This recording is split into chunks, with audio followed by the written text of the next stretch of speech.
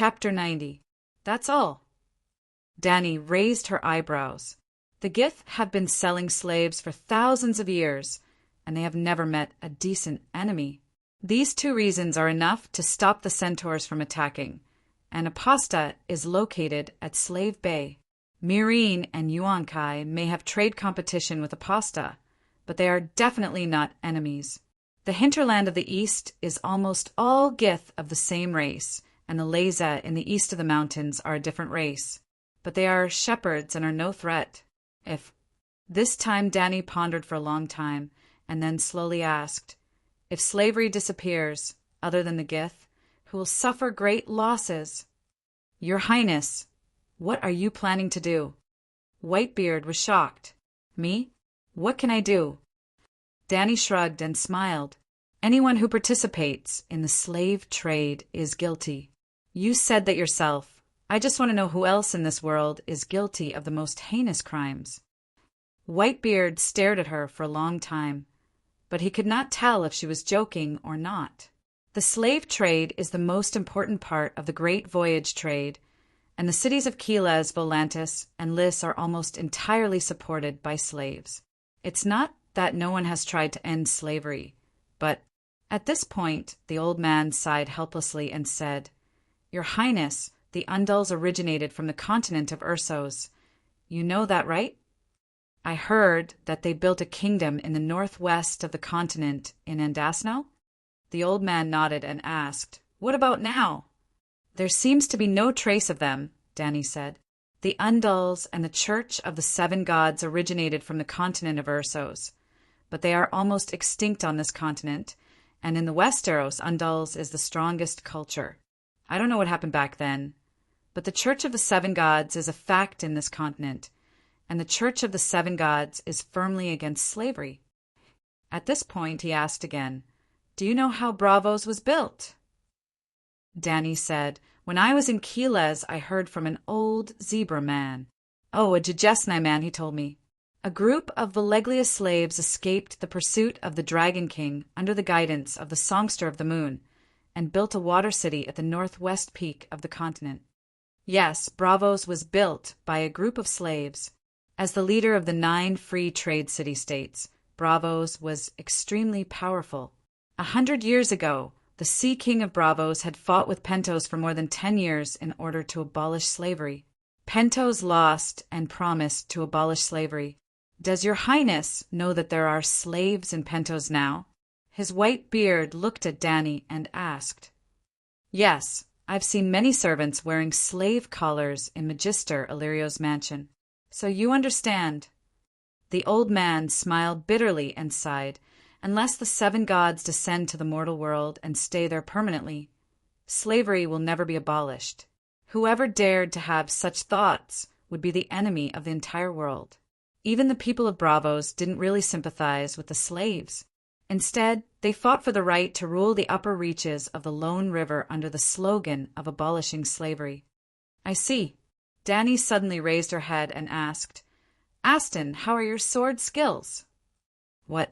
The topic changed so quickly that Whitebeard couldn't react in time.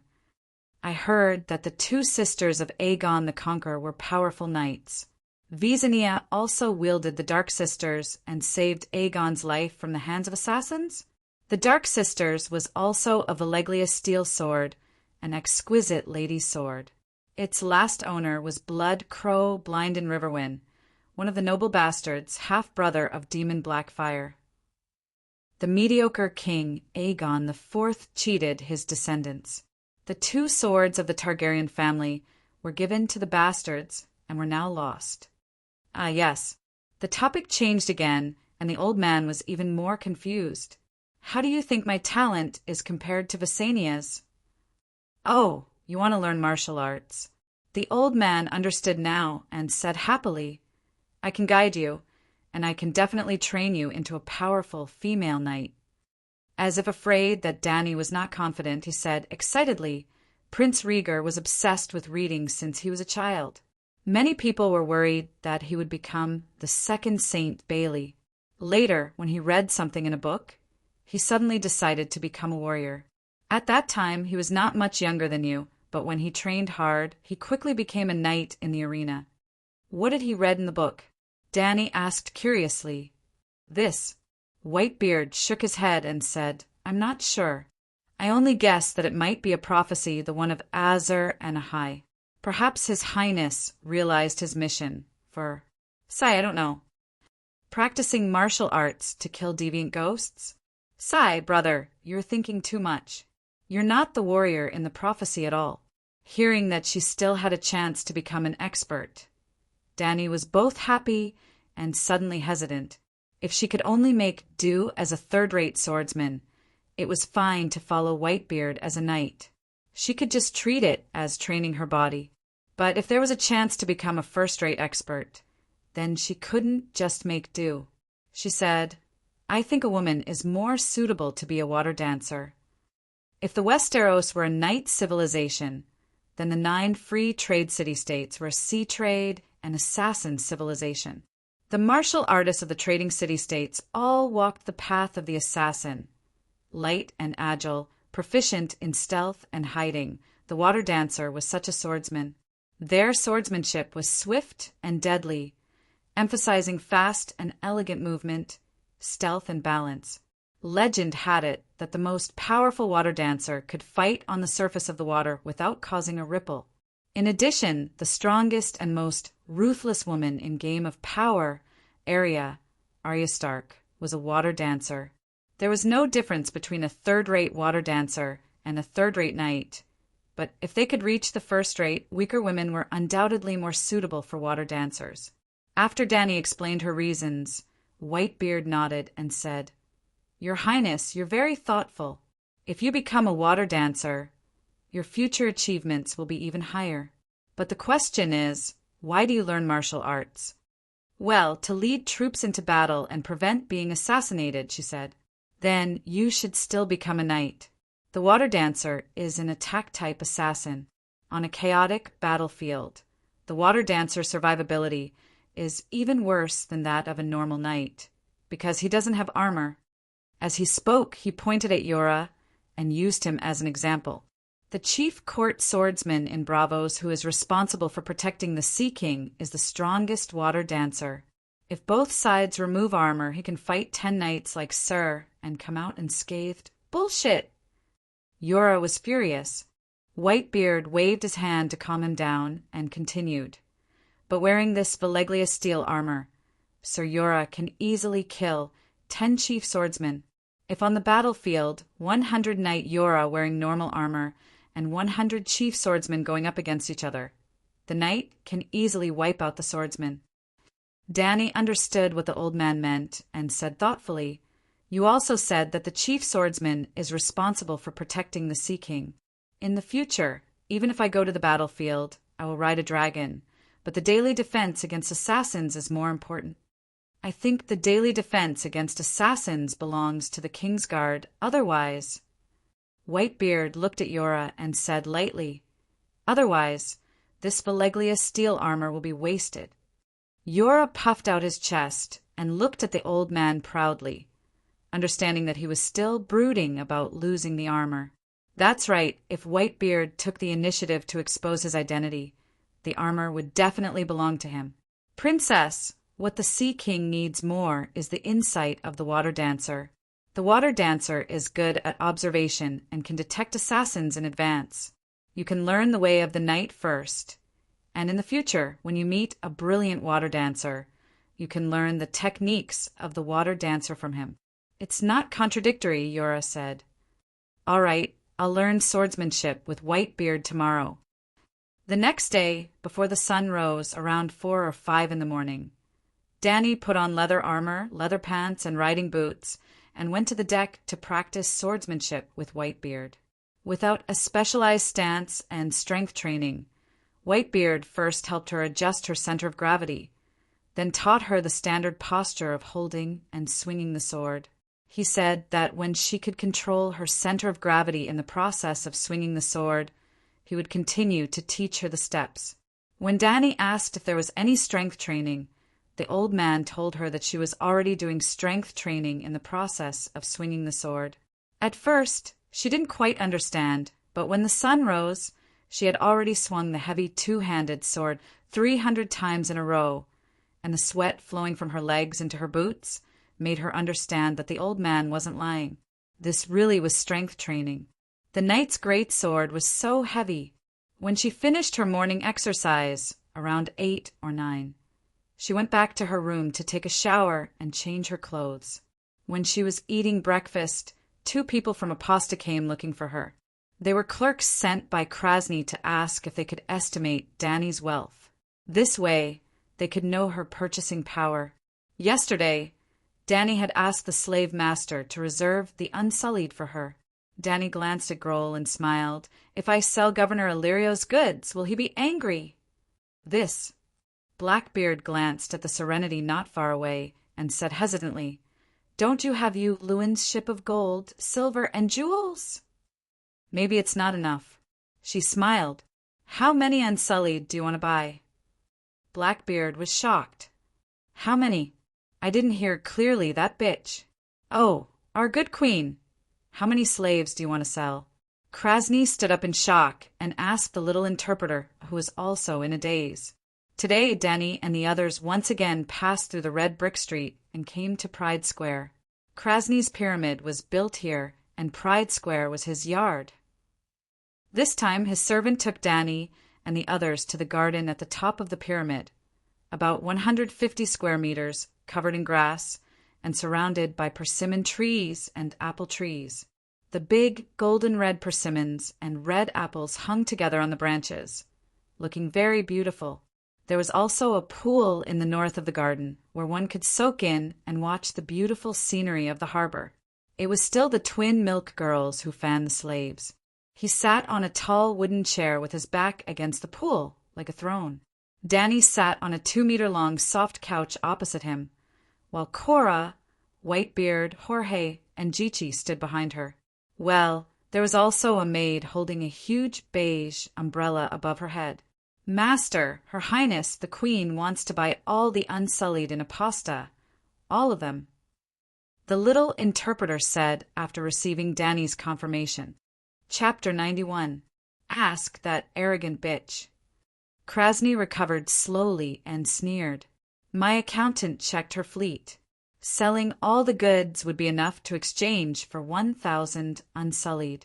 Including the gold, silver, and antiques, she could only buy another 3,000 slaves. Our Aposta has at least 8,000 trained Unsullied. How can she buy all of them?" "Your Majesty, there are more than 8,000 Unsullied in Aposta. Your money can only buy half of them," the translator said. Danny raised her eyebrows. When the clerk came to appraise the goods in the morning, he told her that the goods of the Galois caravan were worth 150,000 gold royals. Lewin's dozens of boxes of treasures were worth more than 500,000 gold royals. She thought it was enough to sweep the entire Aposta, but she didn't expect there to be such a huge gap. On average, 165 gold royals for an Unsullied? Are you kidding me? In Westeros, hiring a knight is only a few dozen silver coins. Even for a baptized regular knight or a baron, the ransom is only 100 gold royals. Cora's face was full of anger as he shouted loudly. After the beauty Brittany was captured by the warriors, Count has offered 300 gold royals for his only daughter. Brittany was the only heir of the Count. Even Jaime and Lannister thought that Count Taz was sincere and offered a sky-high ransom. Jaime was the son of the richest man in the 7 kingdoms. The high price in his heart must be high. As an important suspect in the murder of King Joffrey, Sansa Stark's bounty was only 100 gold royals. Not to mention that she killed the king. She was the first successor of Winterfell in the Northern Territory, a quasi-duke. Only 100 gold royals. In the first small climax of Game of Thrones, Bran fell from the tower. Joffrey hired an assassin to kill him and paid a hefty price, 90 silver deer. 1 gold royal for 210 silver deer. The son of a duke was only worth half a gold royal. It's too expensive. Danny shook her head. Master, they think it's too expensive. They even said that a knight's ransom is only 100 gold royals. the little translator said to the slave master. Bam, bam, bam. The fat slave master slapped the armrest of his chair and shouted, Damn it! Ask them if 3,000 barbarian knights can withstand the charge of 20,000 roaring warriors. Hearing the translation, Cora said without hesitation, Of course. Ha ha ha. Krasny pointed at the knight with a finger as thick as a carrot and mocked, You should go to Kor. The blacksmiths, they're the best in the world. Their heavy cavalry is so luxurious. Sigh, compared to them, you Westeros tin cans are just a bunch of beggars. Dany couldn't refute this. It was because she knew how tough the Khal heavy cavalry was that she couldn't understand why the centaurs who could defeat heavy cavalry would fall at the foot of light infantry. Could it be that the Korhor cavalry were just superficial? The Korhor cavalry has excellent armor, but they don't have the superb martial arts and spirit of the Westeros. Dany was not as clumsy as Cora and Whitebeard. She was so angry that her face turned red, but she didn't know how to refute. After the baptism of the information age, she could casually come up with a lot of reasons.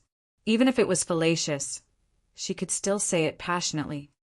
The most important quality of a knight is the spirit of chivalry. Humility, honor, sacrifice, bravery, compassion, honesty, justice, and piety.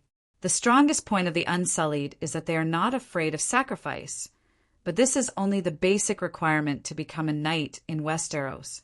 If the story of 3,000 Unsullied protecting Kor happened in Westeros, the knight team would have been disbanded in shame. Unlike the Korhor cavalry, they're still living shamelessly. Your Highness, you are so right. Whitebeard's eyes were watery. He had never felt so excited before. He felt that the princess had expressed the true way of the knight in words. Although before today, he had never heard of such a luxurious and elegant way of the knight. Maybe he didn't understand it enough? I, the fearless Barristan, am not as good as the first legendary knight, the Buddhist sword. Yes, Sir Arthur Dane must understand. Whitebeard thought excitedly, Since those barbaric tin cans are so powerful, why did you still come to buy the Unsullied? The slave owner stood up and roared at the poor little translator. Ask this Westeros bitch. I want to see how she answers. How could this be difficult for Dany? Sigh. It is because I know how powerful the Westeros knights are that I plan to go bankrupt and buy all the Unsullied. Dany's expression was vivid as she lamented again and again. Virtuous lord, think about it. If one barbecued sausage can fill one's stomach, who would buy a second one? Isn't that a waste? With this money, I might as well buy a cup of milk. I am worried that 8,000 Unsullied are not enough for the usurpers to kill. As she spoke, she looked at the fat slave owner seriously and asked, Virtuous lord, tell me the truth. Is there really only 8,000? To be on the safe side, I think the more Unsullied the better. As Dany spoke, the little black girl translated. As Krasny listened, he held his head and crazily pulled his thick black and red hair. He was going crazy. Huff, huff, huff. After taking a few deep breaths, he pointed at Jorah Mormont and roared. Ask that bitch, since a knight is 100 gold royals, I will buy him for 300 gold radiance coins. Like queers, Aposta used radiance coins, and 3 gold radiance coins were equivalent to 1 gold royal. Shing! Jorah heard this and suddenly pulled out the long sword at his waist, pointing at the slave owner and cursing. You fat pig, go by your old ex. Seeing Jorah like this, Krasny laughed instead. He waved the guards away and said casually, See, he is very angry. What does that mean? It means that he feels insulted because he feels that he is worth far more than 100 gold royals. My Unsullied have been trained since I was 5 years old, and in terms of martial arts training and health care, I am far better than a regular knight. Does knight training have such a high mortality rate as the Unsullied? The only thing that is valuable about a knight is the meaning of his identity. Noble? Ask this Westeros bitch. Does she want a warrior or a noble? Tell her Aposta's warrior, Cayuen's prostitute. Means high-class slave, high-tech slave. Noble status is also a special characteristic. If you want to buy a noble, go to Meereen. You might be able to buy a few kings there. Ha ha ha. The slave owner was not lying. The slaves themselves were not valuable, for example. Danny could buy 4 centaur slaves for 1 silver coin. But in the process of training a successful Unsullied, the slave owner paid too high a price. An Unsullied who received a spiked helmet, 5 slave warriors who died of exhaustion during training, and 10 children who did not pass the test were buried under their feet. The expenses of those who failed were naturally included in the cost of the Unsullied. So, the price of 160 gold royals was a little expensive, but it was not exorbitant. After pondering for a moment, Danny said, "I bought a lot. Can it be cheaper?" The slave owner said a few words to the little interpreter, and the little black girl said, "Your Majesty, use all your jewelry and goods to exchange for 4,000 Unsullied, and then the good Lord will give you an extra 100 Unsullied." Even a 10% discount was not enough. Too stingy. "May I ask if you have any other treasures that you have not shown?" the little interpreter asked again. "On the sea route from Queers to Aposta, I encountered a pirate ship," Danny said in a low voice. "Good Lord, have you heard of the Red Demon that recently caused a stir in the summer sea?"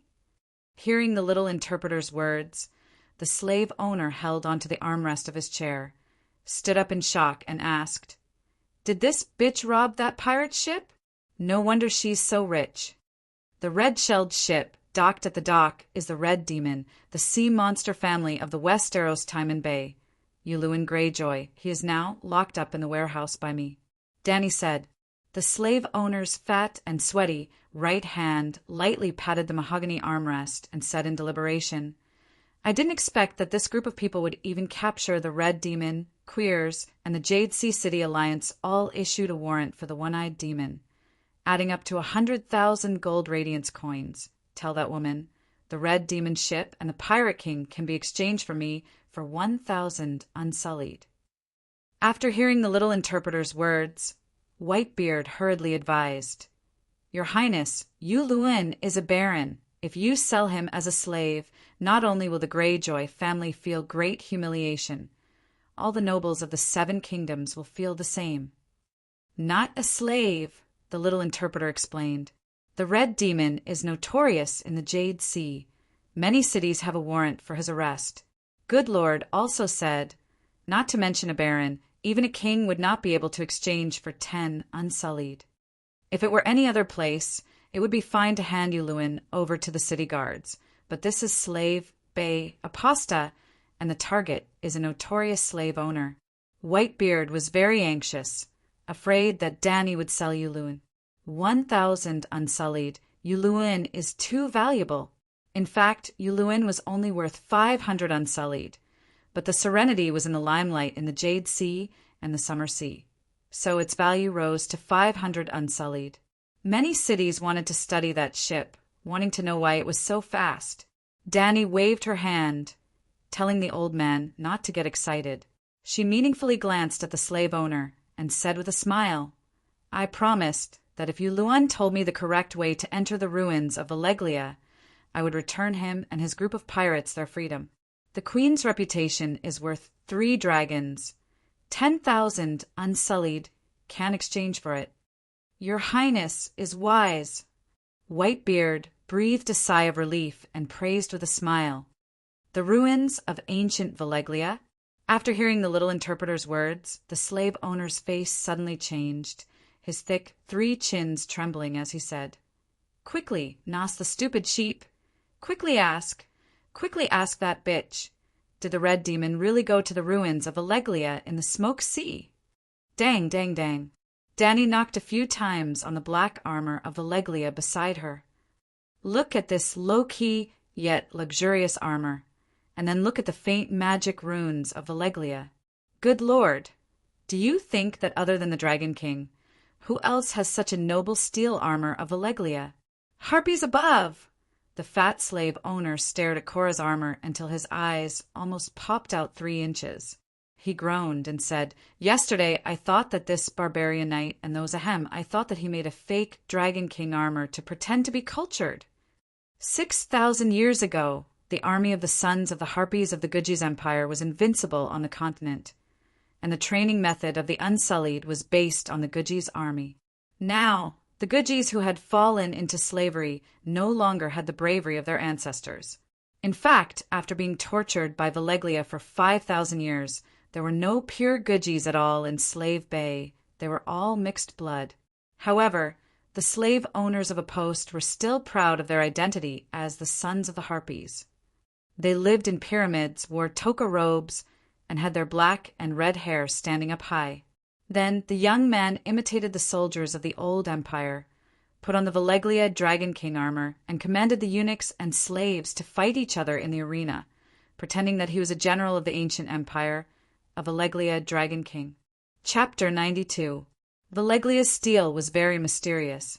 Most people would not even see it once in their entire lives.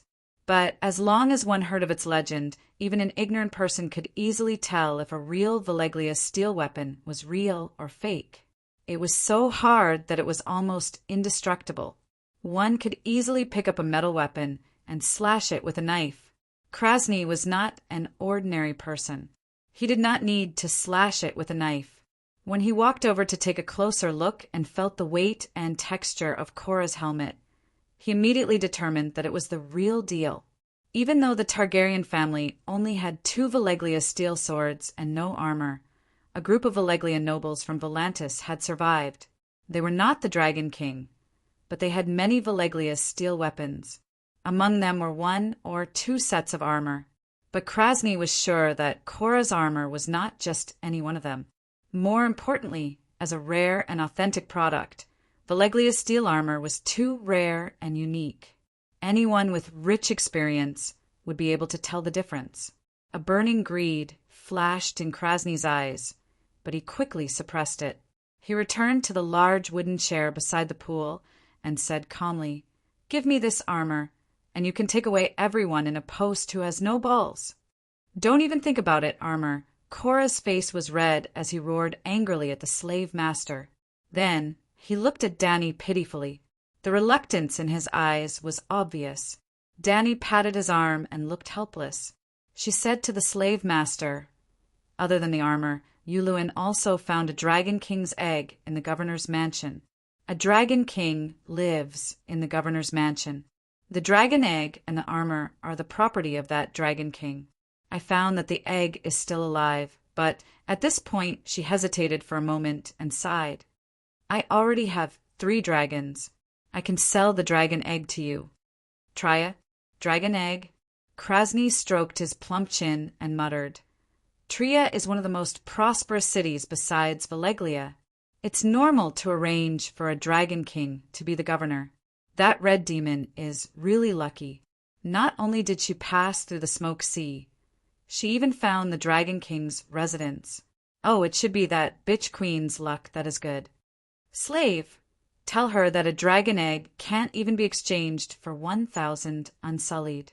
I don't believe that the Dragon King's mansion only has armor and dragon eggs. I want more." He growled at the little interpreter. Upon hearing little Blackie's words, Dany shrugged and said, "Before I hatched a dragon, dragon eggs were just decorations. But now that the magic tides have recovered, a living egg represents a dragon. A true dragon is only worth 1,000 eunuch slaves? Or is it because Benevolence Lord is ignorant and doesn't know about the magic tides? I know. Those damned Red God's priests are spreading the news everywhere. They attribute it to the awakening of Lalo." The fat slave owner had a complicated expression. There was also a religious rebellion in Khal recently. A group of Red God's believers used their newly acquired witchcraft to increase their power. They actually tried to burn the statue of the black goat god Death. Sigh, those lunatics only know how to burn and burn. I heard that a red-robed priestess went to the Westeros and even burned the statues of the 7 gods on Dragonstone Island. Slave, ask that bitch. Isn't she the princess of Dragonstone Island? Ha ha ha, her statue was burned. The black goat god was the main religion in Kal. The light King Lalo was a minority. Even the statues of the 7 gods were burned. Whitebeard didn't care about Kal at all. But when he heard that the red-robed priestess had abolished the faith of the 7 gods on Dragonstone Island, he frowned. Stannis is crazy. He must have been bewitched by that priestess. Cora sighed. He's finished. He's the first to be eliminated in the 4 Kings contest. Even Aegon, who has 3 dragons, has to convert to the Church of the 7 gods. Stannis is nothing. The Valeglia people had their own beliefs. Balerion, Vargal, and Miracis were the names of the gods. The Targaryens had also worshipped them for generations. In order to integrate into the Andrian civilization, Aegon had spent a lot of money. But Dany remembered what she saw in the Immortal Hall. The great wizard of Valeglia revealed that the Valeglia people were no longer satisfied with ruling the world. They wanted to advance to the realm of the gods. They sealed Lalo and created their own gods, Balerion, Vargal, and Miracis. The 3 gods were demigods. When Valeglia was destroyed in the Great Cataclysm, Balerion and the others must have died with it. It was normal for Aegon to change his faith. It could also be the final blow to the dying demigods, completely cutting off the source of the power of faith. That's not right. Because the 3 dragons of the Targaryen family, Balerion, Vargal, and Miracis, were sung by millions of Westeros for generations. This, she couldn't help but smile bitterly and shake her head. The information about the gods was all from the Great Wizard. It was incomplete and hard to distinguish between the truth and the lies. The gods were too far away from her, so there was no need to waste too much energy. But Dany's expression was misunderstood by others. She was sad and helpless for what happened to her family. Stannis has gone against the tide. He will definitely suffer retribution. Whitebeard comforted her softly. When you kings landing in the 7 kingdoms, you can ask the Archbishop to go to Dragonstone Island and personally consecrate the new statues. Maybe Stannis is already dead. Cora also comforted from the side. Dany rolled her eyes in her heart. You guys are thinking too much. Even if Erlu dug up the Targaryen ancestral graves, she wouldn't be moved at all, let alone the statues of the 7 gods. Besides, Erlu wouldn't die so early. Other than King Balon, who was secretly shooting from the back. P.S. There were now 4 kings on the surface. Joffrey with a lion's soul and deer skin. Robb Stark, who broke off the engagement. The 2nd son of the House of Lou, Stannis. And the 3rd son of the House of Lou, Renly. It seemed that Erlu was going against the tide and would be the first to be eliminated. But the red-robed priestess was really powerful. With hundreds of years of practice, she could be called the #1 wizard in wandering power. When Joffrey, the 2nd son of the Mad King, Robb, who broke off the engagement, Renly, and even King Balon are all dead, Erlu is still alive and well. These Westeros are chattering endlessly. Do you still want to buy the Unsullied? Even though he was the one who started the conversation, the fat slave owner still scolded the little interpreter and urged, "Tell that bitch queen that I don't care about the demonic wave. A dragon egg is not worth a dragon unless she helps me hatch the dragon. Your Majesty, the benevolent lord, doesn't think that he can hatch a dragon with a dragon egg. Or, can you help him hatch the dragon?" Blackie said tactfully, "Sigh, the price of hatching a dragon is too high. I can't bear it." Dany shook her head bitterly. "Master, hatching a dragon requires a great price. The Queen of the Westeros seems to be very sad. She doesn't want to hatch a dragon for you." The fat slave owner was interested. He opened his mouth and laughed. "Ask her, how do you hatch a dragon? What price did that bitch pay?" "I'm not sure." Dany's expression became more and more sorrowful. "A witch from Asha told me that a life in exchange for a life. The birth of every dragon represents the death of one of my loved ones. The life of my loved one is exchanged for the soul of the dragon from the kingdom of the dead. So, my dragon is my loved one. It's a child that I can't give up. A life in exchange for a life." Krasny murmured, "It's so familiar. It seems to be the doctrine of the Lord of Shadows, Lalo. Danny continued. The witch's words seemed to make sense. Everyone thinks that my black dragon is the reincarnation of Balerion. He has been reborn from the kingdom of the dead. Is it really that similar? Krasny was surprised. If you don't believe me, you can ask my subordinates. It was indeed very similar. Cora had said more than once that Black Diamond may be the reincarnation of Balerion. Later, when Whitebeard saw the process of big black hunting whales, he even said, "It is Balerion." After the slave owner got the unanimous answer from Cora and the others, he thought and asked, "Is that which a follower of the Shadow Lalo, the devil in the shadows?" Which Millie seems to be able to control the shadow devil. Danny nodded. It's him. Lalo has two sides. The light brings the shadow, so the Lord of Light, Lalo, is also known as the god of shadow and fire. The fat slave owner nodded and touched his fat chin thoughtfully. It turns out that the shadow priests can help to hatch a dragon. I didn't. His voice was getting lower and lower, and his eyes were getting brighter as if he had made a decision in his heart. Tell the little queen. The fat man waved his hand to the little interpreter and grinned. If she can prove that the dragon egg is real, I'm willing to persuade other good masters to exchange it for a sky-high price of 3,000 unsullied. I heard that there are more than 8,000 unsullied in Aposta. All the wealth and the dragon egg can only be exchanged for 7,100 unsullied. If I tell the good master that there's a sea route to the ruins of Valeglia, I wonder if I can exchange it for the remaining eunuchs in the city? Danny asked. Are you sure it's a safe sea route? The fat slave owner was doubtful.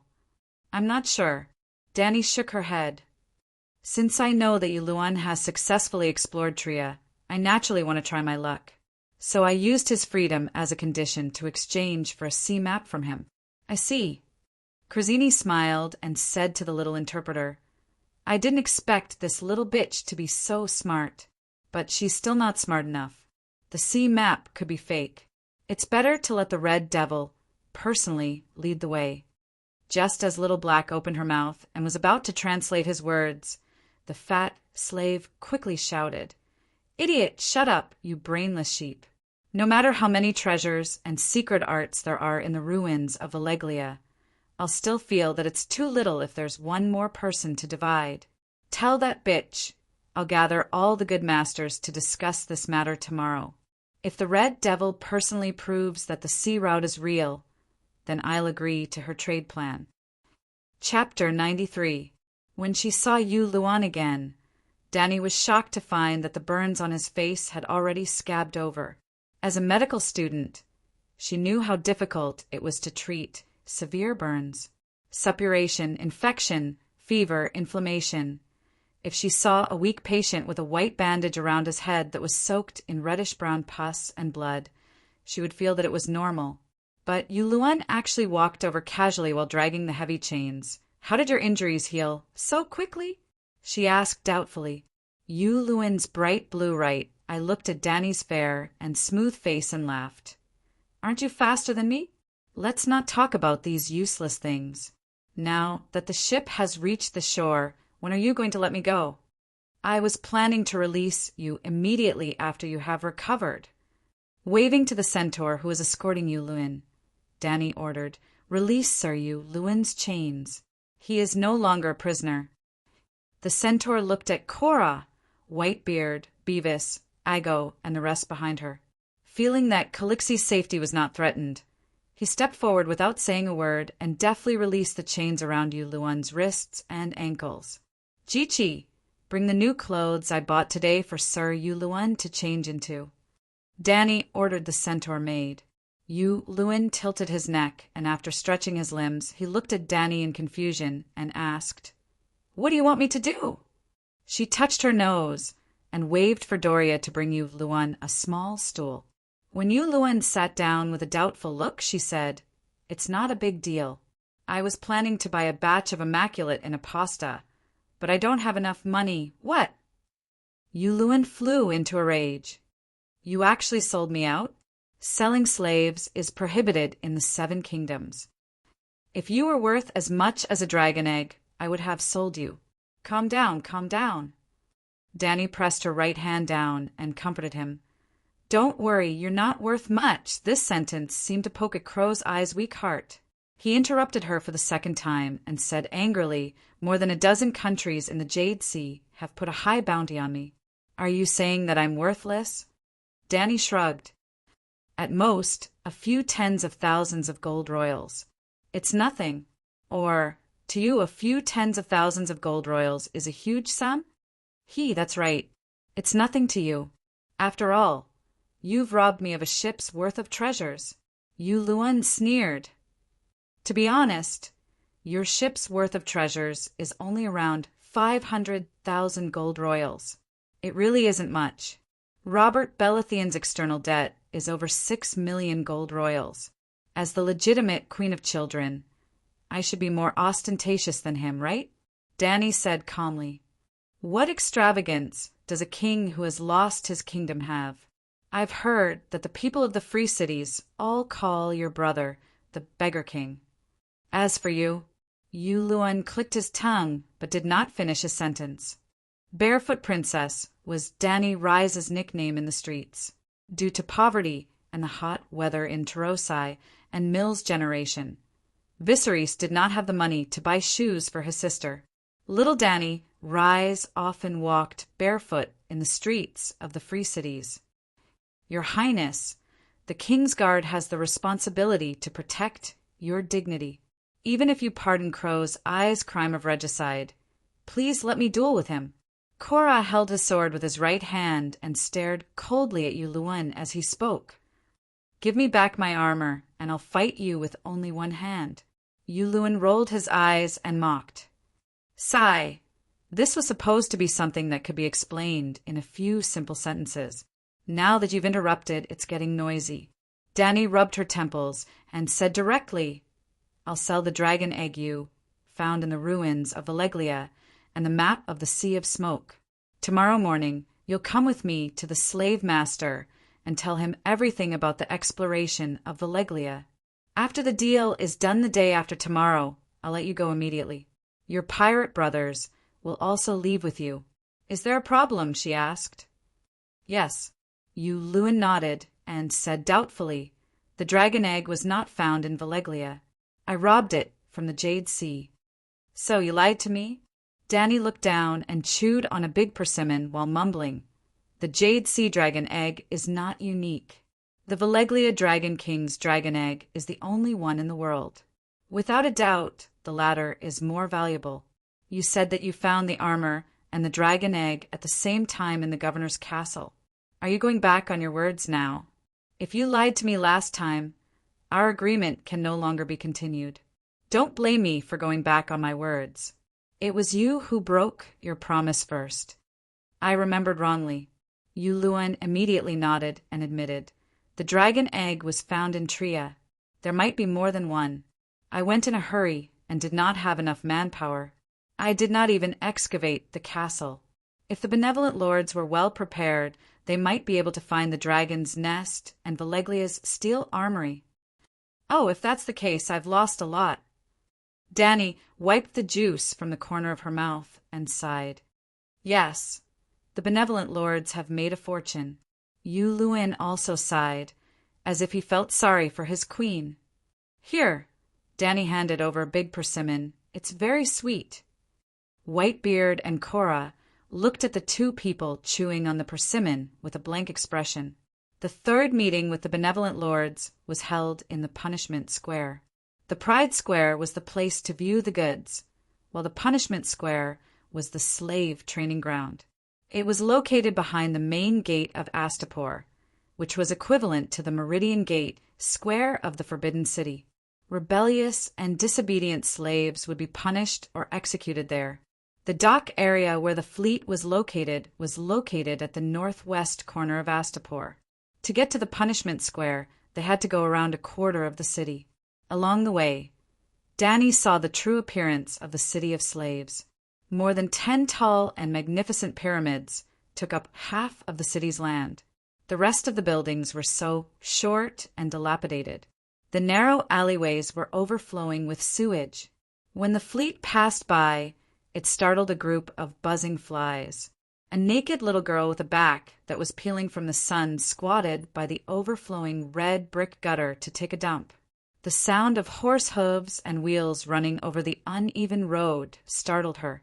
The girl stared blankly at Danny and the others with her big brown eyes. Then she lowered her head and continued. After passing through a small alley with low eaves, they walked along a red brick street that was close to the ancient wall of the city. When they passed by the ancient wall, Danny saw a crumbling wall full of cracks. She was very worried that it would collapse towards her. There was no bronze harpy statue in the punishment square. There was a huge wooden platform placed in the center, just like the gallows in the Western world and the guillotine in the Eastern world. Rebellious slaves were tortured, skinned, strangled, and finally displayed on the wooden platform. The first thing a new slave saw after entering the city was this platform. Obviously, the benevolent lord was very proficient in how to train obedient slaves. The ox cart stopped at the front of the square. As soon as Danny got off, she saw a little black girl in a gray linen dress waiting there. The little black girl with a flat and round face trotted over and bowed in a way of prostrating herself on the ground. She said, "Your Majesty the Queen, the benevolent Lord has asked me to serve you for the rest of the journey. If the transaction is completed, I will give it to your Majesty as a gift and help your Majesty teach the unsullied the Westeros language." "Get up, little girl." Danny walked over and helped her up. She smiled and asked, "What's your name?" "How old are you?" "My name is Missandei.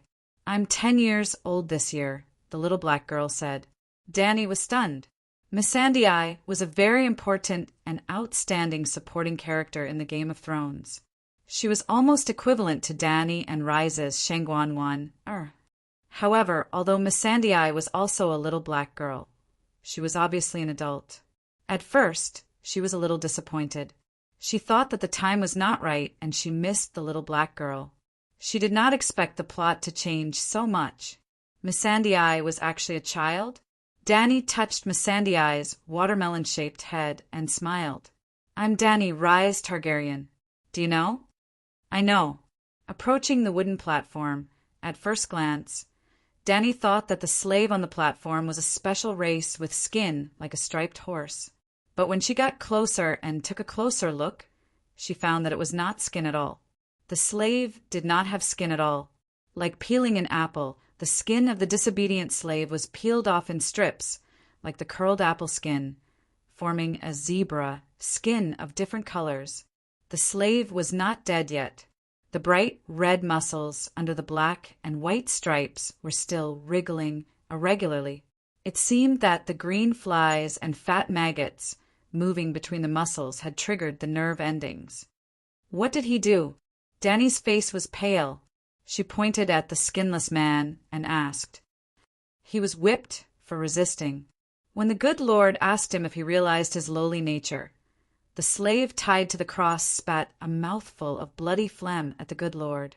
Danny pointed to another slave. One of his arms was covered with black flies from his fingers to his elbow. The rest of his body was intact, but he was not breathing. What did this man do? He was a new slave, and when his master hit him with the whip, he raised his hand against it. The master smeared thick honey on the hand and then poured a box of long-horned ants on him. Missandei's little black face was a little pale. The slave held for 3 days and 3 nights before he died. The new slave did not dare to resist. Beast! Whitebeard's eyes were burning with anger. The cane in his hand kept thumping on the brick ground.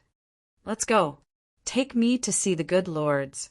The pyramid behind the punishment square was 100 meters high, the tallest and largest building in Astapor. While climbing the stairs, Missandei told Danny that the pyramid belonged to Graz Denemo Urho. It had 33 floors. The bottom floor had a prison, a slave lounge, a warehouse, a servant's living room, a storeroom, a study, and a reception room for the good lords. This time, a total of 8 good lords wanted to see Danny. They were the most powerful people in Astapor. Among them, Grazdan was the leader.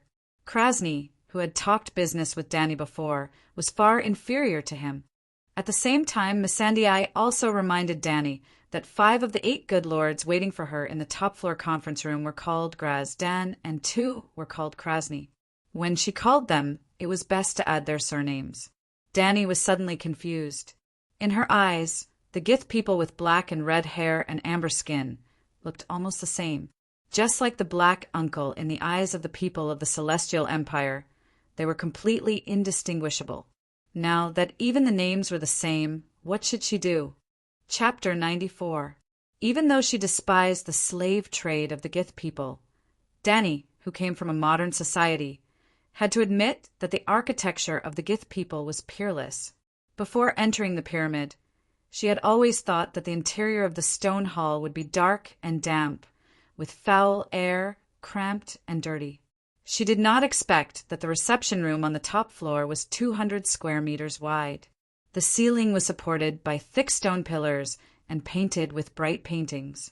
The walls on all sides were slanted with bright glass windows. Breezes entered the hall from the hidden air vents, bringing with them the fragrance of flowers and fruits from the courtyard on the upper floor. It was cool, refreshing, bright, gorgeous, and neat. It was a gorgeous palace.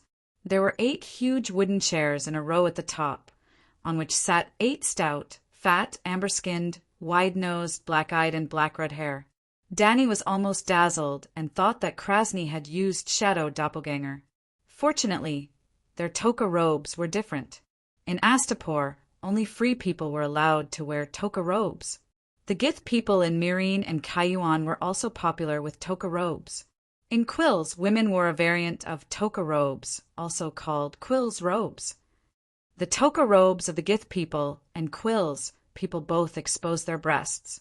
In the original work, Danny Rise often showed a cute little chamois in public.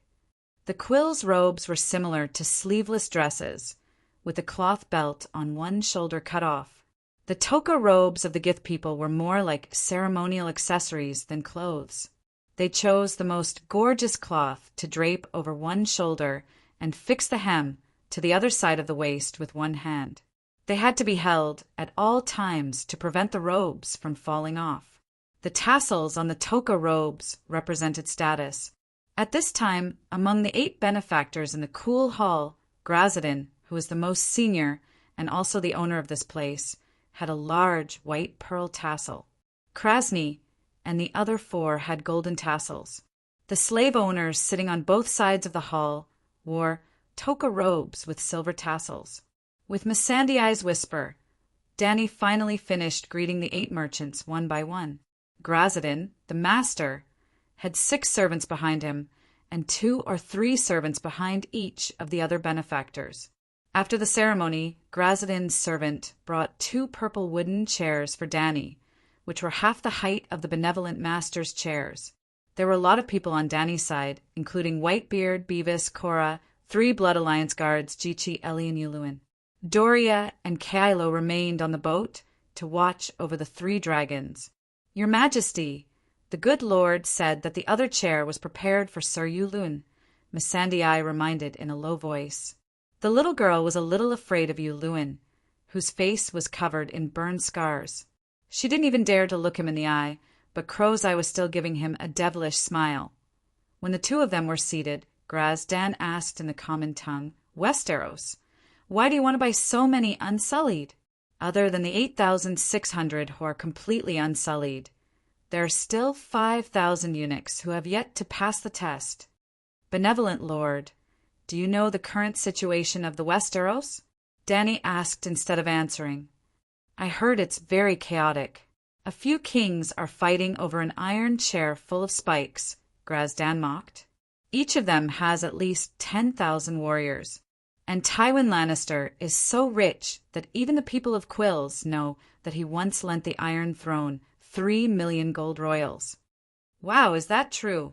3 million gold royals is almost 10 million gold radiance coins. That's enough to buy tens of thousands of unsullied. It should be true. I heard that even Duke Tywin's shit is gold. I didn't expect those Western barbarians to be so rich. The extravagant, benevolent masters were also shocked and started whispering to each other. Danny glanced at the benevolent masters and said, "Do you understand now?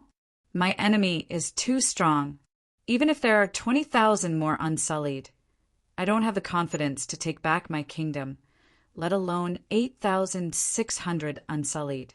In other words, it's not that I want to buy 13,600 eunuch warriors, but that you only have 13,600 warriors to sell to me." Her words made so much sense that the 8 benevolent masters fell silent. Even with their arrogance, they didn't dare claim that 8,000 unsullied could sweep through the 7 kingdoms. It was simply impossible. "We can't sell boys who haven't completed their training." The silver-tasseled Graz, Dan on the right, suddenly said to the others, "We're slave merchants. Only the customers pay. Why can't we sell what we have?" A fat, golden-tasseled Graz Dan said.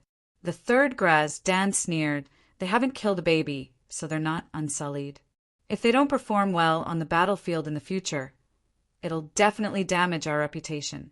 Moreover, she's not the only buyer. Many others are waiting to receive their goods. But the unsullied's training period is at least 10 years.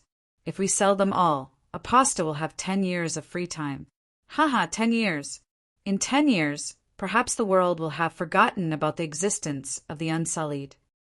Seeing Grazidan's hesitant expression, Danny immediately said loudly, "Dear benefactors, I would like to ask you a question." "What is it?" Krozik asked. "May I ask, am I the biggest customer in Astapor's history?" "Well, you're not." Grazdan thought for a moment and said, "About 2,000 years ago, Valeglia and Lorna started a war because of a trade dispute.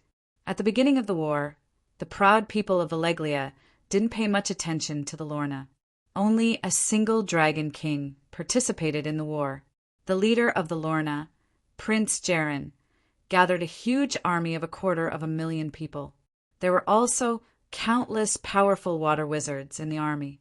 Valeglia's army of 100,000 was wiped out, and several megalosaurus were shot dead. Because the enemy had water wizards, the flames of the megalosaurus couldn't hurt the Lorna. Even worse, the water wizards summoned a flood of the Lone River and drowned Volansis, a great fortress of Valeglia's freedom. Hundreds of thousands of people died in the flood. Seeing Prince Jaren's army approaching the city, the people of Volantis were scared to death. They immediately ordered all the unsullied from us, a total of 30,000. Danny was so attracted by the story that she even forgot her previous purpose. She asked curiously, 30,000 unsullied failed to protect Volantis? If it had succeeded, these slave traders wouldn't have been talking about 3,000 unsullied to protect Kihor every day. 250,000 Lorna and water wizards who could use water-forbidden spells were much more superior than 20,000 barbaric centaurs. Slave Master Gith rolled his eyes at Danny and said calmly, "If it had failed, would there still be Volantis today?" Valeglia made a move. 300 megalosaurus covered the sky. I heard that even the Lone River evaporated under the dragon's flames. How could the water wizards withstand it? It turned out that the unsullied were just bystanders in the Great War. Well, in the Great War of the other demons in Wandering Power, the unsullied were bystanders again. Ahem, am I the customer who bought the most unsullied in the past 1,000 years? She asked again. So what if I am? The people of the world will definitely pay attention to the results of my operation this time.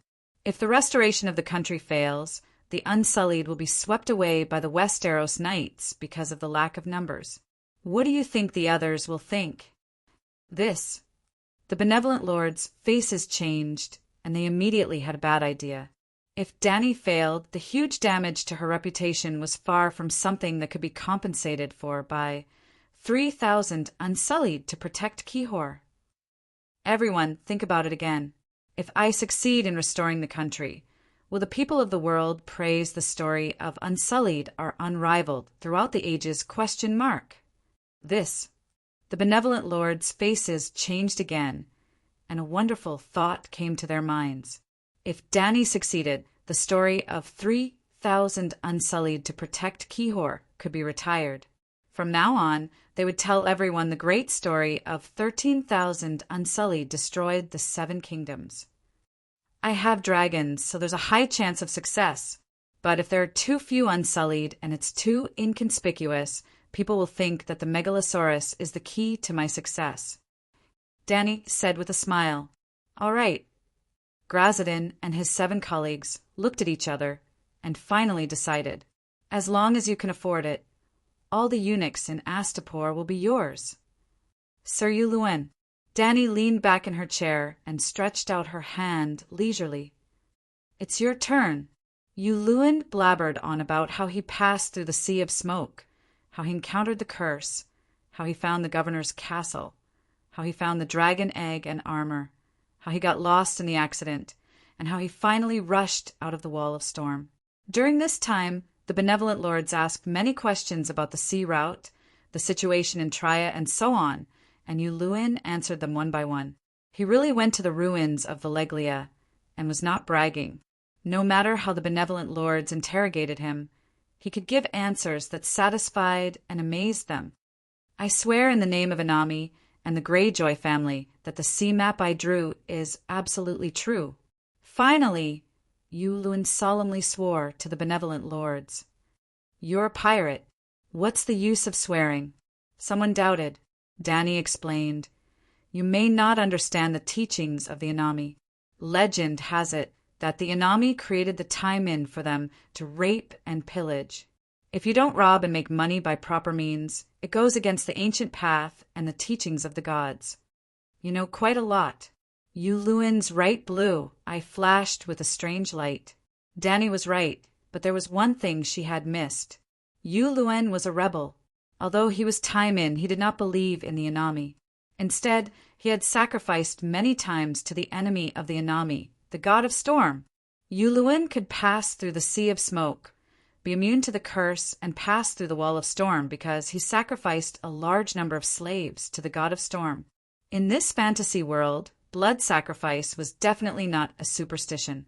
If Danny was proficient in heraldry and time-in culture, she might be able to find clues from Yuluen's personal coat of arms.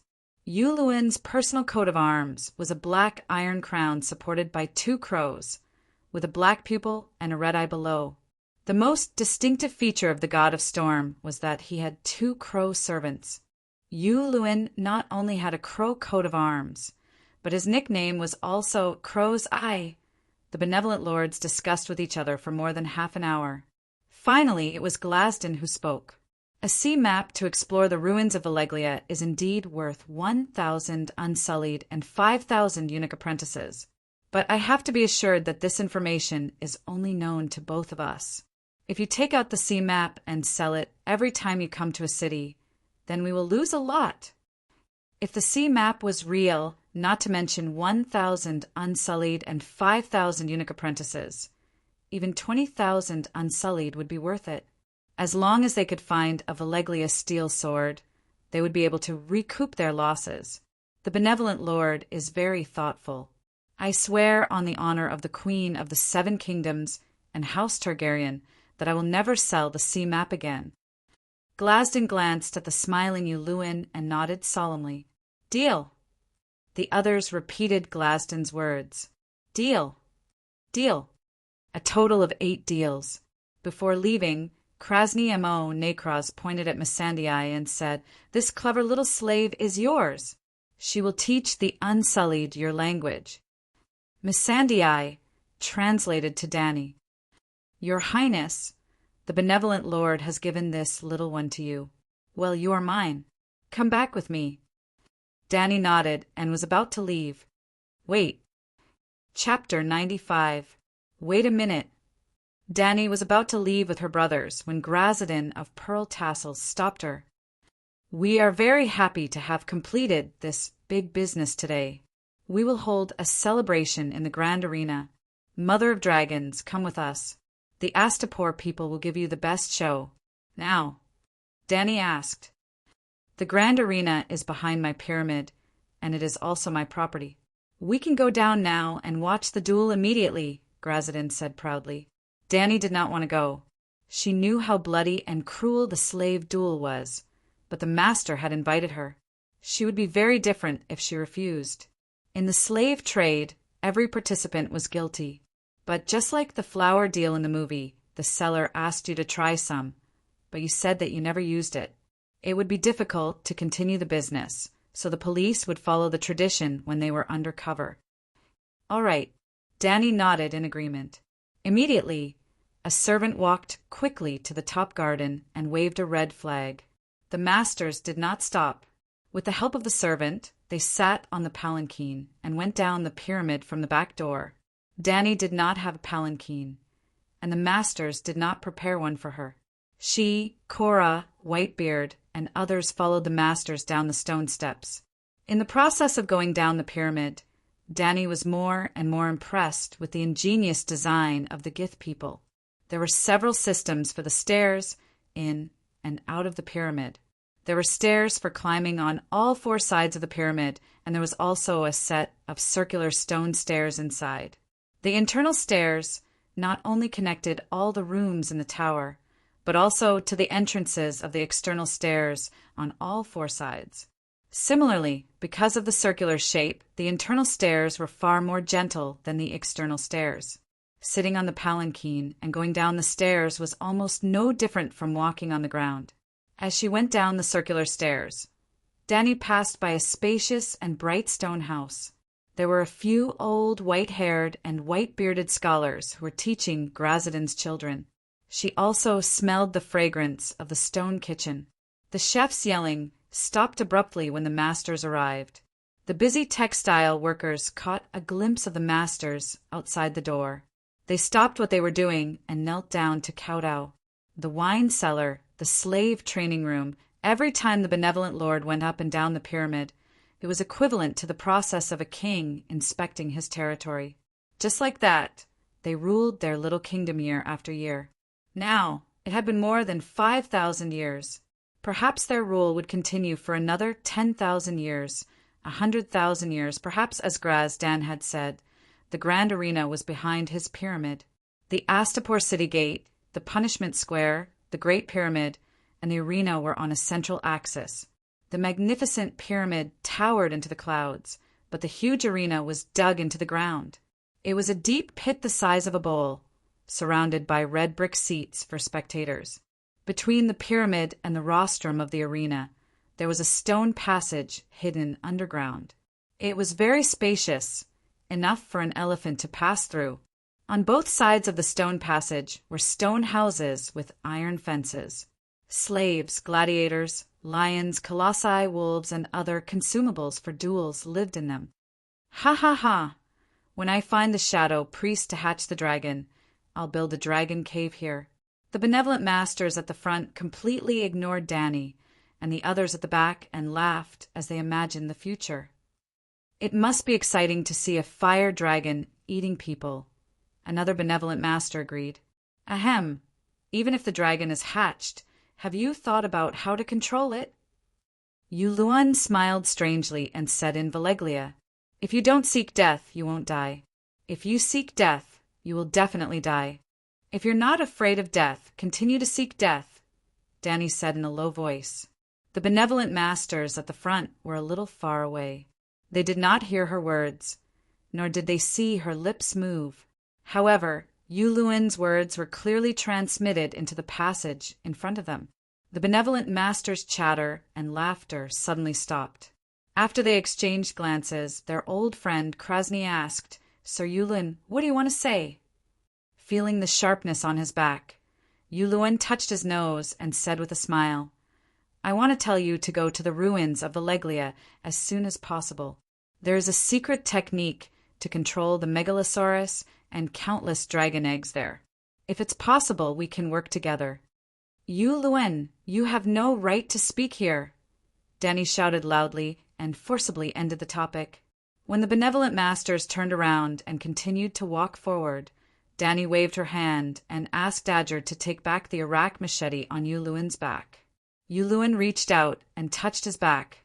He found that his fingertips were stained with some dark red. He smiled and said, Your Majesty, I'll be a free man tomorrow. That's also tomorrow. Today, at this moment, you'd better be honest, Danny said lightly. Hoo-ha, hoo-ha, hoo-ha. The dazzling skylight shone into the tunnel from the exit, accompanied by the sound of ha-ha. Just half an hour after the benevolent masters and Danny came down from the pyramid, the arena was already full of Gith people with black and red hair standing upright. Compared with modern basketball and football stadiums, this arena was not too big. Danny estimated that there should be no more than 3,000 spectators. The dual arena below was a round mud land with a diameter of 50 meters, and in the center stood a majestic, muscular man. He only wrapped a piece of white cloth around his waist, waving his arms and shouting, "Ha ha," loudly. The atmosphere of the scene had been set off to the highest point. The 8 benevolent masters had fixed seats, sitting at the highest point of the rostrum. Although Danny was a distinguished guest, she was only given a wooden chair on the red brick stairs 1 level lower. Yuluan sat next to her, and Cora, Whitebeard, and others did not even have a seat. Gith people are so arrogant. Cora complained behind Danny. We shouldn't have come here. How can the guest refuse the invitation of the host? Danny sighed and comforted him. Since we're here, we'll take it easy. It's almost noon, and the duel will be over soon. It won't be over soon, Master, Miss Sandii said. The benevolent masters will have lunch and even dinner in the arena. Many times they will duel until dark. Oh, we really shouldn't have come. Danny was stunned and sighed. Suddenly, the noisy ha disappeared, and the arena quieted down. The muscular man retreated into the corridor, and a middle-aged man in a yellow toga robe came out of the corridor, followed by a group of slaves. The slaves quickly nailed 3 wooden crosses in the center of the arena, and then 3 ignorant girls of 4 or 5 years old were tied to the crosses. 3 more slaves came, each carrying a large clay pot, and poured the viscous liquid in it on the 3 girls. The 2 white girls cried, and the bronze-skinned centaur girl was only stunned for a moment. She opened her mouth that was missing a few teeth and greedily sucked the brown liquid flowing to her lips. Her face was full of satisfaction and joy. After a while, a mixture of sweet, stinky, and fishy smell came to Danny. For the great son of the harpy, today's appetizer is the love of the hungry bear. The 3 slaves will be drizzled with honey, fresh human blood, and rotten fish and shrimp, and then our giant bear Pluto will choose his favorite food. Which one do you think Mr. Hungry Bear will choose first? The host waved at the opposite animal pen and shouted as he retreated to the corridor. Now let's welcome our giant bear who has been hungry for 10 days, Pluto XXVII.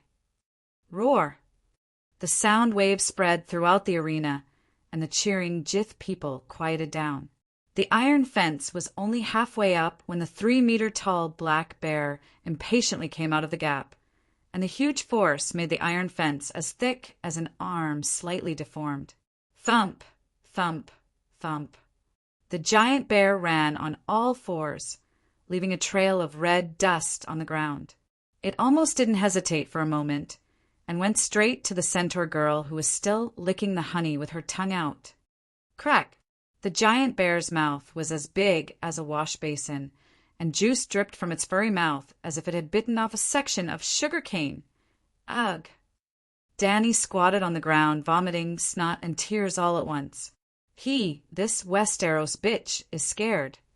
Krasny smiled and said to the benevolent lord beside him, Calixi, are you okay?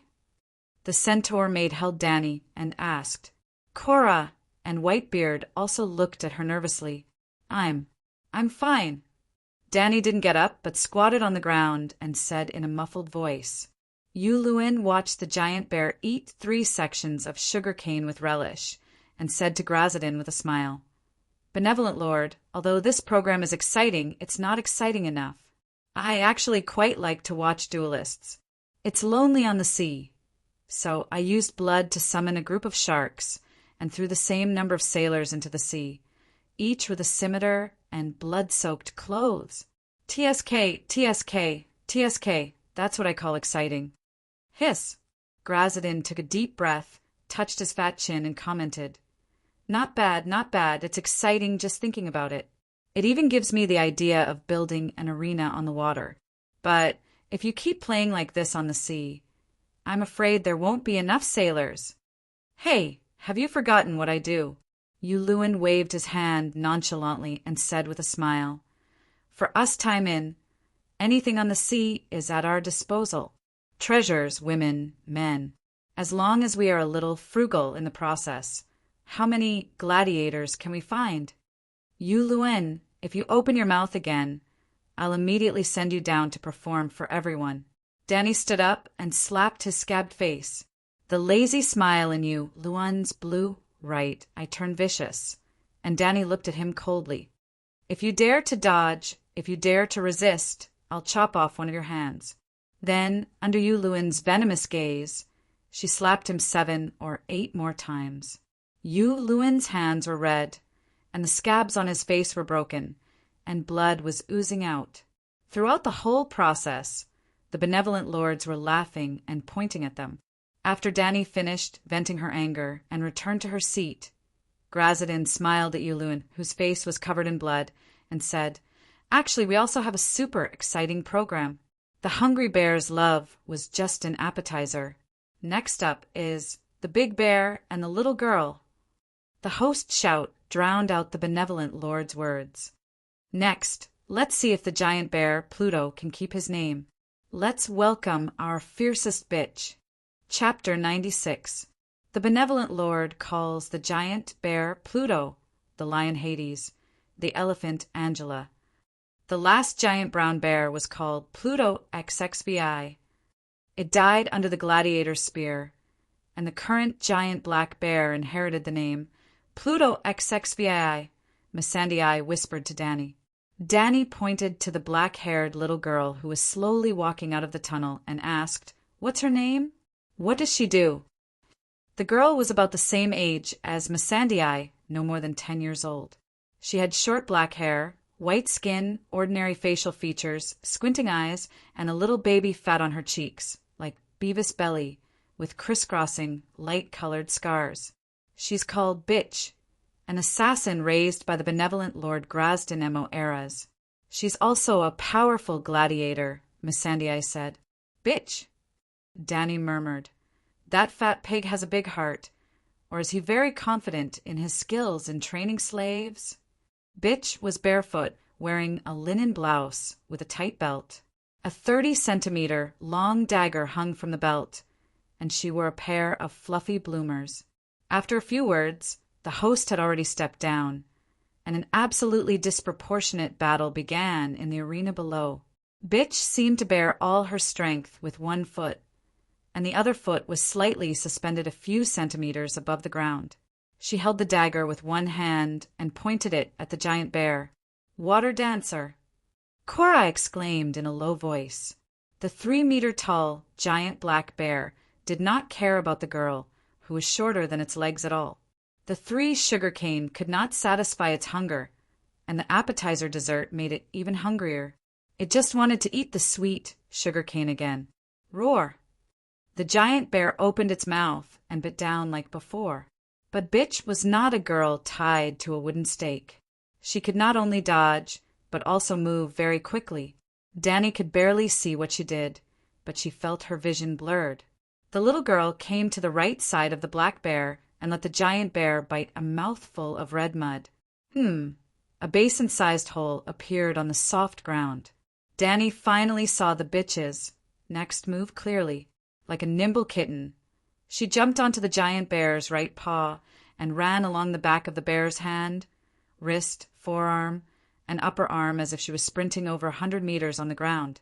Like a gust of wind, she came to the back of the giant bear's neck and stabbed the sharp sword in her hand. Not good! As soon as he saw the bitch running, Whitebeard guessed what she was thinking. His expression changed, and he said, "She is small and weak. The dagger can't penetrate her neck." The whole process was too fast. Before the old man could even exclaim, the sword had already stabbed down. The result was worse than what Whitebeard had expected. It seemed that the sword was stuck in the bones. The thin blade did not penetrate deep into the flesh. The giant bear roared in pain. Its voice was like a thunderclap. At the same time, it slapped the back of its neck with its big paw. "Ah!" Danny exclaimed. The next moment, the scream stopped abruptly. The girl, who was squatting on the back of the giant bear's neck, was blown down like a leaf by the wind brought by the bear's paw. No, the direction of the fall was wrong. The girl fell on the front of the giant bear's face. Falling from the sky for just a second or two, Danny saw 3 silver flashes. Ouch! The giant bear covered its face with one hand and held miserably. Black blood soaked the black fur on the back of the bear's paw. The other hand waved around crazily, as if it was hitting an invisible enemy. At this time, the girl had retreated 5 or 6 meters away. As before, she was in the water dancer's starting posture. One foot was on tiptoe, supporting the weight of her body with her toes, and the other foot was behind her, slightly hanging a few centimeters above the ground. The combination of stillness and movement. There is movement in stillness. She seems to be standing still, but she is in the water dancer's footsteps. She can find the opponent's flaw and deliver a fatal blow in an instant. Whitebeard murmured, "I was wrong. This little water dancer is looking ahead." She only used 60% of her strength when she stabbed the back of the giant bear's neck. She didn't look for the wrong place and stabbed the bone. The bitch's short sword was still pointed at the crazed giant bear, but this time the tip of the sword was red with blood dripping down. Between her and the giant bear, there was a fist-sized black nose. It was the giant bear's nose. The black bear's vision and smell are disabled. What a ruthless move! In an instant, 3 stabs hit the vital points. She has both strength and speed. The giant bear said in horror, "Hey, bitch." Grazadin suddenly stood up, leaned forward against the railing, and shouted at the arena, "Bitch, why are you still standing there? We're not here to watch the bear howl. Kill it immediately or be torn apart by it. There are more than a dozen shows waiting for you. Bitch, kill it. Bitch, kill it." The host held a copper loudspeaker and shouted. Gradually, the 3,000 audience members stood up from their seats and shouted in unison. The rolling sound waves were like an incantation that could not wait to drag an innocent child into hell. Bastard, bastard. Whitebeard was so angry that his white beard was almost sticking up. The hardwood cane in his hand tapped on the red brick floor, showing that he was not calm at all. Cora said with a gloomy face, "The girl's strength is too weak. Even if she pierced the eye socket, it would be difficult to kill the giant bear. The giant bear only needs to hit her once. Benevolent Lord, your slave seems to have one." The duel was very exciting. "Why don't we watch the next one?" Danny said softly to Grazadin of Pearl Tassels, "That Westeros bitch is a soft-hearted fool." Old friend Krasny whispered to Benevolent Lord beside him, "The real exciting duel has just begun, and she said that she has won? Ha ha ha." The fat slave owner's rough voice was very loud. Even if he lowered his voice, he could still be heard by the people around him. The little translator, Missandei's black face turned red. Her big golden eyes were full of confusion. She did not know if she should translate the old master's inappropriate words to her new master. The tradition of the Harpy's son, an unfinished duel in the Colosseum, must not be stopped halfway. Grazadin refused seriously. After saying that, he raised his hand in the direction of the host. The host shouted to the audience, "Kacha! Kacha!" A group of archers left the first level of the audience. They scattered above and surrounded the arena. Arrows were aimed at the bitch, who was hesitating below. The girl also noticed the archers above her. She knew that Benevolent Lord was very dissatisfied with her caution. So she tiptoed forward lightly, went around to the back of the giant bear, and stabbed it with her sword. When the crazy black bear turned around and waved its arms, the bitch lowered her body and went through the giant bear's creek. When she came to the front of the black bear, the girl bent over and gently kicked its fat belly. The giant bear sensed that the enemy was in front of it. It opened its arms like a hungry husband and pounced on its beautiful wife, who was wearing sexy underwear and was still flirting with it at the head of the bed. Whoosh! The girl's bent body bounced up like a spring. Her whole body was like an arrow on a drawn bow that was suddenly released. She quickly retreated 3 meters away. Danny screamed. Although the girl was fast, she was still within the range of the giant bear's pounce. In the next moment, she would be crushed into a pool of blood by the giant bear's head. But she guessed wrong. The girl's lightning-fast movement suddenly stopped. Like a ballet dancer, she turned around and came to the position of the giant bear's shoulder. The shoulder was shorter than the head. The head could hit her, but the shoulder just brushed against her clothes and fell to the ground. Kaka! A crisp sound of broken bones and the giant bear's shrill howl came into Danny's ears at the same time. Looking at the battlefield again, the giant bear was lying on the ground. Blood was like a twisted faucet, quickly dyeing a large area of the ground. The bitch's face was pale, and her face and forehead were oozing with cold sweat. The bitch was half squatting between the giant bear's outstretched arm and head. Her right hand was bent at an abnormal sharp angle and stuck under the black bear's neck. The girl didn't say a word. She just struggled to climb out of the giant body that was twitching unconsciously. The 3-meter-high black bear was lying on the ground. It was making a sound, but it could no longer stand up. The whole battlefield was dead silent. The whole process happened so fast that it was almost too late to blink. The game of Big Bear and Little Girl was over. How did the bear die? Did the bitch win? What did she do? Slowly, the battlefield was filled with discussions. The Gith people were so excited that they were dancing. Not simple. Whitebeard looked solemnly at the little girl, who was limping toward the tunnel. He said slowly, "I neglected one thing. She is not a newbie. She is so experienced that even an Iron Man would feel pity for her." Cora nodded with a pale face. She knew that she couldn't pierce through the black bear's skin.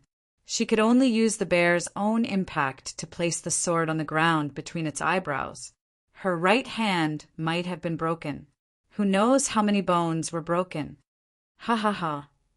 Grazadin laughed proudly and asked Yuluin, "How is it? Is it exciting enough?" Yuluin's blue eyes were still filled with shock. He nodded gently and didn't say a word. "I told you the best part is yet to come," the fat slave master said to Danny.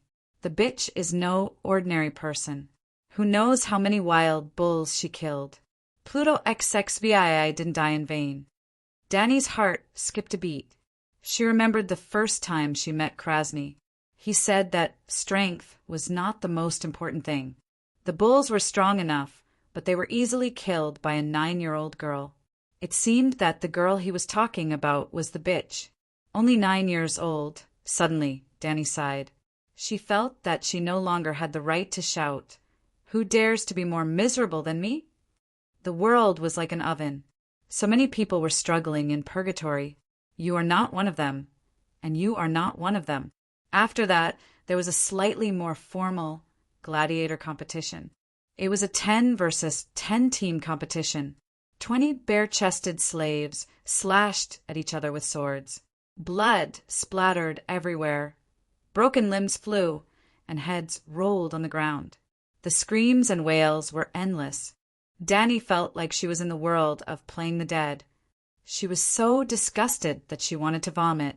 After the 20-person melee, the red soil in the arena turned into a muddy wetland, soaked with blood.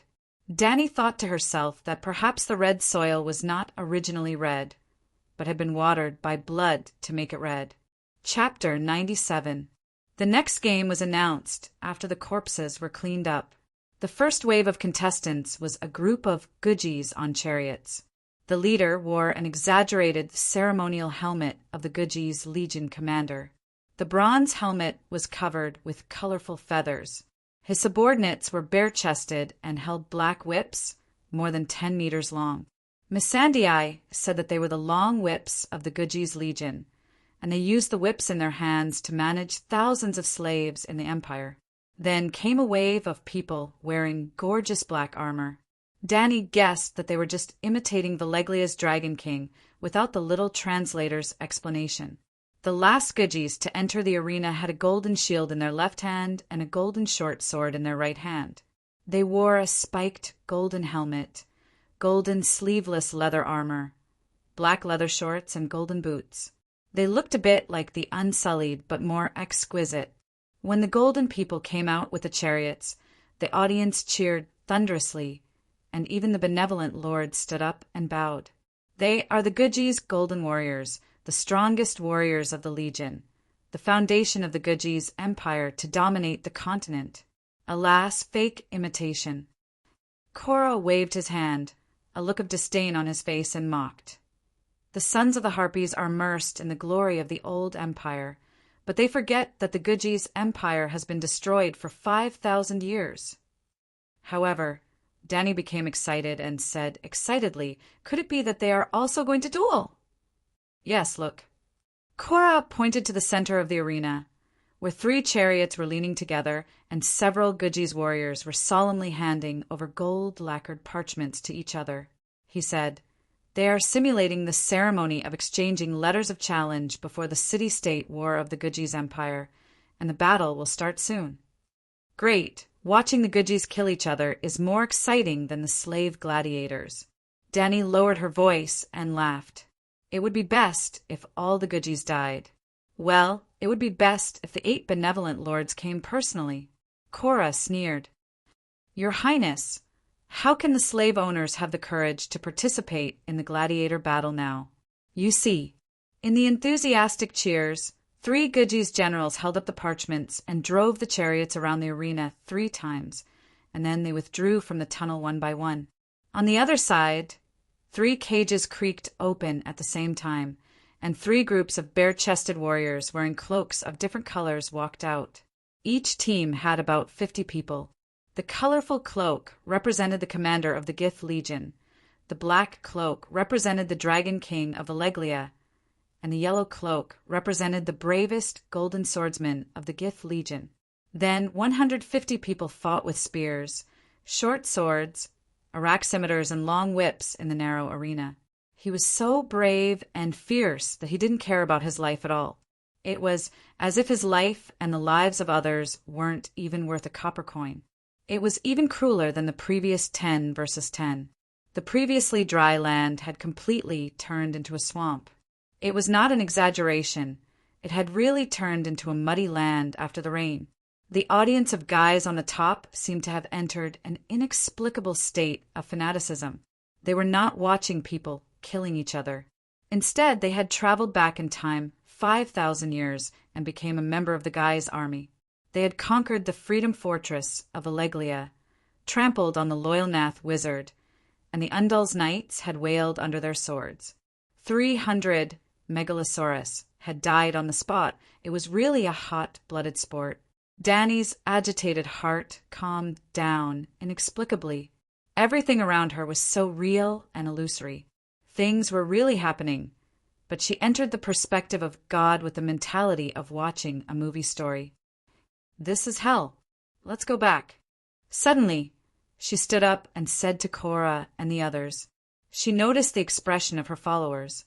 Only Whitebeard and Cora looked unbearable. Missandei's face was pale, but Beavis and the centaur were watching with great interest. Even Jichi and Eri were affected by the atmosphere. They shouted excitedly, and their cheeks were flushed. Indeed, we should leave. This place shouldn't exist in the world at all. Whitebeard agreed. The benevolent masters didn't care about Danny's departure. Krasny and another benevolent master even laughed at her for being weak and stupid. The fighting in the Colosseum was too bloody. Danny didn't eat a single bite of the food sent by the slaves at noon. Whitebeard and Cora didn't eat either. Instead, it was Beavis who ate heartily. Like the benevolent masters, the blood below seemed to have become seasoning, whetting their appetite. When they returned to the ship, it was already close to evening. Danny ate some fruits and white bread to fill her stomach. She took a bath and fed the 3 dragons dinner. The sky was still dark, but she went back to her room to rest. Lying on the bed, Danny tossed and turned, unable to sleep. Scenes of what happened in the Colosseum during the day appeared in her mind. Then she thought of the Unsullied One whose expression was as hard as a rock. Even the scene of the Unsullied One killing puppies and babies appeared before her eyes. Finally, she thought of what she was going to do tomorrow and the day after tomorrow. She kept tossing and turning. Her movements were so big that she didn't know when she woke up Eerie beside her. The centaur maid had watched a big show today. She was satisfied and full. As soon as she lay on the bed, she began to snore. "Calixie, you can't sleep?" she asked. In the darkness, Danny softly replied with an A moment later, the centaur maid hesitantly reached out her hand and asked, "Do you need my help?" "Help with what?" Danny was puzzled. "I learned some skills from Doria.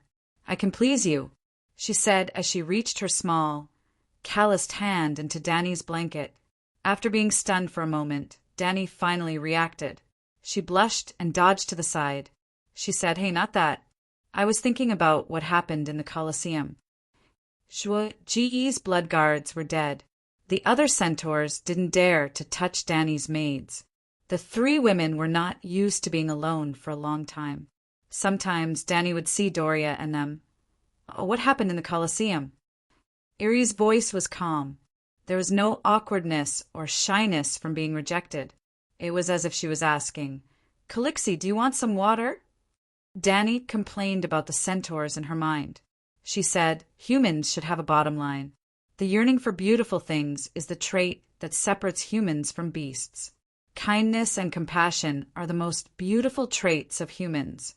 But today, I realized that too many people are not like humans." After a pause, Eerie said softly, "I don't know who my father is, but I have a mother and brothers. They all died under the scimitar of Khal Drogo's roaring warriors. But after becoming your maid, I completely treat myself as one of your people. In my heart, this is the law of the world. We have all been like this. I don't know how to make it better." Eerie, Jiki, Quero, and Kalilo were not people of Khal Drogo's Khalasar. After their Khalasar was destroyed by Khal Drogo, they became Khal Drogo's half-slaves. Their status was higher than slaves, but lower than official subordinates of the Khalasar. Later, Danny Liz married Khal Drogo, and the four of them joined her little Khal Drogo. Only then did they become Khal Drogo's household register. "I know what kind of world is better. I also plan to change the world now," Danny said. "I believe in you, Khaleesi. You are the mother of dragons, the immortal, the one of miracles blessed by the horse god," Eerie said as she held her hand. After that, the two of them did not speak. Less than 3 minutes later, the centaur maid's breathing became heavy again. Danny's eyes widened as she looked at the dark ceiling. She heard the faint creaking of the wooden hull, the sound of the waves hitting the hull, and the sound of footsteps on the deck above her. In the silence, she suddenly heard the breathing of a third person. Startled, she sat up and looked into the darkness. She whispered, "Doria? Jiki?" "They are asleep," a woman said. "They are all asleep." The voice was very close to the bed. It was almost standing beside the bed and looking down at Danny. "Shit, Koishi?" Danny recognized the owner of the voice and was shocked. "Why are you here in Astapor? Where are my guards? Didn't they stop you?" "It's me." Quero seemed to have walked a few steps closer. Danny could vaguely see an extremely blurry figure in the darkness. "This afternoon, when I was meditating, I once again foresaw a major event that would change the world. I saw your figure standing in the midst of blood and fire. Beneath your feet was a mountain of corpses and a sea of blood." Quero said calmly. Danny's face changed. She asked in a trembling voice, "What did you know?" "This world's prophecies are really fucking disgusting.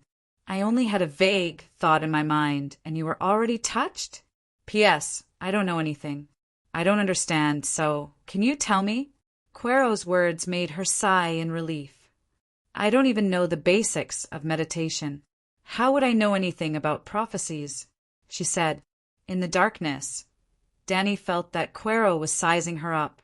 When she was about to ask how to break through the guards again, Cuero spoke. Danny, Liz, you must remember this. To go to the north, you must go south. To go to the west, you must go east. If you want to go forward, you must go back. If you want to see the light, you must go through the shadows. Cuero's voice became weaker and weaker. The last sentence was almost inaudible. Danny's heart skipped a beat. She shouted, Dahe, light the lamp. The sound of chains being dragged came from the corner. The black dragon slowly woke up from its deep sleep. Its dark red eyes were like two luminous pearls. Hiss! Dahe opened its mouth slightly and spat out a thin flame.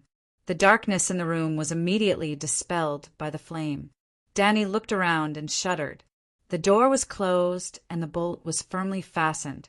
However, there was no trace of the woman with the red lacquer mask in the room. Murder in a locked room? Oh no. Theft in a locked room. Breaking out of a locked room? How did Cuero get in? How did she leave? Oh my God! Danny suddenly patted her forehead and whispered, Damn, it's probably a glass candle. If scientific methods could not explain it, it could only be magic. Glass candles seemed to have the effect of cross-realm communication and projection. Even if it was not a glass candle, it was a similar witchcraft. In order to verify her idea, Danny lifted the blanket, put on a coat, and opened the door to take a look. Doria and Kiki were sleeping on a low couch in the outer room. There were 4 or 5 centaur warriors patrolling the corridor and the top deck. Danny also saw that Whitebeard had placed a sleeping bag at the entrance of the cabin. When he heard footsteps, the old man immediately woke up. Your Highness. Whitebeard sat up and asked, It's me. Did you see Cuero? Danny asked. No one came in. I can hear the identity of a stranger from the footsteps. The old man confirmed. Danny's bedroom was originally the captain's room. It was located in the innermost room on the 3rd floor of the cabin. There was only one way in and out, and Whitebeard slept on the side of the road. Sigh, Cuero came to find me. Danny sighed. Chapter 98. The next morning, Danny practiced 300 standard sword swings with Whitebeard as usual. The old man told her that although her movements were barely standard, they had not formed a physical memory. As long as she still thought of herself as a warrior, she would have to train for a day. After washing up and eating a sumptuous breakfast, Danny took off her loose training clothes and changed into a painted leather vest, silk shorts, horse mane leggings, and riding leather sandals. A belt with a bronze medallion was tied around her waist, and a maid had braided a whip for her. At the end of the whip were 2 small silver bells that jingled. One of them represented that she had defeated the demigod immortal in the Immortal Palace, and the other was for Yu Luwen's contribution. The battle against Yu Luen was far more dangerous and tragic than the battle in the Immortal Hall. Danny had a clear conscience to add a bell for herself. Today, she would ride the little silver horse to the punishment square. After completing the transaction in the morning, she would probably leave Astapor at noon. The 2 blood guards, Igo and Ricardo, were in front, each holding a large flag with a green background and a black dragon flag fluttering in the wind. Danny did not use the 3-headed dragon flag of the Targaryen family at this time. The black dragon was her natal mount, and the green color symbolized the endless sea of grass. She rode the little silver horse behind. Bevo still chose to walk, trotting to protect Danny's left side. Missandei also rode a little mare to Danny's right side. Whitebeard rode a tall dragon horse to Missandei's right side, and Jorah Mormont brought up the rear. Outside them, there were more than 20 roaring warriors with scimitars at their waists and longbows hanging from their saddles. They all had moon-shaped hairstyles, which made the pedestrians on the street point at them. Behind the warriors was a long line of carriages, 177 carriages. In addition to gold, silver, jewels, and jade, there were 6 bundles of tiger skins, 300 pieces of Yendi worsted silk, thousands of jars of saffron, myrrh, pepper, curry, and cardamom, and 80 barrels of Yindi's fine red, black, and green ink. There was also a barrel of pitted olives filled with worms, 12 barrels of salted fish, a batch of exquisite bronze wares, 17 ivory eyes, and a carriage full of books from the various countries of the Jade Sea. In addition to the precious alien items mentioned above, there were also dozens of carriages of black rice and grape wine, which were mainly used to hold the bottom of the warehouse. They were not too expensive and were the most common goods in the great maritime trade. Danny didn't send anyone to protect the convoy. They had already been checked by the clerk at the dock area. The ownership of the convoy basically belonged to the big benefactors, so it was completely safe in Estapo. The 8 benevolent masters and their children and wives, dressed in toga robes, stood on the last step of the trapezoidal pyramid and looked down at Danny, who was riding from the other end of the square. The punishment square was filled with the army of Immaculate. Row after row, they were motionless like wooden sticks that were neatly inserted into the ground. A total of 8,600 fully trained Unsullied were wearing lightning rod helmets. The other 5,000 people were bareheaded and were only equipped with spears and short swords. They had not completed all the training and did not have helmets. The youngest of these people was only a child, around 5 or 6 years old, with a childish face. Even though they had not completed their training, they were like the true Unsullied. They stood straight and looked straight ahead, not moving at all. Danny took the lead, passing through the ranks of the Unsullied and arriving in front of the pyramid. She dismounted from her horse, removed 2 boxes from her saddle, and placed them below the steps of the benevolent masters. Yuluen also dismounted and walked over to open the 2 boxes. The first box contained a scroll of blueprints, a sea chart that Yuluen had drawn himself. The second box was covered in a thick mirror carpet, on which was a rusty bronze dragon egg. Yuluen hugged the dragon egg and looked left and right, finding that the weight and texture were exactly right. He put down the dragon egg, stood up and nodded to the benevolent lord, saying, "That's right, this is the dragon egg that was stolen from me. It's my spoils of war." Danny corrected. "This dragon egg of Valeglia's Dragon King now belongs to Astapor," Grazdan said with a chuckle. "Then we have to complete the transaction first," Danny said calmly. At this time, a clerk had already trotted up the steps and handed the list of goods to the benevolent masters. Seeing that there was not a single item missing, Grazdan said solemnly, "Complete one last thing and complete the transaction immediately." "What is it?" Danny's heart pounded, but her expression was calm. "Swear that the bronze dragon egg is alive and can hatch a dragon," the slave master said loudly with a straight face. Danny relaxed and said loudly, "In the name of the descendants of Valeglia and the honor of House Targaryen, in the name of the Queen of the 7 Kingdoms, I swear that the bronze dragon egg I got from Yuluen is alive and can hatch a dragon in my hands."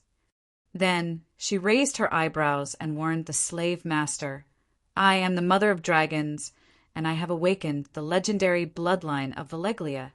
So, as long as I pay a certain price, there is a very high chance that I can hatch a small bronze dragon.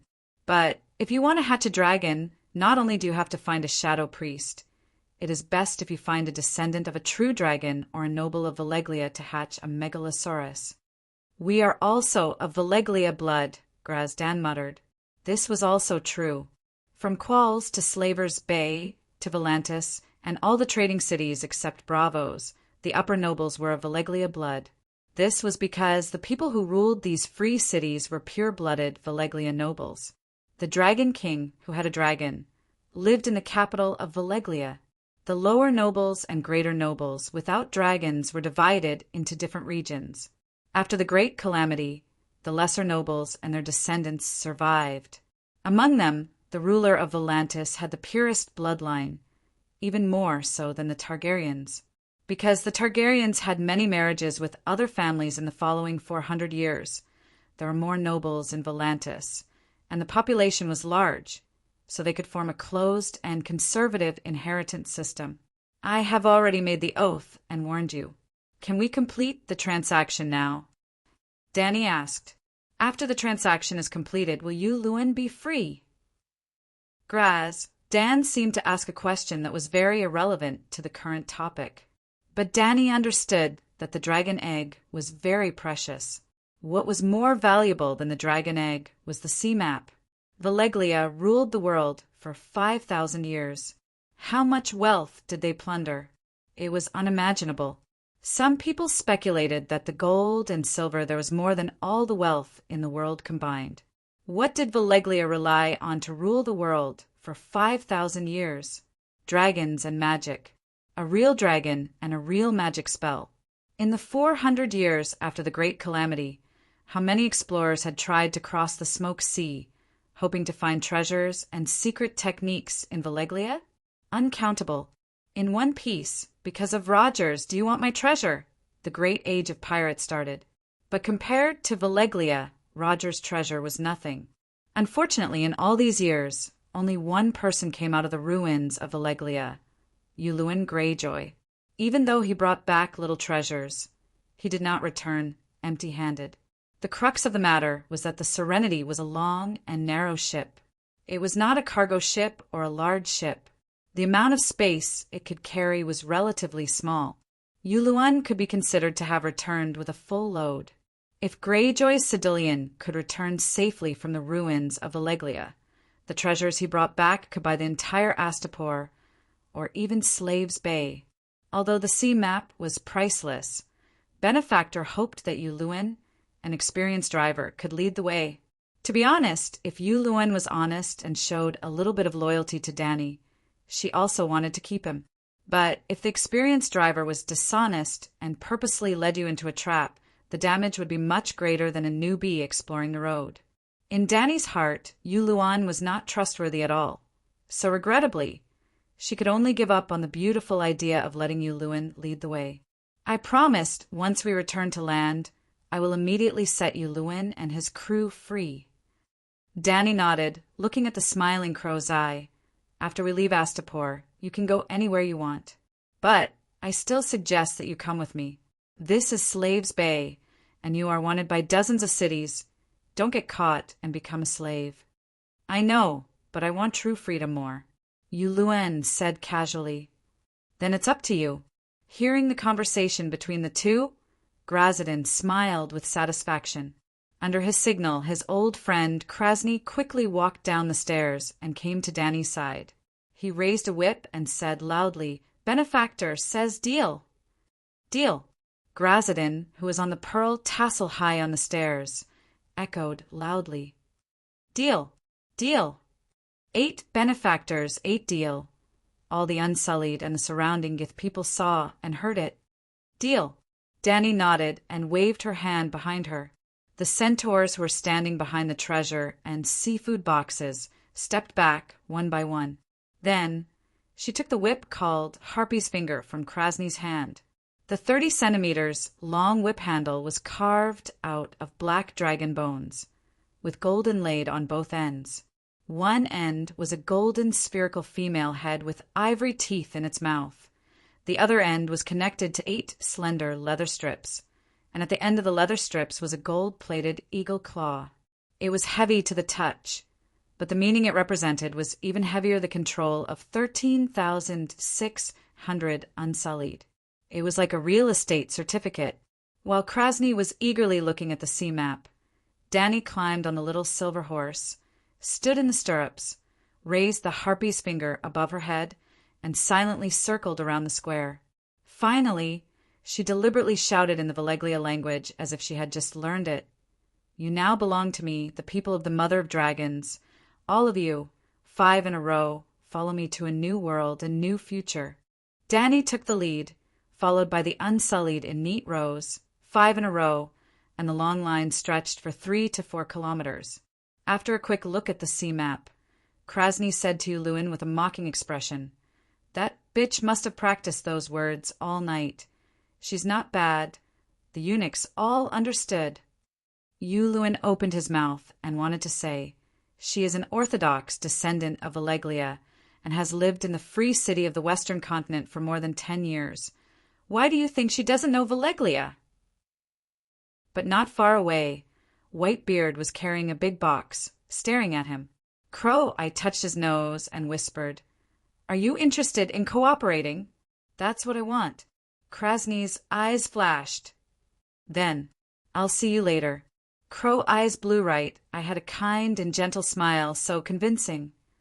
"You Luin, your crew is waiting outside the city gate. Go quickly," the old man said coldly. Yu Luin nodded, jumped on the horse, and galloped away. Whitebeard turned back and said to the slave merchant, "Danny, Queen Liz asked me to bring a gift for the good Lord." Chapter 99. Gift? Krasny was puzzled, and then pointed to the old man in surprise. "How do you know Valeglia?" The old man opened the leather box that was as big as a cello. Inside the box was a thick layer of exquisite silk. 8 black scepters were placed on top of the soft silk. They were about 2 meters long and sparkled like obsidian. However, they carried an indescribable sense of luxury and majesty.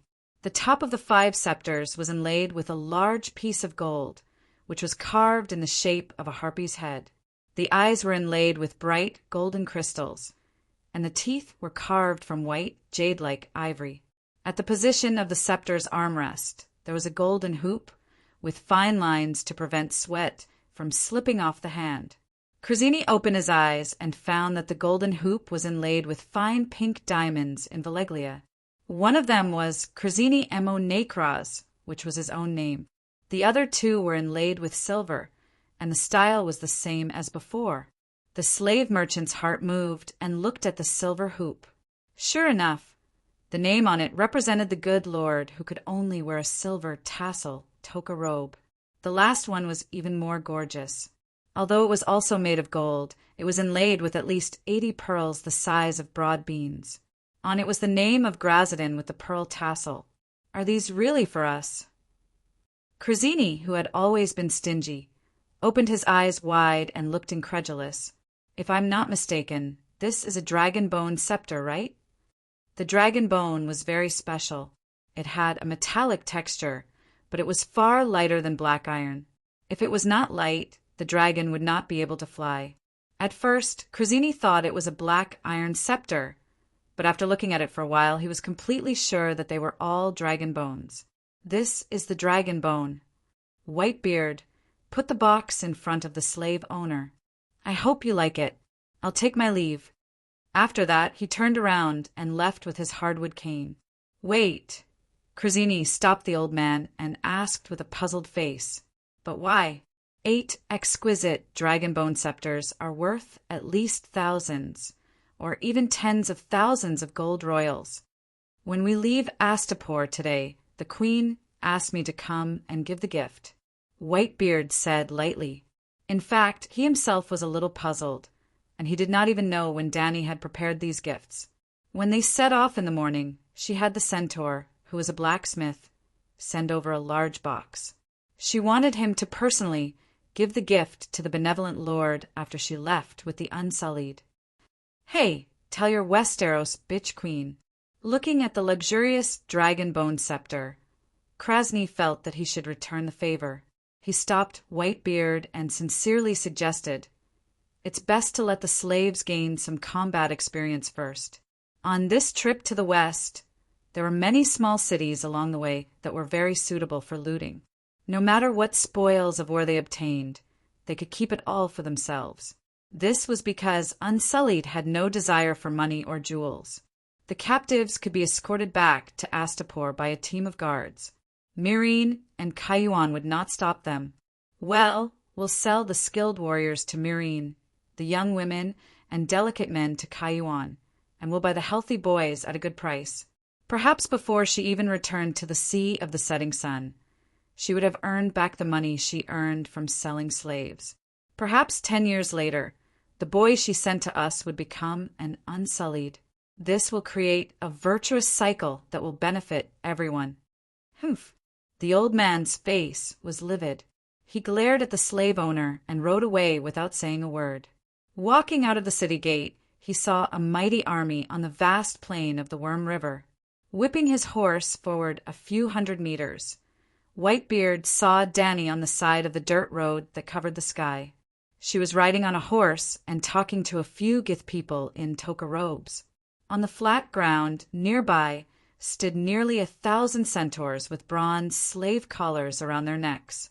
All the centaur slaves in Astapor are here, a total of 936 of them. Since you've bought enough, I'll give you a 20% discount. You can buy 5 for 1 silver coin. The old slave trader with red and black hair said with a smile, Adger, give this benevolent lord 200 silver coins. Danny said to the Blood Alliance guard behind her, Hee, that's a lot. The slave trader rubbed his hands and said happily, And I'm just a small merchant, not a benevolent lord. It's not easy for you to find all the centaurs in the city. The extra silver coins are my gift to you. When it came to gift, Danny smiled at him meaningfully, one day you'll enjoy the same treatment as the benevolent lord. Hee, thank you for your auspicious words. The slave trader was even happier. When the Gith people left with a large bag of coins, Whitebeard came over and said, The gift has been sent out. The slave trader likes it very much. Okay. Danny nodded and ordered the Blood Alliance guard to lead the centaur slaves to join the large army. In the Red Wilderness, although there were old and weak centaurs, everyone had a horse. The number was small, so it was easier to manage. They could travel more than 100 kilometers in a day. Now the environment was better, there was no shortage of resources, and there was no shortage of fodder for the horses to chew. However, there were many people in the army, and they were all infantry. It was estimated that it would be difficult to travel 30 kilometers in a day. The slave trader also asked you to. The old man hesitated for a long time, but his loyalty still prevailed over his conscience. He stuttered and repeated Crazini's words. You can let the Unsullied loot the towns along the way, not only to replenish the military supplies, but also to sigh. In the end, he still couldn't persuade her to sell the slaves. Is it to sell the residents of the towns as slaves to the cities of slavers bade a form of virtuous cycle? Danny smiled and helped him say, The old man was stunned and advised, Your Highness, you can't sell the slaves. Not to mention the reaction of the people of the 7 kingdoms when they know you have seen how miserable the slaves are. If we don't loot the small towns, how will we cross tens of thousands of miles and return to the 7 kingdoms? Danny asked deliberately. When the slave owner sold the Unsullied, he only gave them a set of sleeveless leather armor, a short sword, a spear, a wooden shield covered with iron, a sleeping bag, and 3 days of rations. The Unsullied who completed their training also had bronze spiked helmets, but the Unsullied apprentices didn't even have helmets. If they didn't loot, Danny wouldn't be able to feed more than 10,000 people after a month. Well, she still kept the belongings she brought from Quars. Whitebeard thought hard for a long time and said tentatively, Maybe we can borrow them. Borrow from who? Danny was interested. The bank merchants of the trading cities, the iron treasury of Bravos. The old man glanced at the silent knight Yora. Even the Count of Bear Island can borrow tens of thousands of gold royals from the iron treasury. The Queen of the 7 Kingdoms can borrow a few million gold royals without any problem. What do you know? Yora's face turned red. My parents' claws are Valeglia's steel swords. I didn't even sell them to Duke Tywin for 800,000 gold royals. The iron treasury is smart. Also, in order to pay off the interest, I sold my life for them for several years and hovered on the edge of life and death dozens of times. The old man stroked his chin and looked at the knight's gorgeous black armor inlaid with gold.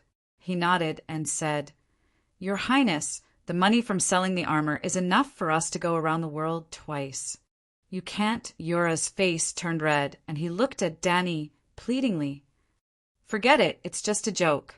I already have a plan in mind. Danny waved her hand and smiled. What plan?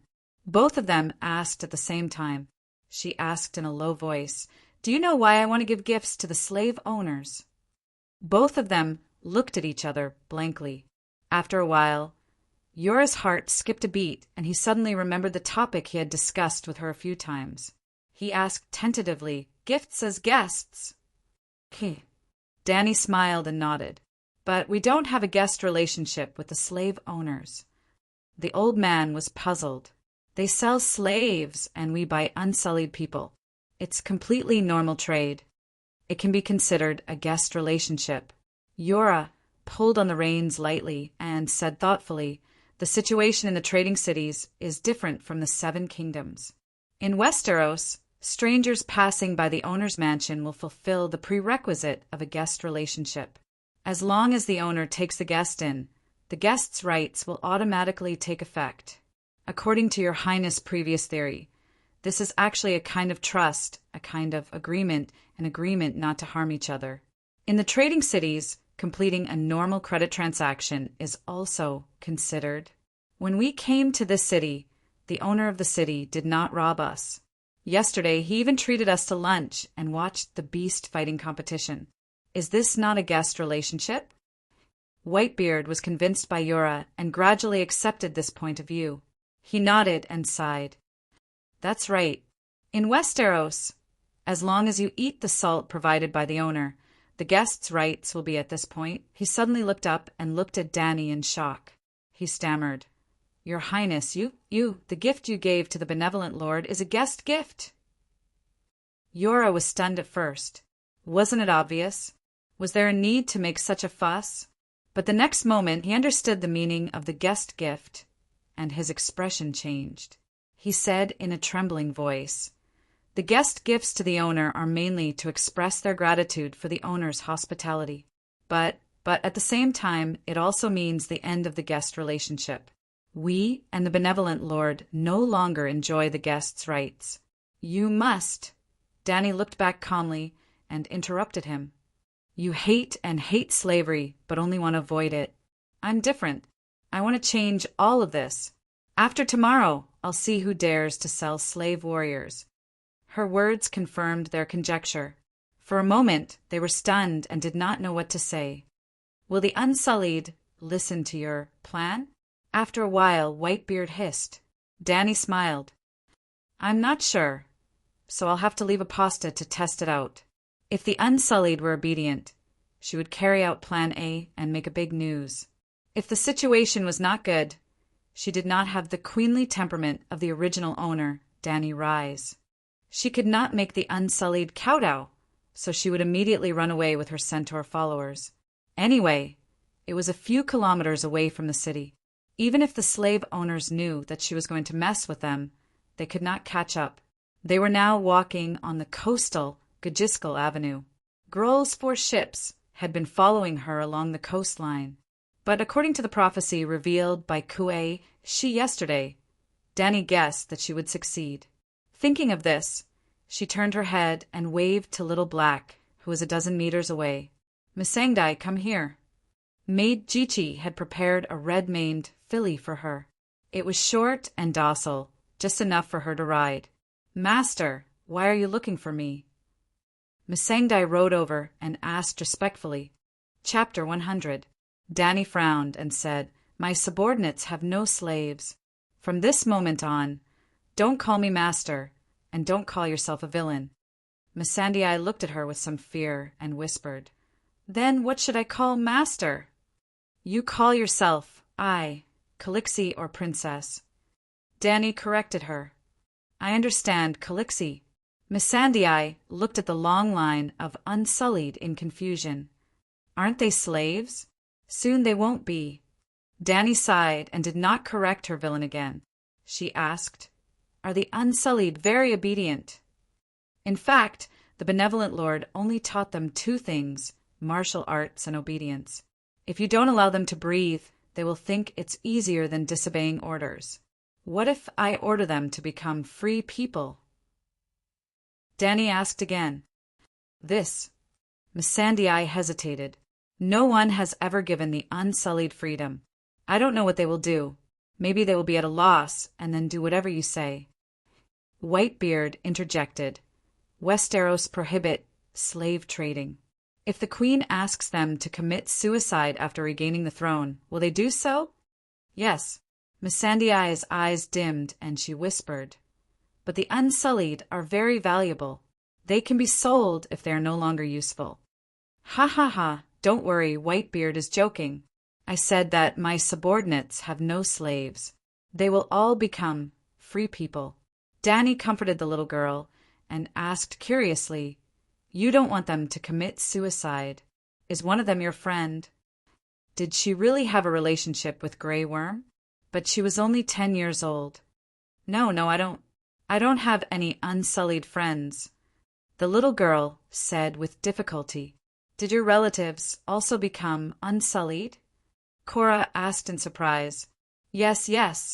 Missandei lowered her eyes and whispered, "I have 3 brothers who have become unsullied knights." "But you are only 10 years old. The unsullied training takes 10 years. Danny was puzzled. "This lowly one was sold to Astapor with my brothers when I was 1 or 2 years old. Of the 5 brothers, only 2 completed the unsullied training. This lowly one had some talent in languages and became the benevolent Lord Secretary," Missandei said sadly. Danny leaned over and patted her little head sympathetically. She asked softly, "Then do you still remember your hometown, Nass Island?" "When I was 3 years old, a brother described an island as beautiful as paradise to me. After he died, no one told me about it again. Now I only remember that there were many beautiful butterflies on Nass Island," Missandei murmured, her golden eyes filled with confusion and sorrow. Danny slapped the saddle and announced, "Missandei, you and your brother are free. Tomorrow. In a few days I will arrange for a ship to send you back to Nass Island, to your hometown.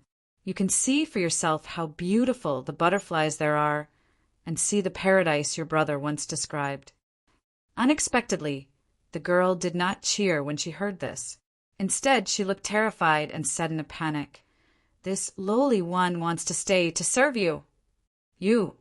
Danny saw the fear in Missandei's eyes and could not say anything else. "I will send you home." She decided in her heart, but did not say anything else. The girl had been trained by the slave master for so many years, and she had probably experienced many similar tests. This girl's experience is a little similar to mine. Danny sighed and said to Whitebeard and Cora, "We were both born on an island and lost our parents when we were young. We were stranded in a foreign land and became slaves." "You are not a slave." Whitebeard frowned. "Huh." Danny glanced at Cora and laughed. "Ask Sir Mormont if I was sold to the Horse King by Illyrio and Viserys." Mormont blushed and lowered his head in silence. In theory, Danny and Lise were really slaves. Illyrio had taken the lead, and Drogo had used the Iron Throne, or 20,000 roaring warriors, to buy a noble birth tool from Viserys. "Tut, tut, tut!" The sound of hurried horse hooves came from behind. The few of them turned around to look, only to find Luwin hurriedly whipping his horse to rush over. "Nay." Luwin pulled on the reins, and the horse raised its front hooves and stopped by the side of the road, bringing up yellow dust that blurred everyone's vision. "Your Majesty, we are already 4 or 5 miles out of the city. Why are you still not letting me go?" Luwin shouted. "I'm the one who finds it strange." Danny frowned and waved her hand to remove the dust from her mouth and nose. "Why are you still following behind my team?" Luwin was stunned for a moment before saying, "I can leave? But where are my sailors? Didn't you promise that you would release them together?" "Your pirate crew is at the city gate. Didn't you see them?" Whitebeard asked. "No." Luwin was confused. "I thought, hey, you went the wrong way." Cora laughed. "We left from the main gate of Astapor, but your crew was at the gate near the dock." Luwin hee. Danny was also amused. "You followed us for more than an hour, and now you realize? Damn, old man, you are so bad." Luwin pointed at Whitebeard and scolded. "This guy only said that my men were outside the city gate." Whitebeard stroked his long white beard and said helplessly, We took the land route and had to go north for thousands of miles to enter the Sea of Grass. Didn't your men take the sea route back to the Westeros? Of course they had to stay at the dock. You left Serenity behind? Yuluan was surprised. You wish. The ship is mine. Grohl's 3 ships were cargo ships, but Yuluan's ship was a warship. Dany still wanted to keep it to seize control of the sea, so why would she give it back to him? Then how do I go back to the Westeros? Swim back? Yuluan sneered. Her Highness left 500 gold coins for you. You can let your sailors work for the ship. No matter what, it will be enough for you to go back to the 7 kingdoms without worrying about food and drink, Whitebeard said. Yuluan looked deeply at Dany, then rode away. Dany looked around and said, "It's about time. We will set up camp here today." When they left Astapor, there were fields on both sides of the road. They planted wheat, fruits, and olive trees.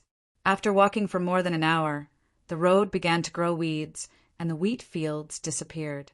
It was a wilderness. Whether or not the Unsullied were the strongest had yet to be verified, but their discipline and obedience were definitely the best in the world.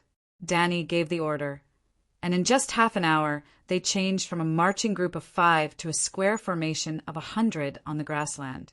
One had to know that the entire team was 3 kilometers long. Dany didn't need to shout at them one by one. She only needed to let the few dozen people in front understand her meaning, and the Unsullied would pass the order down. Because of this, Dany understood that even though they were all Unsullied, they still had a relatively complete military rank system. In stark contrast to the Unsullied, the nearly 1,000 centaur slaves had their shackles removed, but the slave collars still hung around their necks. Dany was prepared to use the centaurs, who weren't that servile yet, as an example, so she also had the centaur slaves form a 100 by 10 formation on the other side of the Unsullied. In the end, she saw a puddle of mud. The centaur line was like mud.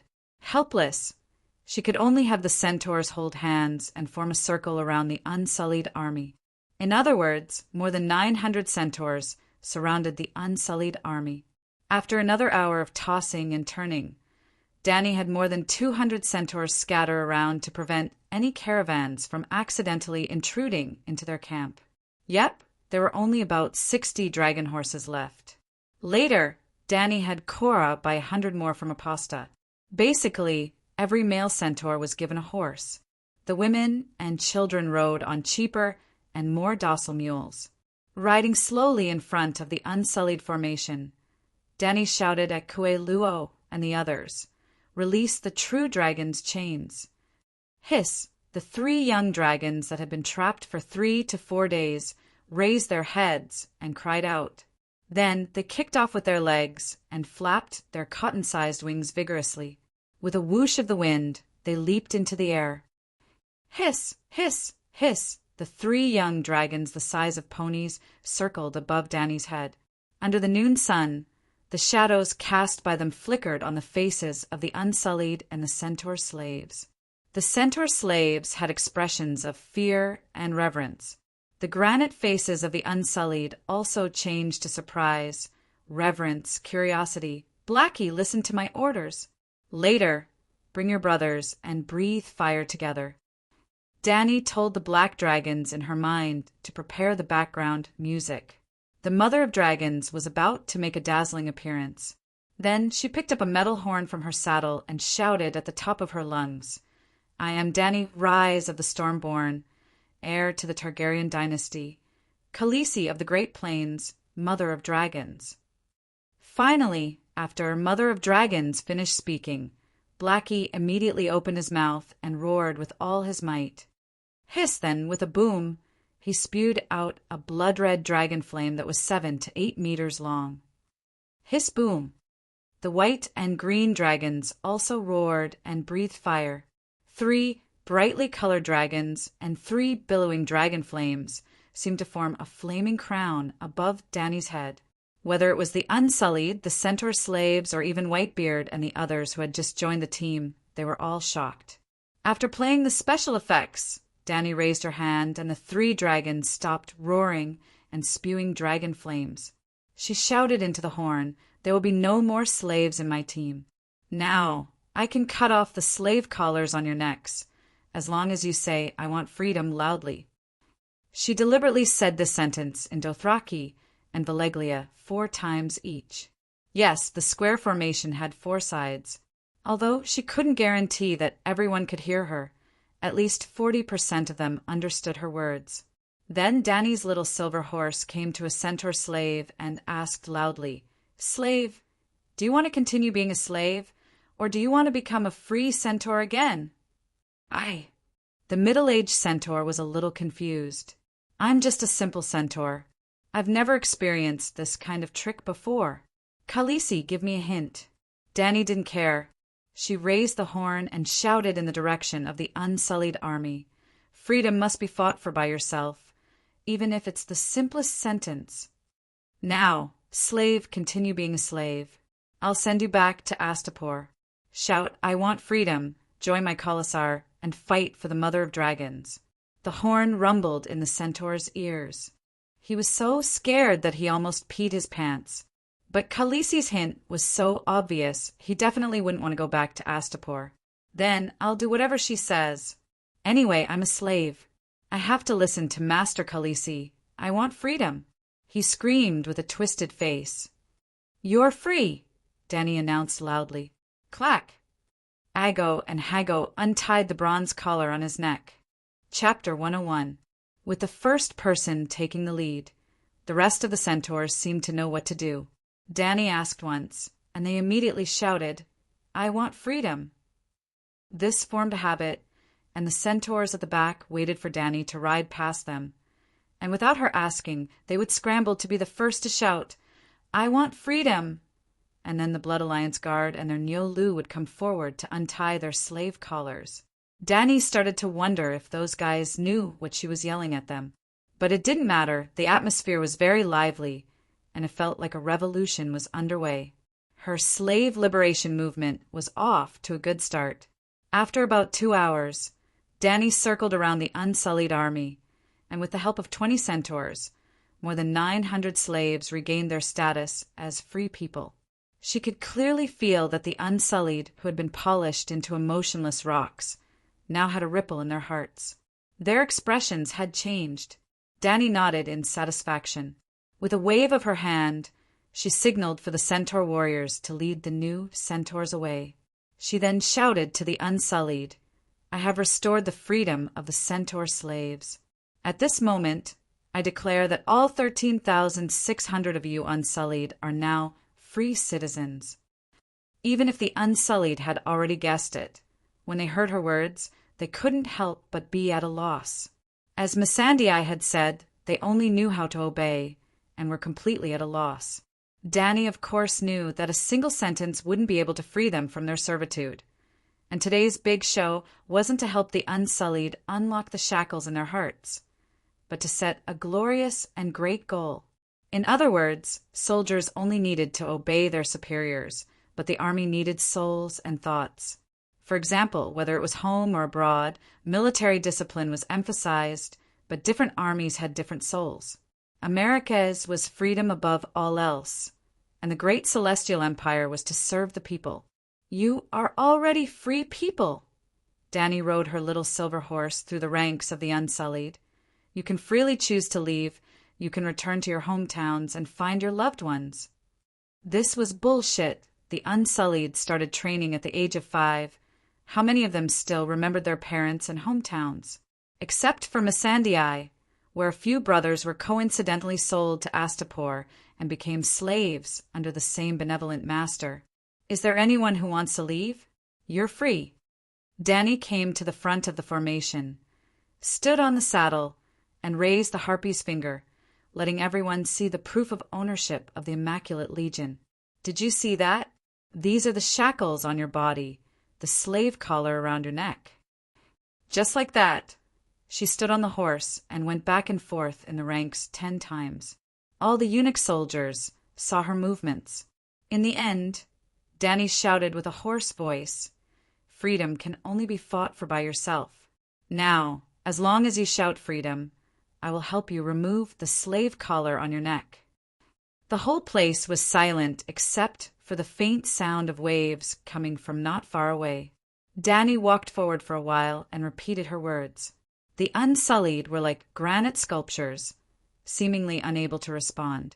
Dany stood on the saddle, raised the harpy's finger, and passed through the ranks of the Unsullied. She repeated it for the third time. Then the fourth time, the fifth time. Your Highness is wasting your energy. The Unsullied will never shout that word. They are destined to live under the whips of the slave masters for the rest of their lives. Cora sighed. Whitebeard smiled bitterly and murmured, The children who resisted were killed by the slave masters long ago. The rest have completely lost their free will. Now I wonder if they can even think. Yes. Missandei's big golden eyes stared at the touch of silver in the gray, and her flat round face was full of determination. My brothers still recognize me. I will secretly cry for their pain, and they will smile happily when they see me. When Dany endured the burning pain in her throat for the 58th time and shouted that sentence with a changed tone, an Unsullied on the left side of the little silver horse whispered, I want freedom. Dany stamped her right foot, and the little silver horse obediently stopped. She looked at the Unsullied and said in a hoarse voice, Your voice is not as loud as a woman's. I can't hear you. From. As if it was the first time he had learned the word, he said it with difficulty, but his voice was loud and clear. I heard it, but I couldn't hear it clearly. Dany was still holding the harpy's finger high. Sweat slid down her cheeks, and her Dothraki vest was soaked. Freedom, I want freedom, the Unsullied shouted. You are free.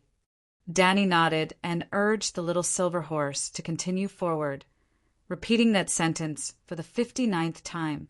Then scattered cries of freedom, I want freedom, rang out in the ranks.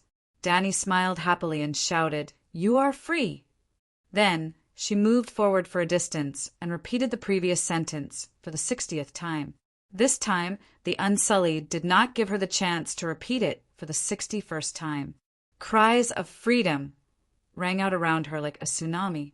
Dany seemed to have come to a sea of sound, and she floated and sank in the water. Freedom, freedom, freedom. Freedom, I want freedom. Missandei's face was full of tears. Like a small splash, she could not help but merge into the sea. Crazy, they are all crazy. Let's go and protect Calixi. Cora's face suddenly changed and anxiously shouted to the Blood Brotherhood. No need. Whitebeard stopped him and the centaur. Looking at the petite figure in the boiling crowd, he said with a complicated expression, Her Highness is the safest right now. Even the gods can't hurt her. The terrifying sea of sound lasted for nearly 10 minutes. Dany's empty left hand kept pressing down. When the Unsullied calmed down again, she shouted, All of you 13600 Unsullied. You are all free. Dany urged the little silver horse to quickly come to the front of the ranks and shouted, Dracaries! Veleglia, dragon flame. It's more stylish. As she spoke, she threw the whip high up in the air. Boom, boom, boom, boom. Big Black arrived just in time. Scorching dragon flames spewed out, and bits of golden liquid sprinkled on the grass. The Unsullied at the front of the ranks saw that the gorgeous harpy's finger was only left with a twisted and charred dragon bone. At this time, they strictly obeyed Dany's orders and did not shout freedom again, but their eyes seemed to be even more scorching than the dragon flame. You are free. You can leave now, you can stay. You can leave at any time in the future. You can stay. Dany waited for them to completely digest her promise before continuing. You are warriors, and I don't shy away from admitting that I need the power of warriors. Now, warriors who stay, please elect a leader who can represent your will. The Unsullied who had shouted freedom seemed to open their long-closed hearts and immediately began to whisper to each other. It was faster than Dany expected.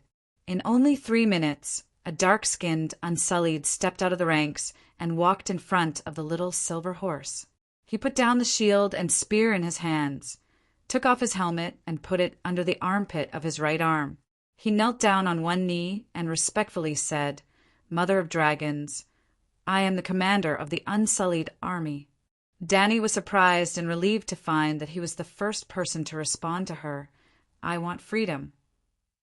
She dismounted and walked in front of him. She helped him up and asked, "I know you. You are the first Unsullied to be free. Tell me, what is your name?" "Your Majesty, this lowly one is called Grey Worm," he said. "Very good, Missandei has appeared, and with Grey Worm, everyone is finally here. Freedmen can freely choose their own names. You can return to your original name. Do you still remember?" She said, "I remember." Grey Worm nodded and said, "This lowly one's name was cursed when I was born, so I was forced to become a slave. Grey Worm is the name this lowly one drew when Stormborn Danny Lilith was liberated. It is very lucky, so I have decided to continue using it. Yes, you can choose any name for yourselves, but there is no need to call me Lowly One." "You are no longer a slave." "Yes, Your Majesty." She asked again, "Why did everyone choose you as their leader?" "Not everyone. About 60% of them chose me. I have the greatest advantage." After a pause, he continued, "In the Unsullied training camp, my performance was the best. Swordsmanship, endurance, courage, especially the art of battle formations. I have the experience of leading the Unsullied to set up formations." "So that's how it is," Danny nodded and said to him, "Call the other warriors who were recommended but were not chosen." Grey Worm turned around and said a few words to the Unsullied in the first row, roughly conveying Danny's words. In just a few minutes, more than 30 Unsullied walked out one after another. The Unsullied army had a strictness that surpassed Danny's imagination. She began to believe that the Guji's army could really fight Valeglia head-on. The current Unsullied could be considered a monkey version of the Guji's army. It was said that the two empires had been fighting for several decades, and there had been a total of 5 large-scale battles. The first and second battles had been initiated by the Gujis. They wanted to conquer Valeglia and seize their dragons. The Unsullied's training method was simulated in the Guji's army. When they met Danny, those who were not chosen all took off their helmets like Grey Worm. Danny had those people stand in the front row of the Unsullied, while Grey Worm stood alone in the front row. Then she stood in front of Grey Worm and said to all the Unsullied, "I said that I need warriors. You are now free people. You can choose to go home or stay and fight for me. I am willing to fight for the Mother of Dragons until the last moment of my life," Grey Worm said with a resolute expression. "I am willing to fight for the Mother of Dragons." All the Unsullied who heard Danny's words, whether it was the commanders or the ordinary warriors in the back, did not hesitate at all. Danny pressed down with both hands, calming them down, and said solemnly, "You don't even know what I want. How can you fight for me? If I tell you to plunder cities and sell the free people of other cities to slave traders, will you be willing to fight for me?"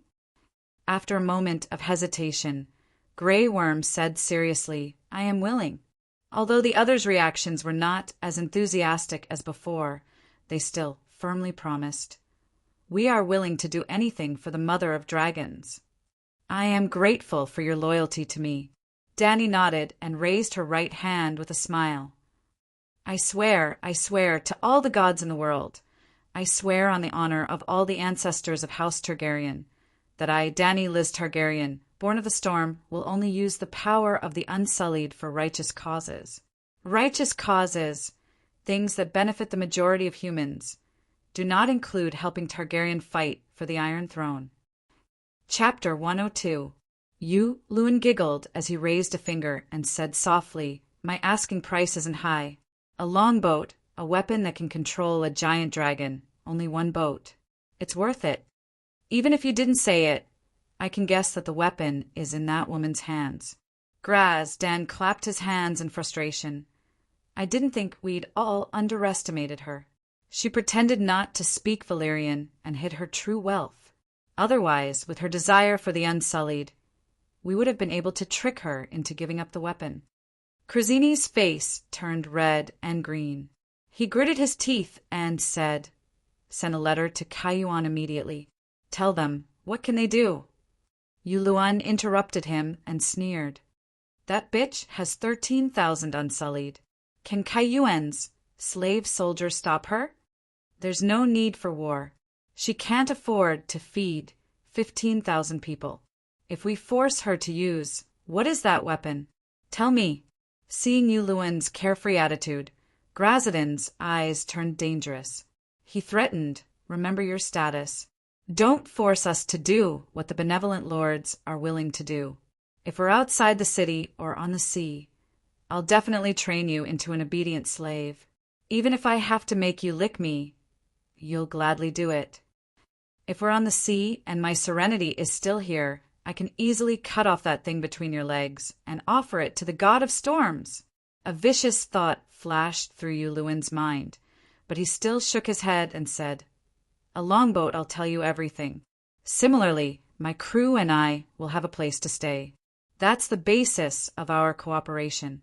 Just as the benevolent lord said, once we're at sea, who knows if you'll keep your promise? Without a ship of my own, I won't explore Valeglia again."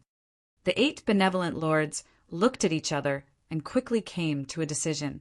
Krazini stepped forward and promised a new Gith warship.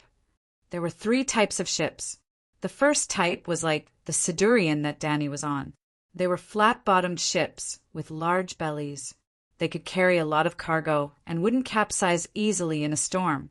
Their weaknesses were as obvious as their strengths. They were too large and relied entirely on the wind to sail. They were slow and prone to collapse when there was no wind. The second type was warships. Most of them were long ships with long and narrow bodies. They were powered by both wind and oars.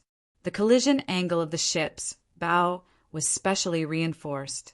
In a boarding battle, it could pierce into the enemy's hull like a blade. Not only would it injure the enemy's ship, it would also form a stable springboard. Armed longships were mainly used to seize control of the sea. Due to the high requirements for the wood used to build the ships, the capital ships were also extremely expensive. After the Battle of Red Cliffs, Cersei spent 1 million gold royals to rebuild the royal fleet and only managed to build a dozen or so armed longships. But the warships were small and couldn't carry too much cargo. Yuluan had robbed so many Eastern merchant ships, but Danny didn't find a single piece of silk or a jar of spices on the Serenity. Obviously, he threw away those cheap things. The third type was similar to the Summer Sun in the Blackbeard Gloria fleet. It had sails, oars, and a huge warehouse. Oared merchant ships. They had a certain escorting ability, but their speed was relatively slow and their impact was weak. They couldn't gain control of the sea. The new Gith warship that Krazini promised was a standard armed warship. It was also the ship that Yuluan wanted the most. Oh, the new Gith armed clipper? Yuluan's interest was piqued. He leaned forward in his chair and asked curiously, a new boat or an old one? How many oars? 300 oars, more than 10 years of service, the slave owner said. 10 years. Yuluan frowned. It wasn't that the wooden ship couldn't be used for more than 10 years. The key was service, which meant that it had been fighting pirates and had been injured many times. Maybe after the new Gith Iron Legion was eliminated, it was sold to the Astapor people at a low price. Okay. He nodded slowly and said, "That's a dragon's horn." Woo. The low and desolate sound of the horn was like water ripples.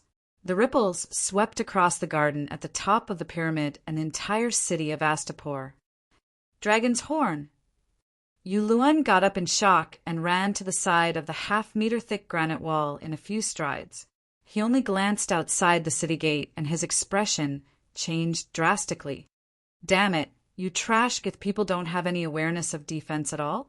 10,000 troops are at the city gate, and no one came to inform us. The Great Pyramid of Grazdan was only one pride square away from the city gate. It was more than 200 meters away. Standing at the top of the 100-meter-tall tower, one could clearly see the Unsullied outside the city with their swords drawn. Report. As soon as Yuluin's voice fell, a Gith guard in a yellow silk cloak panted as he climbed up the stairs and said with a sobbing tone, "Good Lord, it's not good. The Queen of the Westeros has led the Unsullied to attack us." What? The good Lord, who was still in shock, was shocked. He said in disbelief, "Is she crazy? Why would she do this?" Krasny stumbled down from the high-back wooden chair, and the gorgeous toka robe on his body immediately slipped off his shoulders. He only took one look below before he collapsed to the ground like mud. "This is impossible, this," he muttered to himself. "Yesterday she gave each of us a precious dragon-bone scepter. Why would she attack Astapor?" Yuluin's heart skipped a beat. He asked anxiously, "When did she give the gift?" "Before she left." "Bullshit, you fools. That's a guest's gift. It means the end of the guest's relationship with her." Yuluin was flustered and exasperated. How could they not notice such an obvious hint? You greedy slave masters had almost squeezed every gold royal out of her. Only a fool would give a gift to show her gratitude. "She didn't attack us immediately."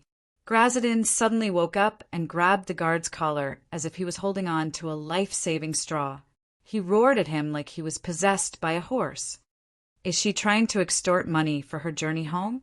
"No." The Gith guard's black and red hair was in a mess.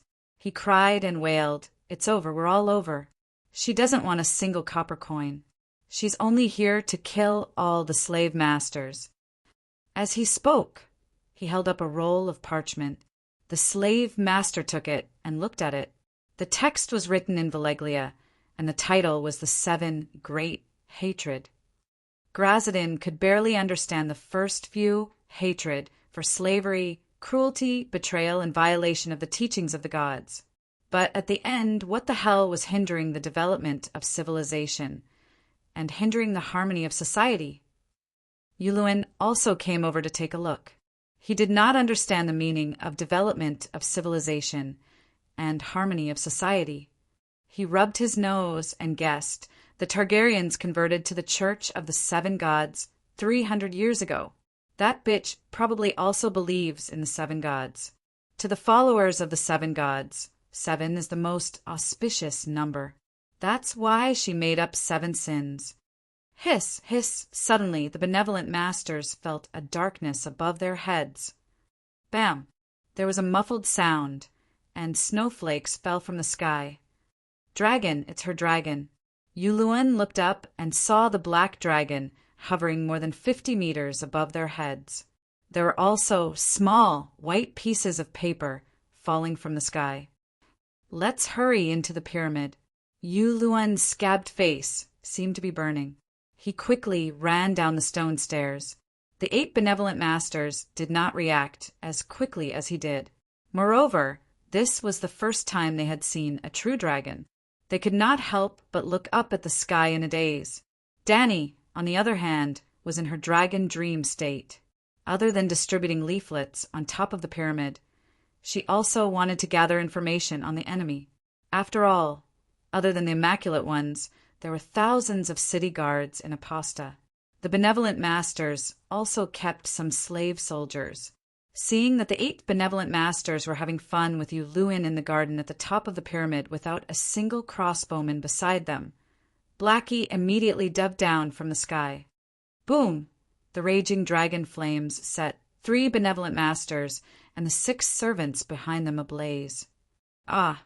As if they had just woken up from a dream, the remaining 5 benevolent masters rolled and crawled, crying as they ran toward the tunnel. Hiss boom! This time, Blackie had locked onto its target. It whizzed past Grazadin's head, leaving behind a 7-meter-long pillar of fire. Grazadin's eyes and nose melted in the scarlet dragon flames, like a candle in the heat. Hiss! Blackie circled around and saw Krasny and the other 2 benevolent masters escape into the tunnel. It roared indignantly and flew toward the next pyramid. There were 18 pyramids in the city. Above each pyramid were 500 proclamations called the Declaration of Freedom. "I am the mother of dragons, the abomination of slavery, the mother of freedom." In the name of the 13,000 Immaculate Ones and the 3 Megalosaurus, I declare that you are free. Pick up your swords and kill the slave masters beside you. Remember, freedom can only be fought for by yourself. Even if you shout, I want freedom, long live freedom. Other than the pyramids, Danny did not distribute leaflets anywhere else. The Immaculate Ones could easily take down a city, but each pyramid was a fortress in itself. There were pitifully few slaves who could read. Probably not many of them could understand the leaflets they picked up, but the slave masters would definitely be able to. The leaflets were actually prepared for the Gith. They would pass on Danny's message to the slaves. For example, they would add heavier chains to the slave warriors. For example, they would whip the slaves to prevent them from rebelling. The slaves were humans. They knew how to read their master's expressions. They knew how to judge their emotions from their expressions. Those who did not know would have been hung on the wooden platform in the center of the punishment square. Every time the slaves felt the fear in their masters' hearts increase, the fear in their own hearts would decrease. Eventually, the fear would disappear, and they would begin to muster up their courage. Danny divided her troops into 3 groups. They guarded the main gate in the north, the east gate near the Worm River, and the dock area in the west. On the northern city wall, a Gith wearing a bronze helmet suddenly appeared. Using the shield as a shield, he shouted at the motionless army below with a metal trumpet, Immaculate Ones, protect your master, protect your city, and kill that Westeros bitch who betrayed your oath. The 5,000 Immaculate Ones were motionless like stone statues. Only the white flag with a black dragon on a white background fluttered in the sea breeze. Chapter 103. The one who was encouraging the Unsullied to rebel was Danny's old friend, Krasny. He wasn't the #1 slave master in Astapor, so the black dragon didn't treat him as the first target. After coming down from the pyramid, the first thing he did was to bring the 8 old harpy's fingers to the tower above the city gate. He hid behind the shield and raised the dragonbone whip and shouted. Once, the 8 good masters used their respective ancestral harpy's fingers to control the Unsullied for decades. Each whip represented the supreme authority of the good masters over the slaves. Countless slaves gave their unconditional loyalty under that whip. But now tap, tap, tap.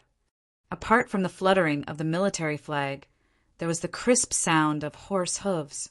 The center of the Unsullied's formation silently opened up a path on both sides. Danny rode her little silver horse slowly to the front of the army. About 30 meters away from the city gate, Whitebeard and Missandei followed behind her. The brawny Beavos held a wooden shield that was 2 meters tall and won. For meters wide in front of the little silver horse. Today, Danny still wore her Dothraki braid with 3 bells tied to the braid. Well, Jichi and Iri agreed that she had conquered 13,600 Unsullied yesterday afternoon. Perhaps after today she would add another one. However, she didn't wear a painted vest. Instead, she wore a set of dazzling armor. A 2-handed great sword with 7 colored gems in its scabbard hung at her waist. The carving was complicated with porcelain scales. A 3-headed dragon was carved on her chest. The white dragon and green dragon on the left and right, and the black dragon in the middle. The 3 dragons shared a blood-red body. A pure white cloak hung over her shoulders. The cloak was like the flag of the Unsullied, with a pattern of a megalosaurus spreading its wings in black, dotted lines. The cloak was very long. It hung down from her back and covered the little silver horse's hips. The 3-headed dragon armor and the jeweled greatsword were gifts from the Coral's Blacksmith Guild. Well, when Danny opened the Megalosaurus Zoo, the weavers gave her all kinds of silk and satin and sewed her a cheongsam. The armor looked gorgeous, but it wasn't very practical. It wasn't even a full-body armor. It didn't have a mask, throat armor, gauntlets, skirt armor, leg armor, knee pads, or iron boots. It was full of holes in battle. However, it was still acceptable to wear it on this occasion. There was a bit of heroism in its beauty, and it had a valiant temperament. "Krasny, save your strength." Danny smiled at the slave master who was still shouting and waving his whip. She pulled out the great sword at her waist and pointed at the city gate tower and gate and shouted, "Soldiers, tell the slave master, who are you?" "Warriors of freedom under the white flag." 5,000 people shouted in unison. Their voices were loud and clear, like a tidal wave that swept through this old and dilapidated city. "Freedom!" Danny raised her sword and shouted, "Freedom! Freedom! Boom, boom, boom, boom! Freedom! Freedom!" The Unsullied rhythmically hit the ground with the spear in her hand. Every time she hit the ground 3 times, she shouted "Freedom" twice. More than half of Astapor City heard it. Krasny's face was ashen. His eyes were full of despair and disbelief. It was clearly agreed that the Unsullied would not be tempted by anything. Money, women, freedom, and all kinds of worldly goods and spiritual desires. Was that bitch possessed by the 7 gods?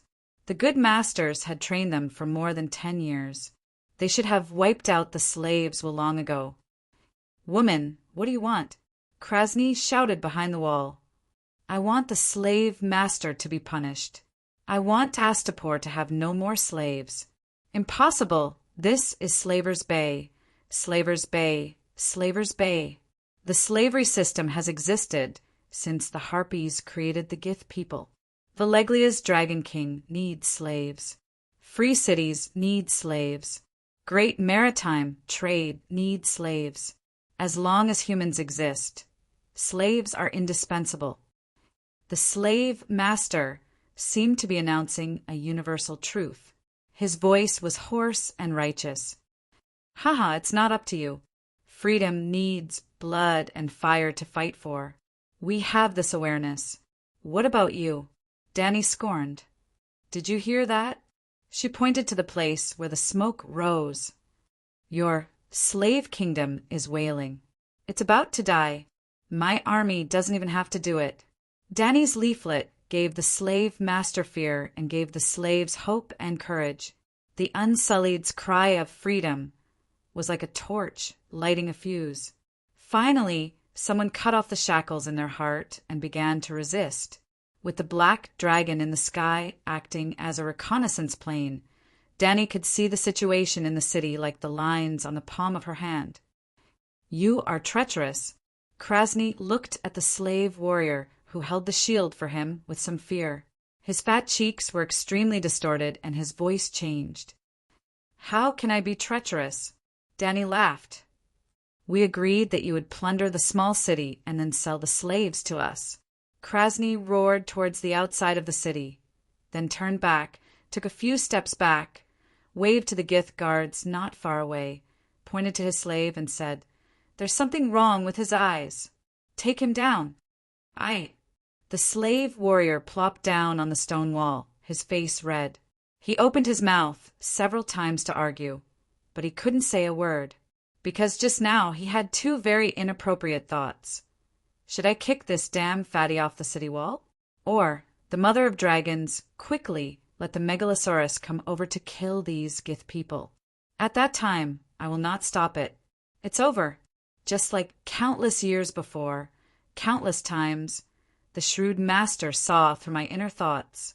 He thought desperately, "Stand up, those who don't want to be slaves." Danny shouted at the right time. If possible, she would like to let the 5,000 Unsullied sing a chorus of La Marseillaise. Well, the lyrics must be changed. "Can't resist the tyranny of Her Majesty the Queen. I'll fight with you."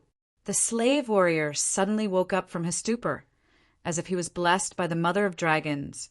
The bronze shield in front of him, regardless, buried his head to the slave owner.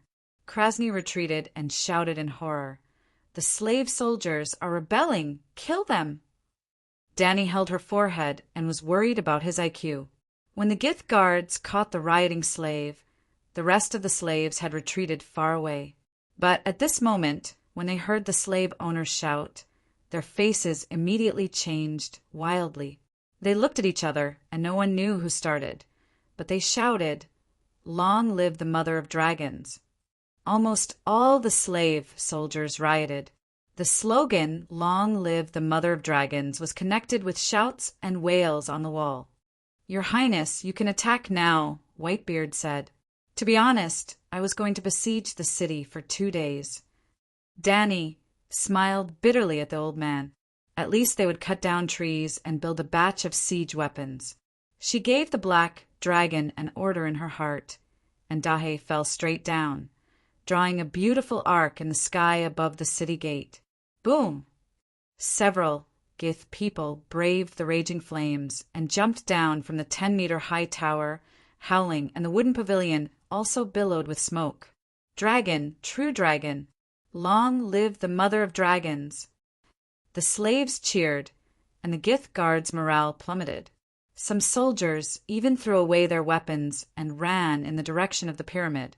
Seeing that the arrows of the Gith people were as few as the hair on a bald head, and the bowstrings were as weak as noodles soaked in water, Dany directly let Dahe land in front of the gate outside the city, and several Megalosaurus guards held up their shields to protect his head. Boom! The dragon flame with faint smoke roasted the iron plate on the edge of the gate red, and thick black smoke rose from the door panel. The exclamation of the Gith people sounded in the gate hole. Dahe's mouth was like a welding torch, and the hot column of fire burned through the thick wooden door in 10 seconds. Click!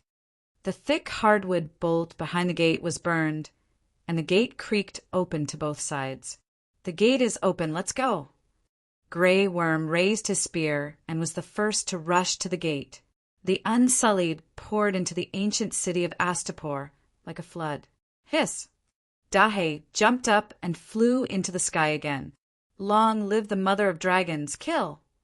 Through the eyes of the black dragon, Dany saw that the Unsullied and the rebellious slaves were like a gray tide, gradually drowning the ancient red city. On the city wall, on the streets, and in the square where the Unsullied had been trained, men and women in toga robes could be seen being killed one by one, and the blood once again soaked the land that had swallowed countless souls. A debt of blood must be paid in blood. The blood of the slave traders and their families washed away the resentment of the undead who lingered in the slave city and refused to leave.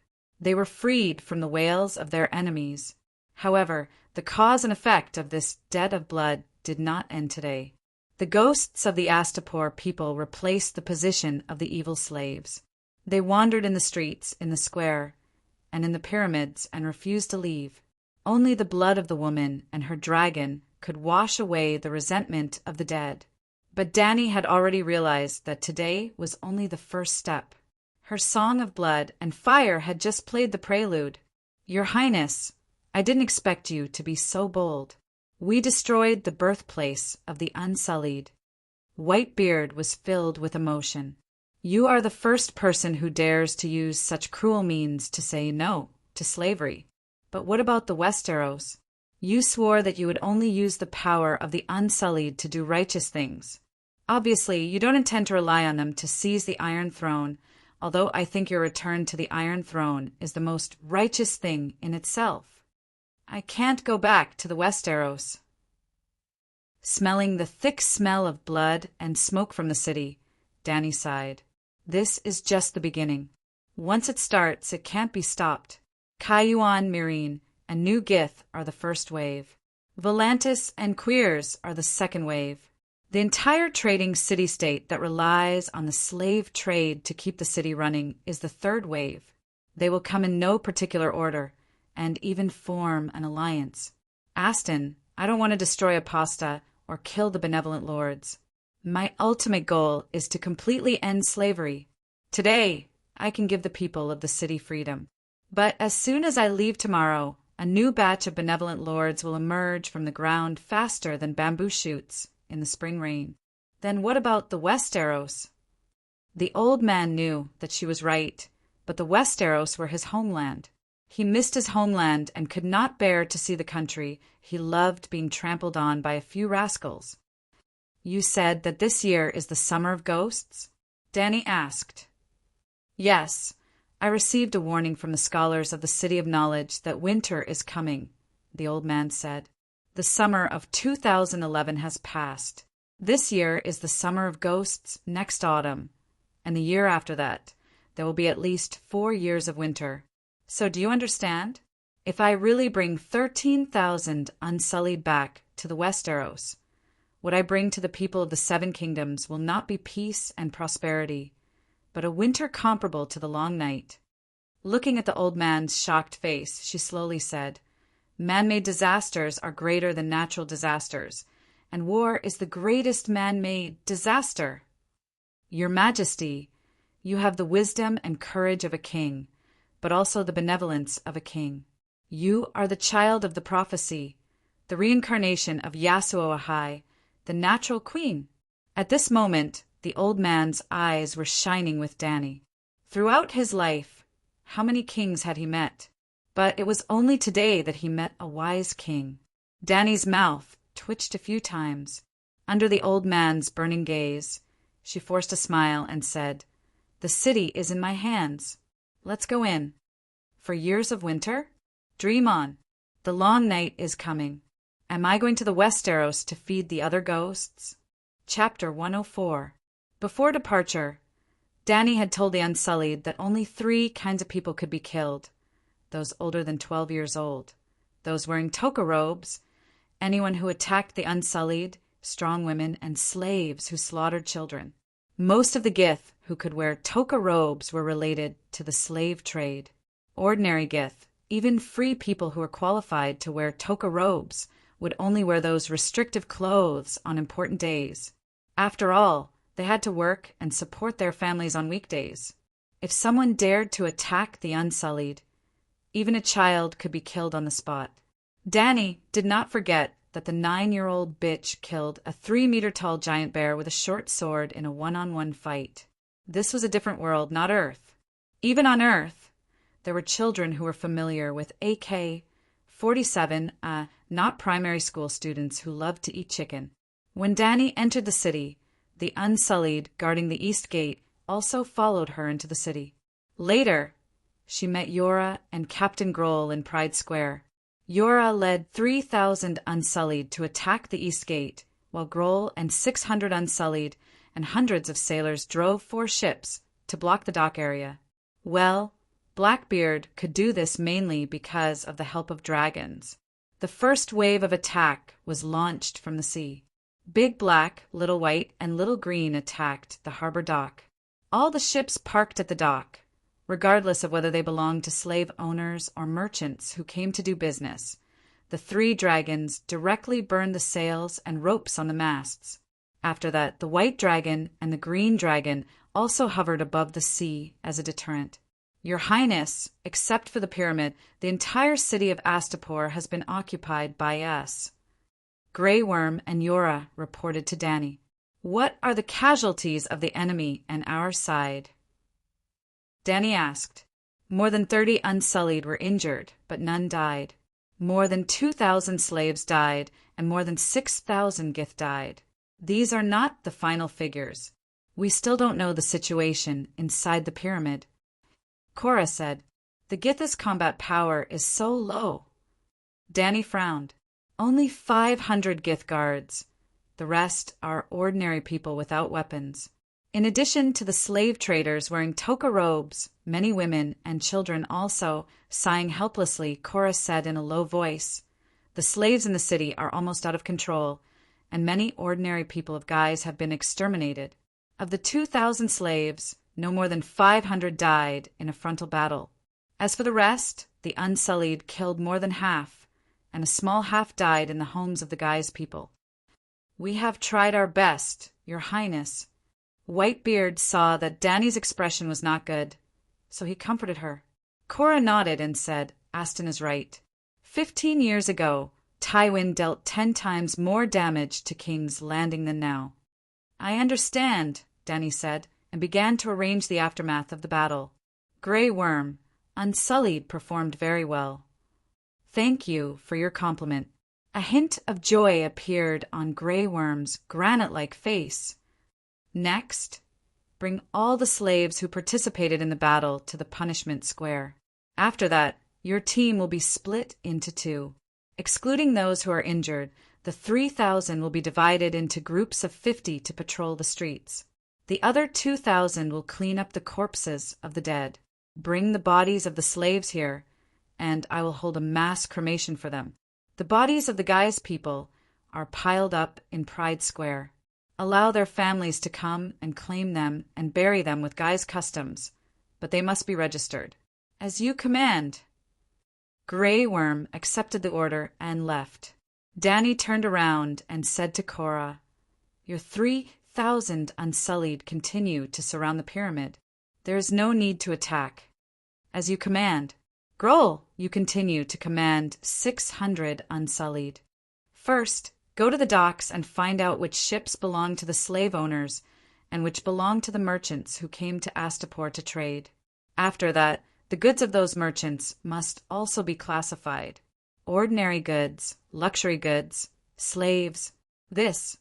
Blackbeard, Grohl hesitated. It's a bit against the rules to inspect the goods of merchants. Astapor is an open dock, and there is no smuggling or tax evasion. I don't allow ships to take slaves out to sea, do you understand? Danny said seriously. Then there's no need to check the goods in detail. The old seaman was puzzled. Did my dragon burn their ships? Danny asked. All the ships in the dock area have their sails and ropes burned. Grohl nodded. That's incredible. Danny shrugged and said matter-of-factly, How can I compensate them if I don't check the type of goods? Oh, you still have to compensate the innocent merchants for their losses. Grohl suddenly understood and looked at Danny with more respect.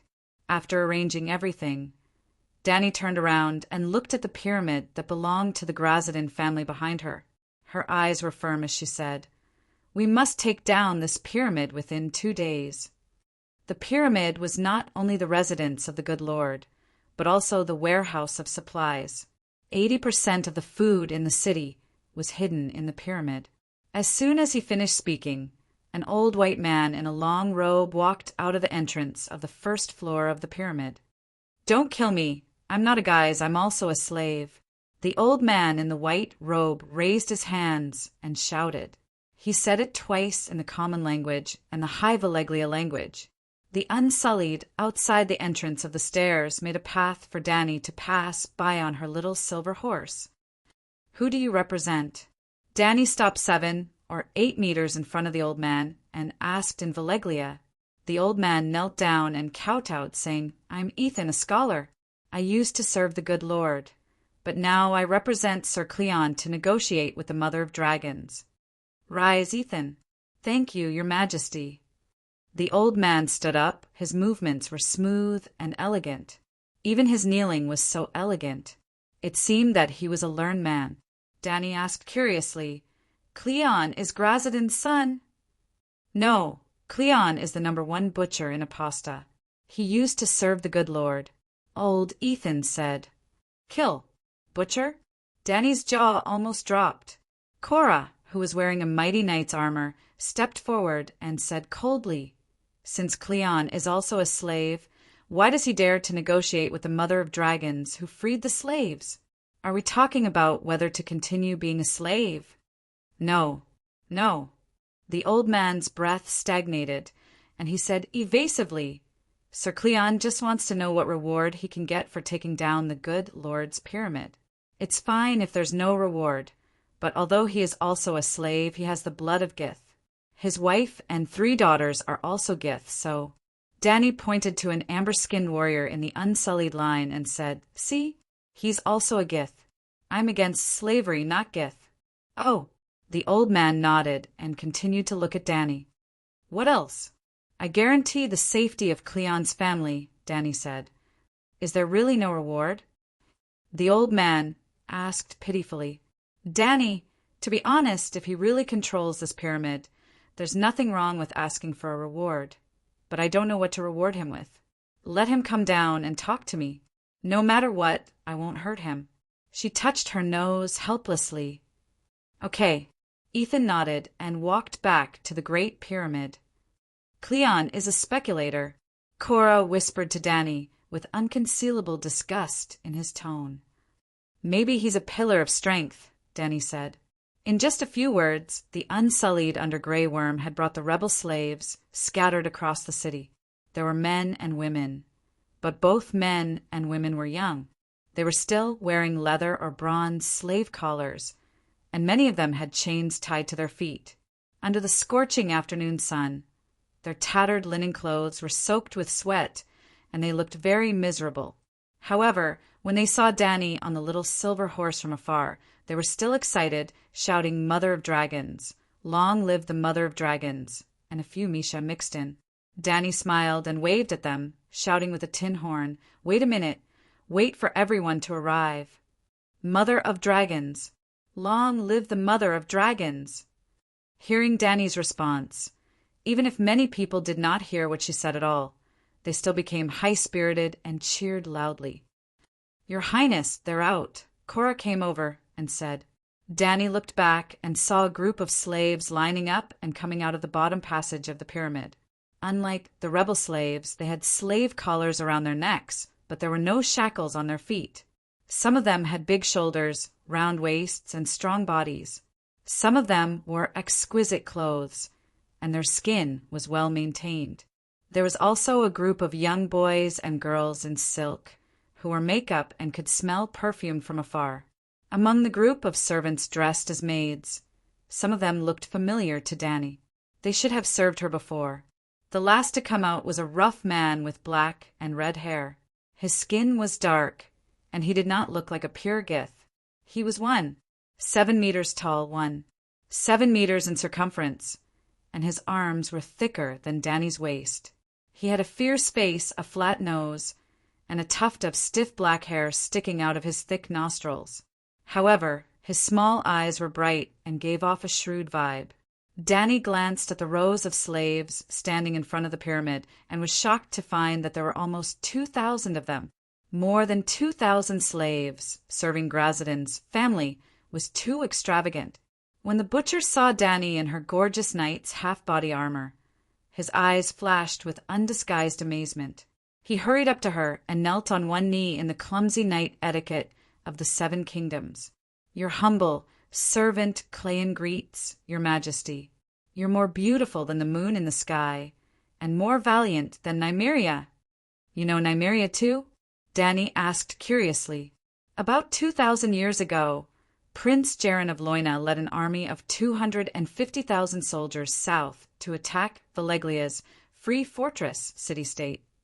He even used a watertight forbidden spell to flood a city, drowning hundreds of thousands of people.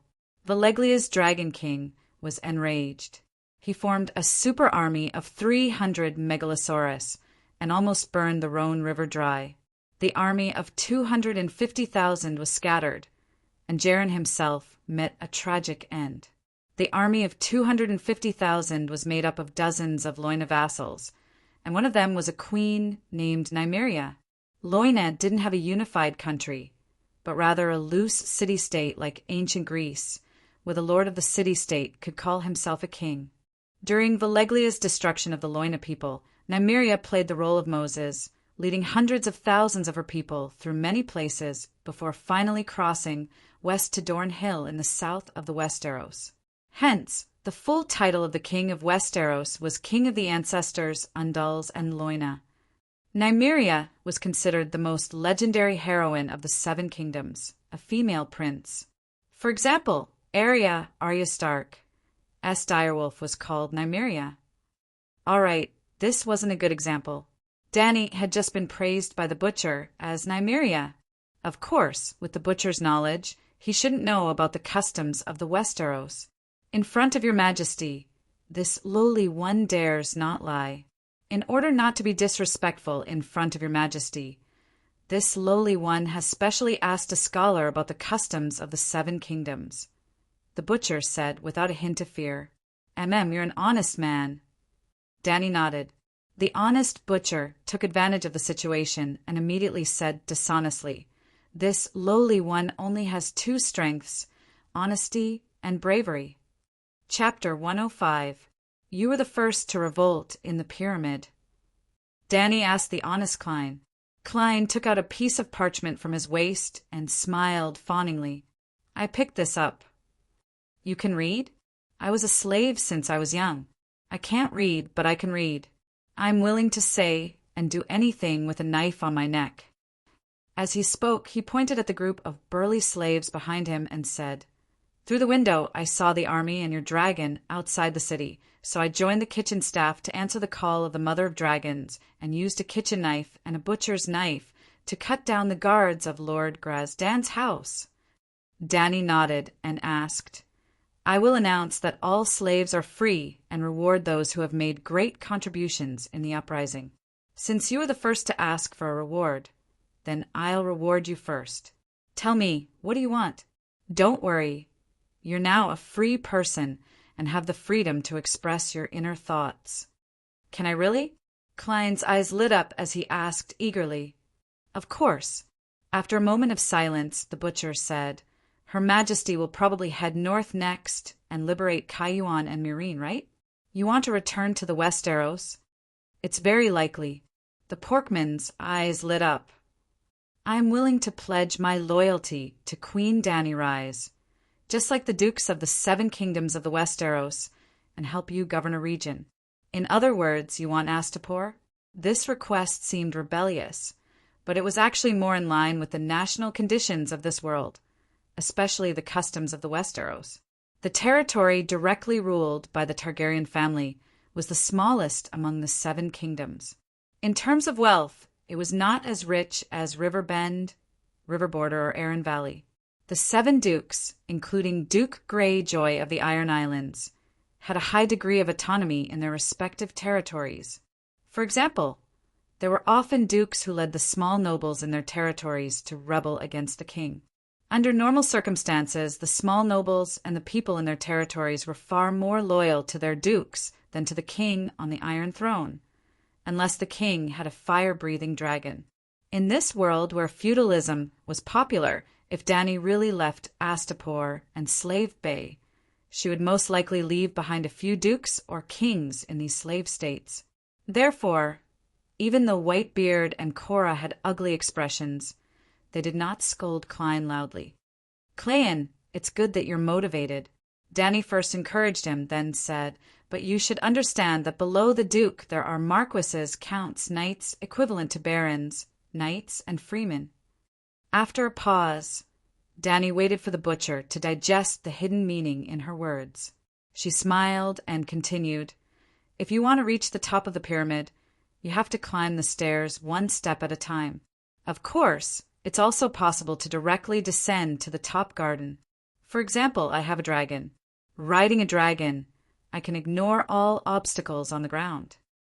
Cleon's expression was a little ugly. He asked stiffly, "I can only become a knight?" Whitebeard's expression was even uglier. He snorted coldly and advised Dany, "The Knights of Westeros represent not only identity, but also noble character. Your Highness, you have to be careful." Cleon squinted at the old man, unconsciously with a trace of murderous intent.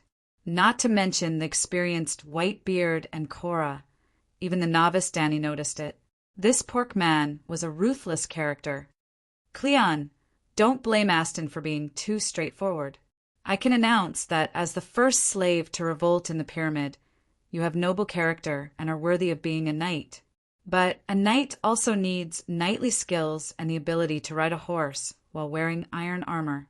Well, you've made outstanding contributions to the Great Pyramid. I'll grant you the status of a knight, half a level higher than a knight. Are you willing to accept?" Cleon's stiff face showed a smile, and he shouted, "Knight Cleon is willing." In a way, Cleon's initiative to ask for a knight's title also helped Dany a lot.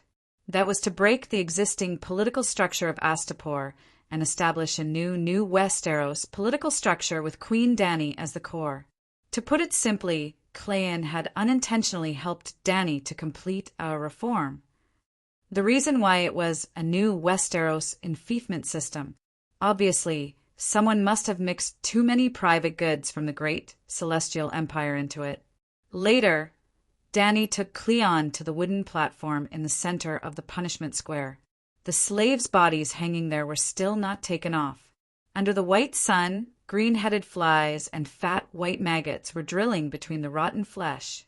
The slaves who were not dead were still twitching unconsciously, and a rotten smell with the smell of sin filled the air. Dani endured the nausea and tried to put on a calm expression. She shouted to the slaves and servants gathered around the wooden platform, "Did you see it? This is a slave. Their fate is not in their own control. They have no self-respect and the right to progress.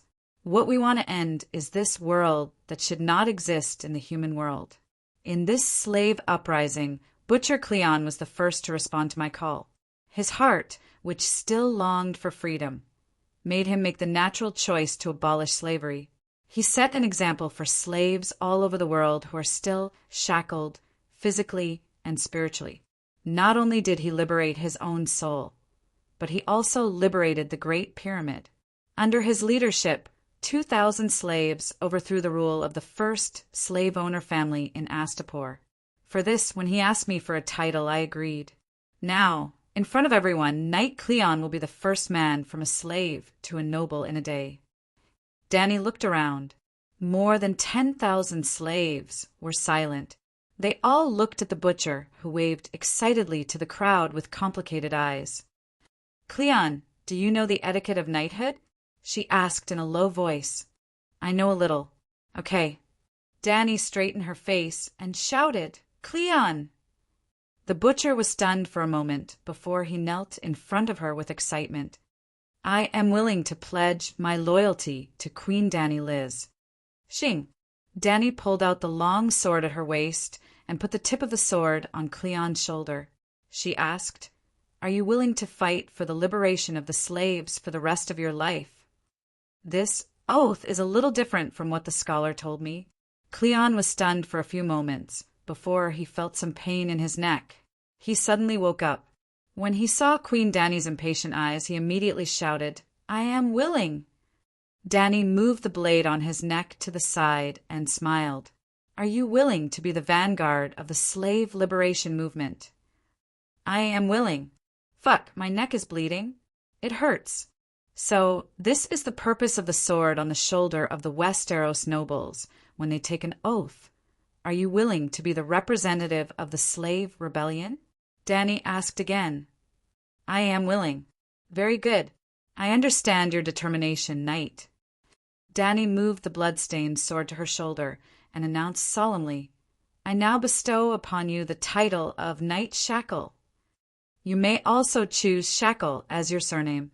Use your butcher's knife to cut off the slave shackles below the harpy's claws. My Knight Shackle Cleon." The Gith people were known as the Sons of the Harpies, and the symbol of Astapor was a harpy holding the shackles in her claws. As for the surname, the Cleon family had been slaves for several generations and did not have a surname at all.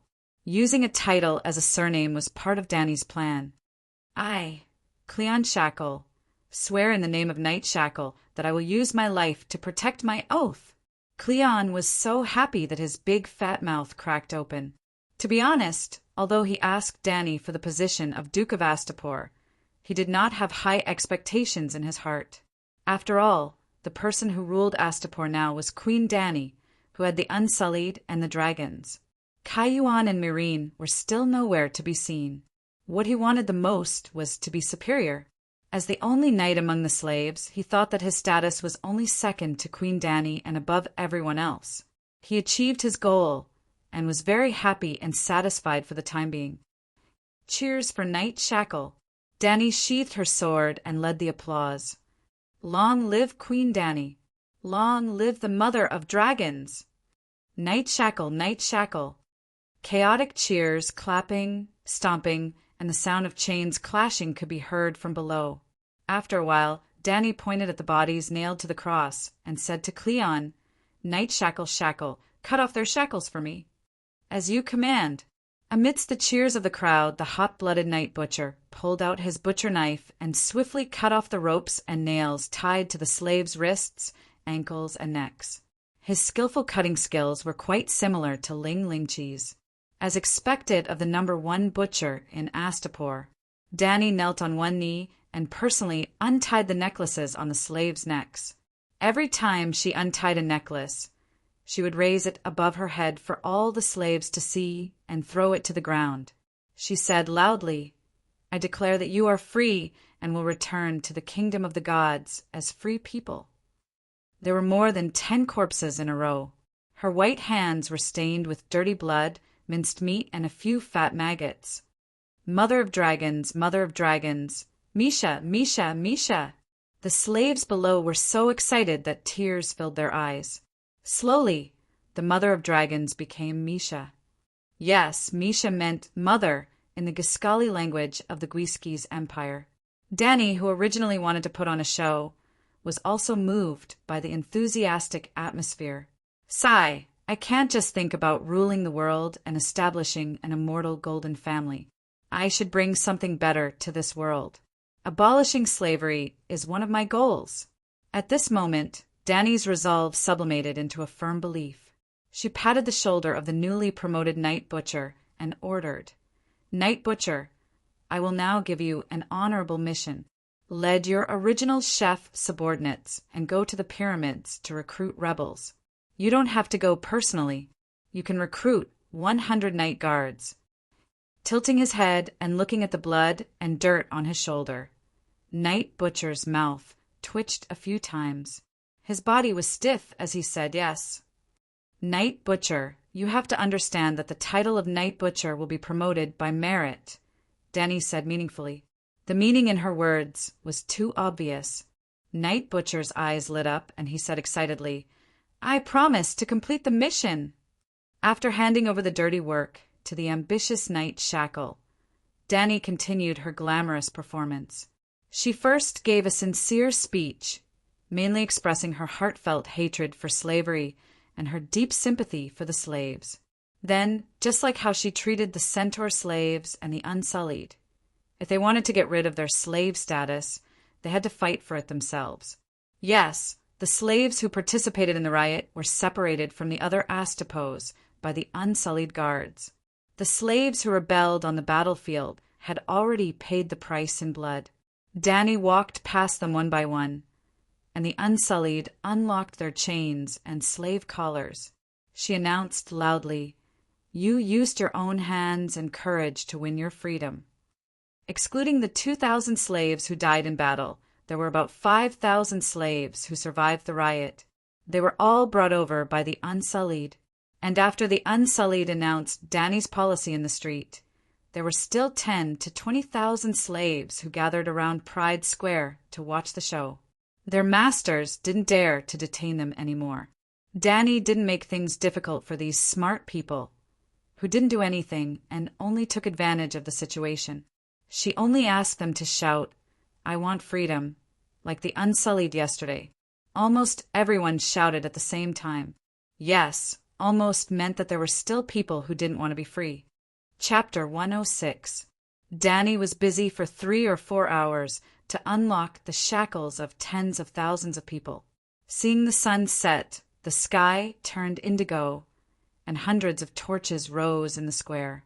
She had no choice but to find 100 Unsullied to help unlock the slave collars.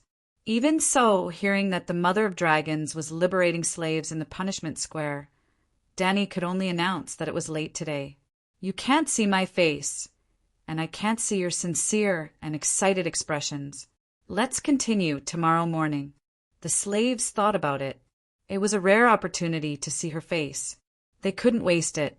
First, they untied the shackles on their hands and feet. Tomorrow, they would come to untie the slave collars.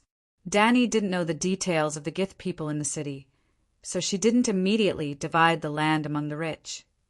The newly liberated free people either pitched tents in the square or on the street for the night, or returned to their original owners' homes, but they were not allowed to hurt the owners of the houses. During this period, Yora sent people to report to her many times that he and Sir Shackles had broken one pyramid after another. Yora led the Unsullied to guard the outside of the pyramids, both to deter the enemy and to prevent the enemy from escaping, while Sir Shackles was responsible for shouting and letting the slaves in the pyramids rebel. By midnight, they had broken down 5 pyramids, all of which were caused by the internal slaves rioting, and then Klein cooperated with them. Those pyramids were like pustules on Astapor's body. When they were squeezed out one by one, Danny had an inexplicable feeling of relaxation and comfort. The last thing that night was to hold a large funeral for the dead rebel slaves. 2,000 people gathered together, covered with firewood and kerosene. Centered on the wooden platform in the center of the square, the bodies were densely piled. Under the light of the fire, Danny held a tin trumpet to mourn the dead. Some of them died in battle, and some died in the hands of the Unsullied, because they jumped from victims to perpetrators. I helped you get freedom, but there is a limit to freedom. Individual freedom can't hurt others, even if they were the wives and daughters of slave owners. Danny was exhausted after a whole day, but she was very excited. She did something that could never be done in modern society, and it was particularly meaningful for the freedom of human beings. Finally, for the first time, she no longer missed her life in the modern world. She was a loner without parents, so she might as well let loose in the other world and do things to her heart's content. However, even if they are guilty, they have done a great service. They have made outstanding contributions to the cause of freeing the slaves. Therefore, I will personally send them off as free people back to the kingdom of the gods.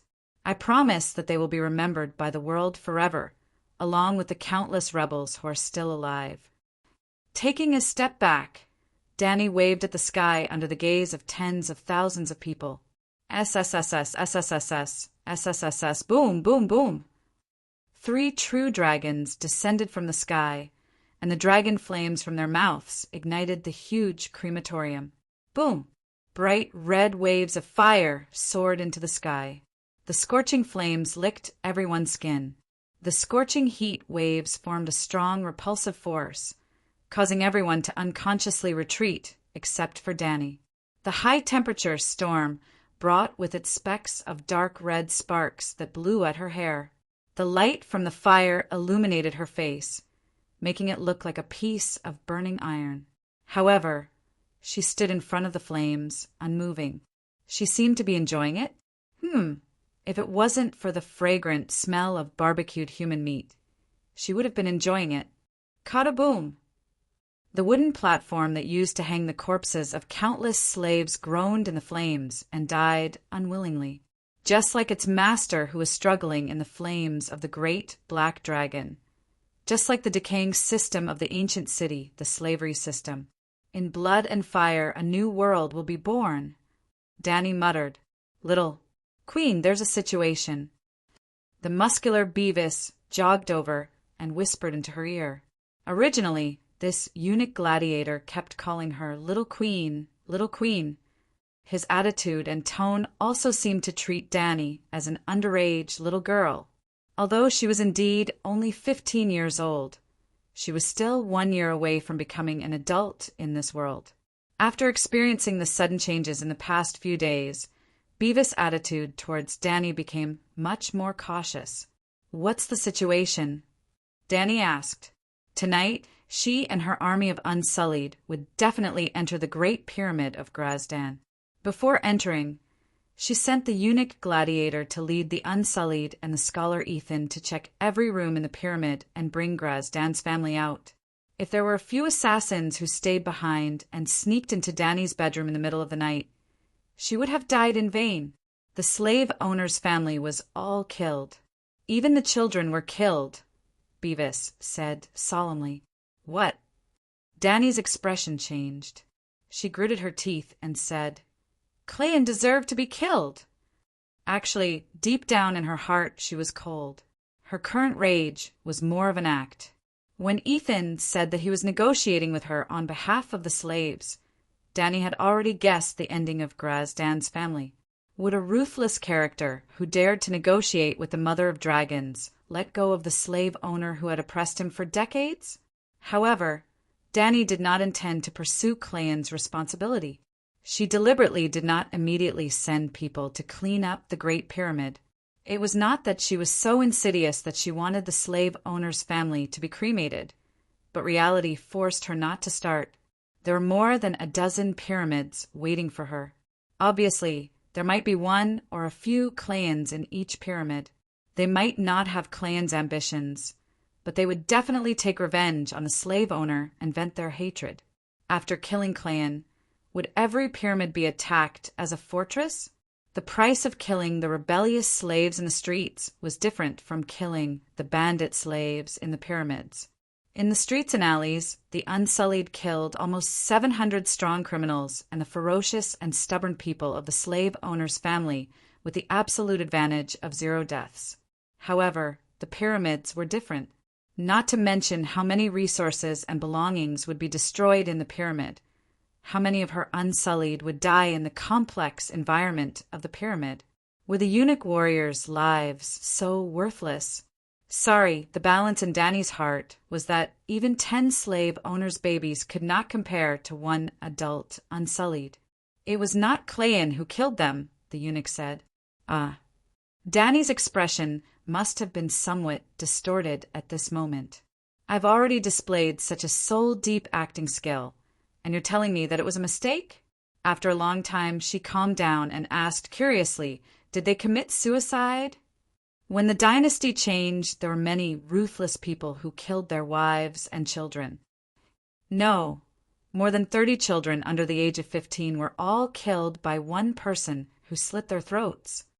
Danny gasped. There's someone more ruthless than Clayan? I didn't even notice. She didn't come out.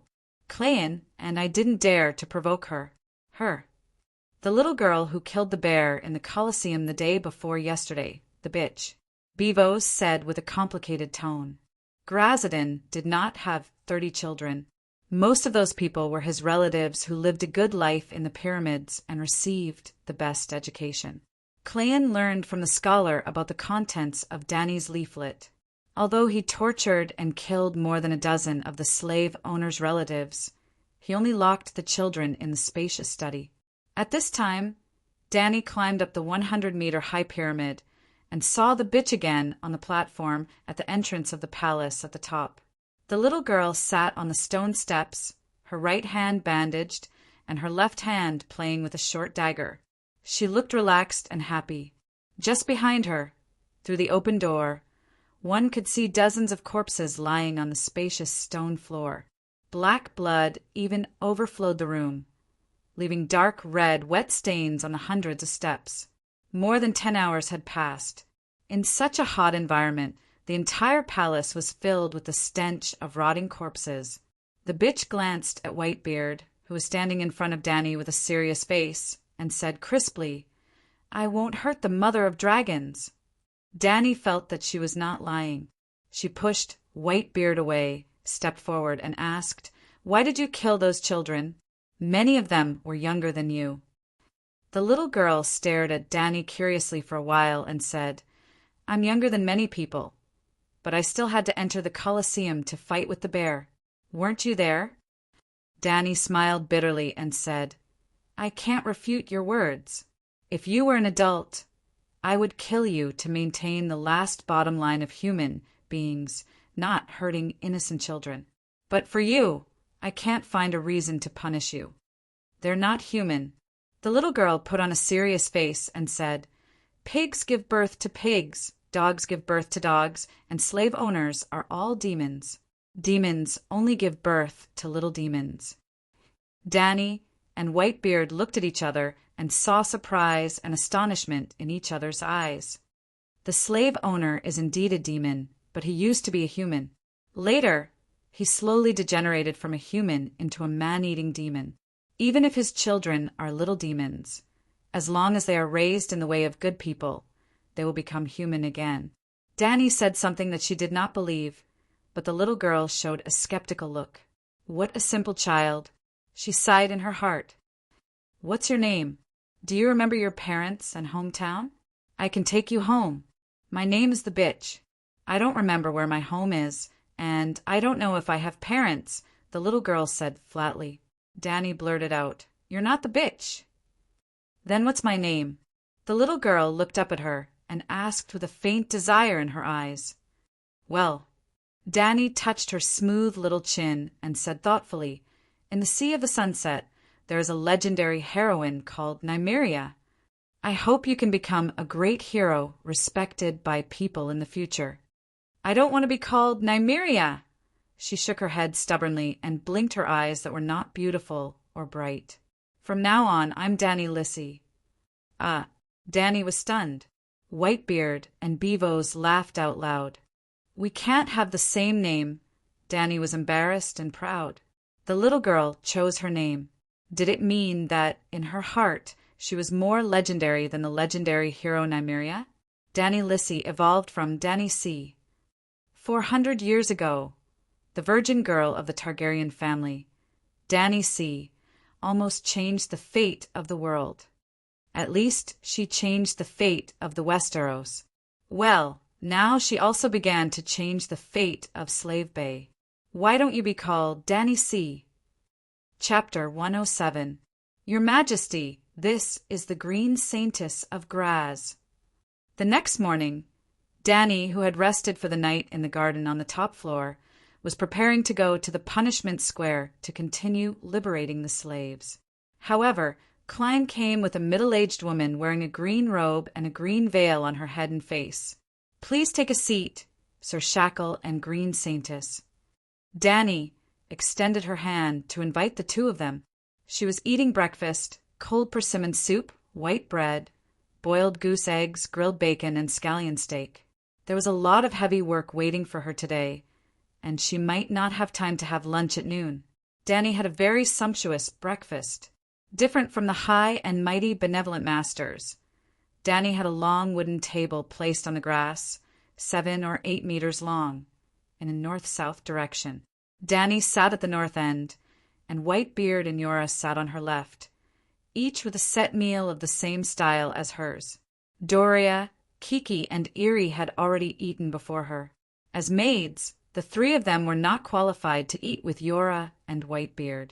Well, in Westeros, the king could sit at the same table with the small nobles, but would not eat with the servants. Danny was not the Virgin Mary and did not want to change this. Instead of changing the etiquette and customs that had been passed down for thousands of years, it was better to find a chance in the future to give the three maids the status of a knight. Sir Shackle and Green Saintess sat on Danny's right side in turn. Green Saintess was magnanimous, and her movements were elegant and skillful. The butcher was a little unnatural, but he was more excited. This kind of most intuitive change in status made him very intoxicated. Doria came over to bring food for the two of them. Danny asked, Green Saintess, did the Unsullied disturb the temple of divine grace? Danny was a novice surgeon before and knew nothing about politics, but she still knew the principle of the important matters of the country, worship and war. There were more than 10,000 Unsullied and 3 dragons, and the military power had always been firmly in her hands. And worship, or sacrifice, referred more to faith and etiquette and tradition. Before attacking Astapor, Danny had arranged for the Unsullied to be in charge of protecting and monitoring the Temple of Divine Grace. He could not allow the Holy Maiden of the Temple to be persecuted in order to avoid causing religious unrest, which was the most troublesome. He also could not allow them to come out and cause trouble for her. The Temple of Divine Grace itself was a weirdly shaped pyramid. The clergy were all female, and they were collectively known as the Saintess. The Green Saintess was the highest priestess among the Saintesses, similar to the Archbishop of the Holy See. There was usually only one Grace Temple in each city, and there was usually only one Green Saintess in each temple. In other words, Grazadin was the religious leader of Astapor. Oh, that's right, this saintess is also called Grazdan, a female variant of Grazdan. The first Grazdan was a great man of the Guji's empire. Every Guji's with a bit of status wanted to be called Grazdan. Your Majesty, the Unsullied are the most obedient warriors. They did not disturb the temple. The Green Saintess took a sip of persimmon soup and said softly, That's good. When the chaos in the city subsides, I'll have them withdraw. Danny made a promise. Your Majesty, how are you going to quell the chaos in Astapor? I mean, Cayuan, Meereen, Zingis, and the other cities will not sit idly by. The green saintess asked nervously. Sigh, I'm not thinking that far ahead. Danny waved her hand and said boldly, I'll roar when I see injustice. When it's time to act, I'll act. 3,000 unsullied are enough to defend Kolar. How many 3,000 do I have? And besides Zingis, who has an iron army, Kayuan and Mirin rely on slave soldiers to maintain their rule. If they have the guts, let them come and see if my Queen Danny's cannons are sharp. Oh, talk big. The more slave soldiers that come, the more warriors that fight for freedom will be sent to me. The more I fight, the more my soldiers will increase. Who knows? I might end up with an army of 1,000,000. I'll scare those slave merchants to death. Even if the worst-case scenario happens and I'm besieged by everyone, I can at least hold on for 2 or 3 years. In 2 or 3 years, won't I still sweep through the world with 3 dragons? The green saintess sighed and asked, Your Majesty, what's your goal? Don't you want to return to the Westeros? Danny's eyes flashed, and she asked, Your Excellency, may I ask what god your temple believes in? Harpies? No, we don't believe in harpies. In fact, the ancient teachings have been lost. The people of Zingis today have little to do with the Zingis Empire. The Temple of Divine Grace does not have the function of spreading faith. We exist for the people. Slavers Bay in the world of ice and fire equals Egypt on earth. Many people thought that Egyptians had always been Egyptians, and some suspected that Egypt's history and pyramids were fake. They did not have a history of 5,000 years, and thought that the pharaohs did not have the tradition of using pyramids as mausoleums. Their reasons were good. If every pharaoh had a pyramid, how many pharaohs had there been in 5,000 years? How could there only be a few dozen pyramids? Many of the pharaohs' coffins were not excavated in pyramids. In fact, the Egyptians were divided into several periods, and the rulers of each period were even different. The line of the ancient pharaohs had long been extinct. Dynasties and nations were different, and their customs and traditions, and even their beliefs, were different. Moreover, most of the time the pharaohs did not establish a unified empire, and their national power was not enough to build pyramids, just like not all the dynasties of the Great Celestial Empire were Han and Tang dynasties. Therefore, although there were many pharaohs, not everyone was qualified to have a pyramid. Or, at that time, the pharaoh's race was not popular to be buried in pyramids. The gods they believed in did not have the doctrine of resurrection from the dead. The Zingis of Slavers Bay were similar to the Egyptians. Although they were called Zingis, they were not the same race as the Zingis of 5,000 years ago. Their culture and beliefs had also undergone fundamental changes. Valeglia would not allow them to have strong and cohesive beliefs. The Temple of Divine Grace has 7 saintesses. The green saintess is the highest priest. The blue saintess is the doctor. The white saintess is a girl of noble birth who learns the skills of a woman in the temple. They can choose to become saintesses of other colors. The pink saintess is an attendant. She can be the maid of noble people. The gold saintess is a scholar. She can educate the children of rich families. The purple saintess can be the housekeeper of rich families. Speaking of this, the green saintess sighed and said helplessly, The pink saintess, the gold saintess, and the purple saintess are all products of the Valeglia era. But now, there is almost no meaning for them to exist. Every generation, the green saintess still needs the pink saintess to serve her. The gold and the purple saintess are almost eliminated. Now, the red saintess is the most popular. What is the red saintess? Danny asked. Ahem. Cora coughed a few times with an unnatural look. His expression was a little awkward. The green saintess' expression did not change. She said indifferently, The red saintess is the holy prostitute. We do not avoid the pursuit of physical desire. The most exquisite residence in the temple is the Garden of Desire. The red saintesses wait in the Garden of Desire every night, waiting to be picked by men. If no one is picked, they will wait until dawn. Danny did not pretend to be shy or blushed. She had already noticed that from Slave Bay to Queers, the atmosphere of society was unusually open, revealing half of one's boobs and drawing erotic pictures on the city wall. These were simply unimaginable in the ancient times of the Celestial Empire. Looking at the Divine Grace Temple's actions, it seems that they do not support slavery, Danny said.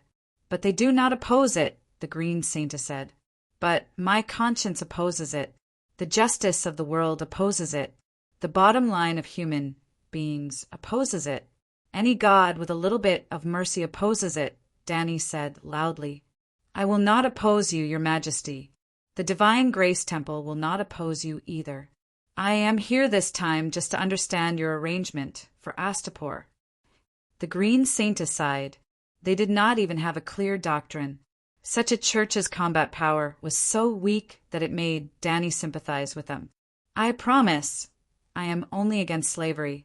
If a queen cannot bring a better life to the people, then she might as well abdicate. Green Saintess, I will only make Astapor's life better. Of course, this is for the majority. Danny said solemnly, I understand. It is time to say goodbye. The Green Saintess stood up and prepared to leave. Wait a minute. Danny stopped her and said, I hope that the Divine Grace Temple will be more deeply involved in the city's construction in the coming days. What do you mean? The Green Saintess was confused. No matter how wise a king is, he cannot rule a kingdom alone. When a king rules a kingdom based on his own will, his kingdom is not far from destruction. The Green Saintess was deep in thought. Cora looked at Danny in shock. He did not expect her to say such a thing. Whitebeard looked excited. His eyes were a little watery. I will organize a council to manage this city. Green Saintess, you are qualified to be a council minister. Danny looked at the graceful high priest and asked, Are you willing? Thank you, Your Majesty, for giving me this opportunity. I am very grateful. The Green Saintess replied excitedly, Very good. Now you can perform your duties. Danny smiled. When the Green Saintess sat back down at the table, Sir Shackle asked, Your Majesty, may I ask, am I qualified to be a council minister? Of course. You are the first Astapor noble under my command.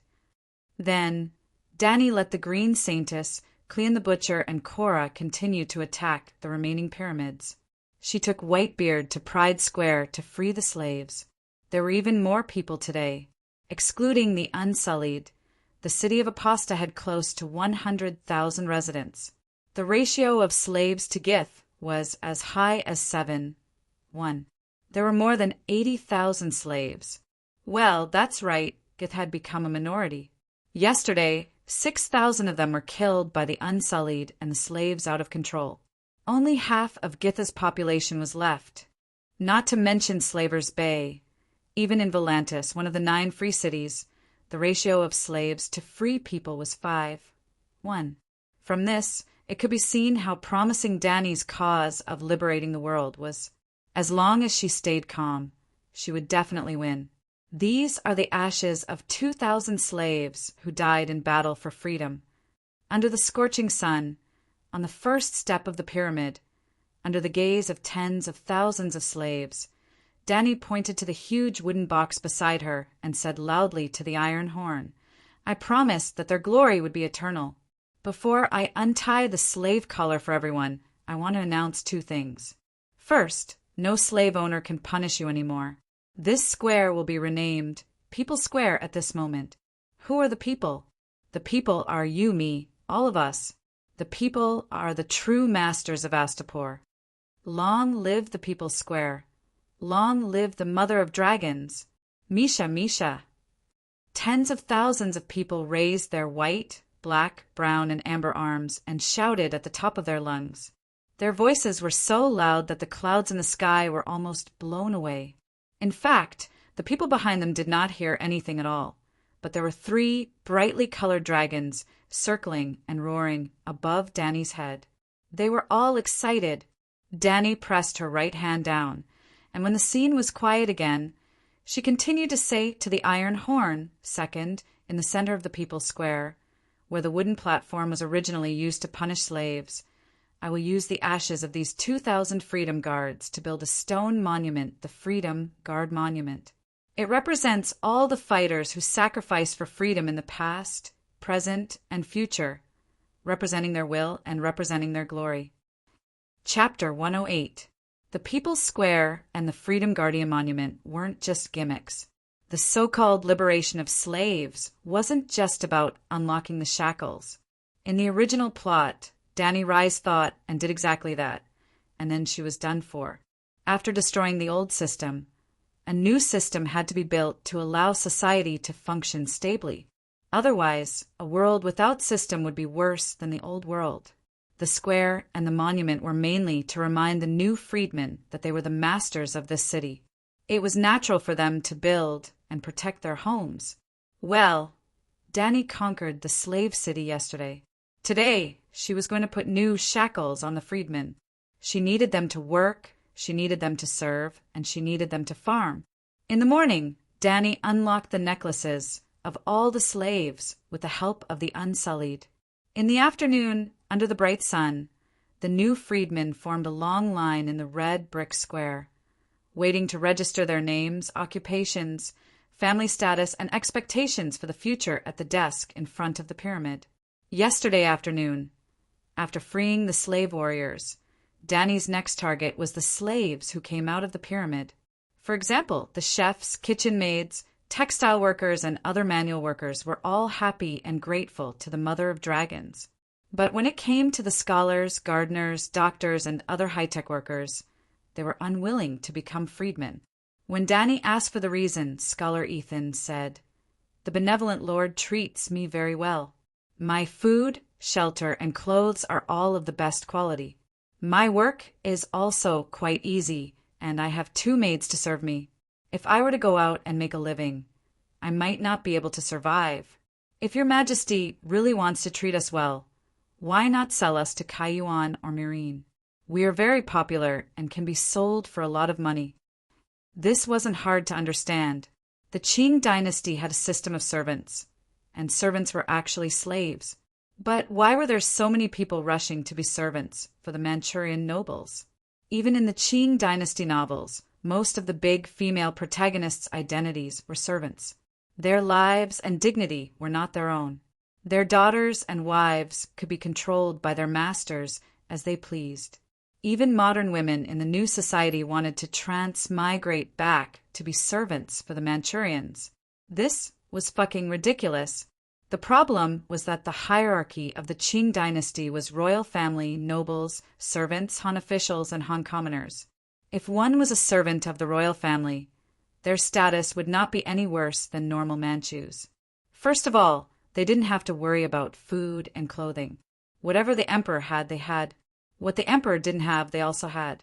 Secondly, they had power. As the saying goes, if you want to hit a dog, you have to look at its owner. Under normal circumstances, who would dare to hit the emperor's dog? Finally, there was the future. Would there be no future if he became the emperor's servant? Ha! How many imperial princes and imperial grandsons were born from Bao-yi? Even the Jiaqing emperor's mother was also a concubine. This was the core motivation of the transsexual women. There was also the famous Chao Shuiqin. His family had led the Jiangning weaving industry for 3 generations. His position in Jiangnan was second only to the governor of Liangjiang, but his identity was still that of an aristocratic family of the imperial household. Scholar Ethan and the others were in a similar situation. Dani's method of dealing with them was simple. Since they were so cheap, then they could be her slaves. That would save her a lot of money. Just like now, dozens of scholars each had a table, a chair, and a parasol over their heads. They were neatly arranged under the steps of the Great Pyramid. Under the scorching sun, they helped the freedmen register their identities and issue identity documents. They were all sweating and panting. Dani did not need to pay them a copper coin. Slaves working for their masters did not need to be paid. However, she did not hide in the Great Pyramid to cool off. Instead, she moved a chair to sit in the middle of the desk and personally answered the difficult questions of the freedmen. In this world, Especially in Westeros, the king had the responsibility to meet the complainants at a fixed time. To put it in a simpler way, the king equals the neighborhood committee and plus the county magistrate. Those who were wronged, those who encountered difficulties, and those who wanted to talk to the king could all line up at a fixed time to wait for the king's summons. If the king was lazy, he would let the king's hand handle it. For example, Ide Stark sat on the Iron Throne and accepted the complaints of Sir Clegane's atrocities from the people of Hudgian, which led to a series of events such as the Brotherhood without flags and Madame Stoneheart. Oh, this was different from the ancient times of the Celestial Empire. In the history of the Celestial Empire, which prime minister dared to sit on the throne of the emperor? But here, the king's hand could represent the king and sit on the throne of the emperor. They controlled the country's military and finances, and they also had the power to appoint and dismiss officials. Other than not being able to sleep with the king's wife, they could do anything the king could do. The weight of the prime minister's power was enough to make the powerful ministers of China envious. But in the 300 years of the Targaryen dynasty, including the Robert and Lannister dynasties, not a single king's hand rebelled. They were all very obedient. If the king wanted to kill them, they would kill them. If the king wanted to exile them, they would pack their bags and leave the Westeros without a word. The main reason was that in a feudal country, the king's hand was only the king's hand. They only represented the king. The king's prestige would be greatly reduced if he left the royal territory, let alone the king's hand. If any king's hand dared to rebel, countless nobles would immediately raise their troops and teach them a lesson. In addition to fulfilling her obligations, Dany also wanted to learn more about the living conditions and demands of the people in the process of meeting the new free people. Then, she would try to select a few useful talents. The honest people who didn't have much talent would usually follow the crowd. They would do whatever the Mother of Dragons arranged. The people who really came to Dany either had some advanced ideas because of their own talent, or they were like Cleon, unwilling to be left out and had the heart to climb up. Dany would of course be wary of the latter, but there were no useless pieces on the chessboard. As a chess player, she had to be good at making use of every piece. She still remembered the example of Zanja. She was clearly the heroine of the first people of the Juggernauts, but she only left behind a series of unpleasant names such as Zebra Face, Infertile, Cruel, and so on. She couldn't interfere with the bad things, but she also could not do it. In this way, Cleon and the others could be used. When the Green Saintess came over in a small sedan, she saw Dany bending over the table under the umbrella, writing and drawing on a white sheepskin scroll. She was also talking to the people of the Summer Islands opposite her. "You can do it without worry. I will lend you a sum of money without interest. You just have to pay it back within 10 years. If the goods can't be sold every quarter, well, once every 3 months, I will buy all the stock according to the market price." "Thank you, Your Majesty." The young black girl wiped her tears and kept bowing until she noticed the Green Saintess figure. Then she left. The people in the queue behind also took a few steps back, leaving room for Dany and the Green Saintess to talk. "What does she want to do?" the Green Saintess asked curiously. "Her name is Lisa. She is a textile worker. Her embroidery skills are not inferior to the weavers of the barbarian palace." Dany handed over a handkerchief embroidered with a beautiful peony pattern and smiled. "She wants to open a clothing store, but she doesn't have the capital. She is also worried that no one will buy the goods in the store. I will give her a 10-year interest-free loan to help her open the store. If the goods can't be sold, I will take all the money." The Green Saintess' wisdom told her that Dany's action had a deep meaning. However, her shallow experience and knowledge prevented her from further peeking into the truth. "Why did you come to me?" As she asked, Dany asked Ji-Chi to pour the Saintess a cup of cool and sweet lemonade from the jar. Dany did not follow the example of other kings and queens who sat on the throne, while the audience stood below to show their majesty. Under such circumstances, how could she listen to the truth? Her wooden chair came from the good Lord. Although it was spacious and luxurious, the saintess opposite her also had a chair. She could talk to Queen Dani face to face. The green saintess sat down and looked at the bright sunlight around her. She felt like she was sitting on a burning pit. She wiped her forehead and sighed. "Your Majesty, you should receive visitors in the pyramid. The pyramid is too high. Ordinary people can't reach it or see it," Dani said with a smile. The bottom of the pyramid was very low, but it was mostly prisons, warehouses, and servants' residences.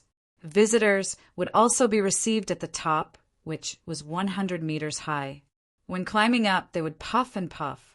When climbing down, they would puff and puff. If it were her, she would hesitate to see the cheap queen. Moreover, the trial process without the audience was not a mirror hanging high. The green saintess hesitated and said, "But the queen receiving guests in the square is too. In a few days I will transform a spacious hall at the bottom of the pyramid to receive ordinary people," Dani said. "This." The green saintess's face changed behind the green silk. "Your Majesty, the nobles of Gith used to mummify the bodies of their ancestors at the bottom of the pyramid." Don't worry, saintess." Dani waved her hand, picked up the porcelain bowl on the table, and drank half a bowl of lemonade. She sighed comfortably. "Even if they are all evil slave owners, since they are dead, I won't hurt their remains.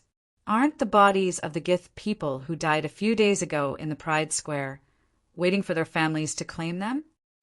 Thinking of the rotten square, the green saintess couldn't help but turn pale. How many people died who would come to claim their bodies? In the hot summer, after a few days, the bodies had turned into water.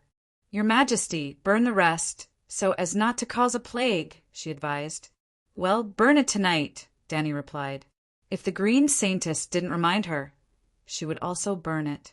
She had made it clear before that the time to claim the bodies of her family was only 3 days. After 3 days, the rest would be burned immediately. There was a notice on the Pride Square: "I will move the coffins in the pyramid to a pyramid." In this way, it will not violate the tradition of the nobles of Gith, but also leave a lot of space for other purposes. "Your Majesty is wise." The green saintess was very pleased with Dani's intentions and said, "I came to see your Majesty for 2 things. First, there are still 3 pyramids occupied by the nobles. If they are willing to surrender, how will you deal with them? Second, there is the problem with Sir Shackle-Style. In the process of recovering the 15 pyramids, 12 families were killed. Only a few families left with children under the age of 5. The nobles in the other 3 pyramids surrendered, but the knights still killed all the adults over the age of 14. Seeing Dani's serious face, the green saintess advised, "If you only want to rule Astapor, it is fine. But you have a grand ambition to change the whole of Slave Bay. You know, Astapor is only a border city in Slave Bay. Kayuan and Marine have more and bigger pyramids, and there are also strong walls outside the pyramids. I have given strict orders to only kill the most heinous slave owners and never harm their children." The leaflets scattered on the pyramids and the notices pasted on the streets and alleys all made it clear. 2,000 freedom guardians died in the uprising, and almost half of them died in the hands of the Unsullied because they violated the bottom line I set, Dani said slowly. "But the great pyramid behind you was destroyed, and no one came out to take responsibility. So, Sir Shackle had nothing to worry about. He seemed to have found an example in the other pyramids, and before they opened the gates to surrender, he killed the entire family of the merchant." Chapter 109. On the 3rd day after breaking through the city gates, all the pyramids fell into Dani's hands. Excluding the strange pyramids with circular domes, like the Temple of Divine Grace, there were a total of 18 pyramids. The tallest belonged to the great slave Lord Grazdan, 100 meters, and the shortest was less than 50 meters. 8 of them were exterminated, 4 of them only had a few children under the age of 5 left, and 3 of them lost all their adults, leaving only the minors under the age of 14 alive. In the last 3 families, Danny did not execute a single person because of the appearance of the green saintess. In another week's time, the entire city was cleaned up by the Unsullied. Whether it was the new freedmen or the original guys, civilians, there were more than 123,000 people. Well, the 18 pyramids and the accompanying Colosseum contributed tens of thousands of slaves. The ratio of freedmen from slaves to guy civilians was close to 20:1, and Estapo fell completely into Danny's hands. When the document registered the freedmen, they were divided into 5 classes by soldier, farmer, worker, merchant. Simply put, skilled craftsmen were workers, and they could also choose to start their own business like the textile worker Lisa and become a small merchant. For honest people who were unskilled and illiterate, or those who had family ties, Danny would allocate dozens of mu of fertile land to them and go to the Worm River Plains outside the city to be farmers. For example, the original slave soldiers and gladiators were incorporated into the militia by Danny, and Knight Yora was responsible for training them into a regular army. Well, this would also be a process of elimination. The elite militia would be drawn out and incorporated into another team, and the unqualified would become local guards like the police and constables. At present, the Unsullied were still in charge of maintaining order in the city, but their best use was in the War of the Wild Legion, and it was too wasteful to put them in the city as guards. Those who were literate were counted as soldiers, but the taxi under Danny's command and the scholar bureaucrat were two completely different concepts. The true power was in the hands of the nobles, who could hold a knife and kill people. In this world, there would never be a scholar bureaucrat. Because the social structure of this world was open, it was impossible to live a small life behind closed doors like Huaxia Chao. Without a doubt, scholar bureaucrats were beneficial to maintaining royal rule. If one wanted to centralize power and become a true emperor, scholar bureaucrats were the emperor's best helpers. But at the same time, no matter which dynasty, when the scholar officials came to power, the power of the country would inevitably decline. It was easy for martial artists to cause chaos in the country, but the military power was really strong. In a relatively closed environment like the Celestial Empire, no matter how weak a unified empire was, it was still stronger than the barbarian kingdoms nearby. As long as the government was clean, most of the time, it could still be a comfortable big brother. But this world is open. If your military power is weak, you can't survive. Therefore, the Westero City of Learning had been around for thousands of years. Almost every aristocrat had a scholar to guide them. The scholar's knowledge and experience were several times or even dozens of times better than the scholars of the Celestial Dynasty. However, the scholar still could not become a powerful scholar official class. Well, I really don't mean to belittle the ancient scholars of the Celestial Dynasty or to elevate the status of scholars. The scholars in A Song of Ice and Fire were super awesome. Art, literature, mathematics, and agriculture were just the basics. Philosophy, archaeology, astrology, medicine, anatomy, magic, occultism, and so on were all subjects that one had to dabble in. Moreover, the scholars were not just studying. The birth of each scholar was extremely strict, and their action power was extremely strong.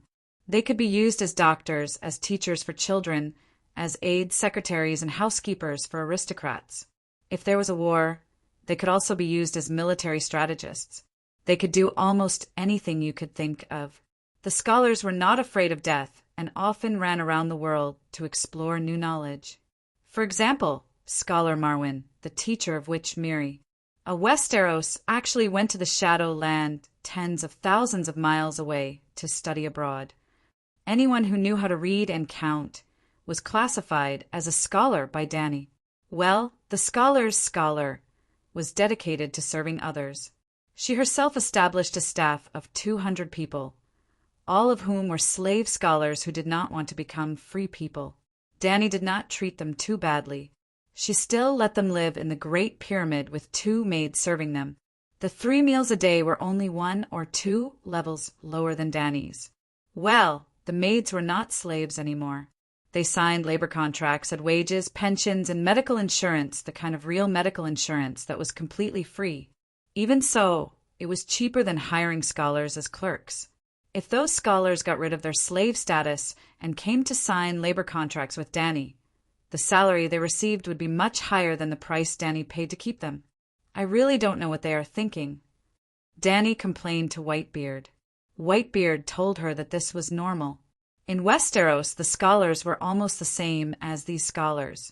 They did not take a salary and served their lords for free for the rest of their lives.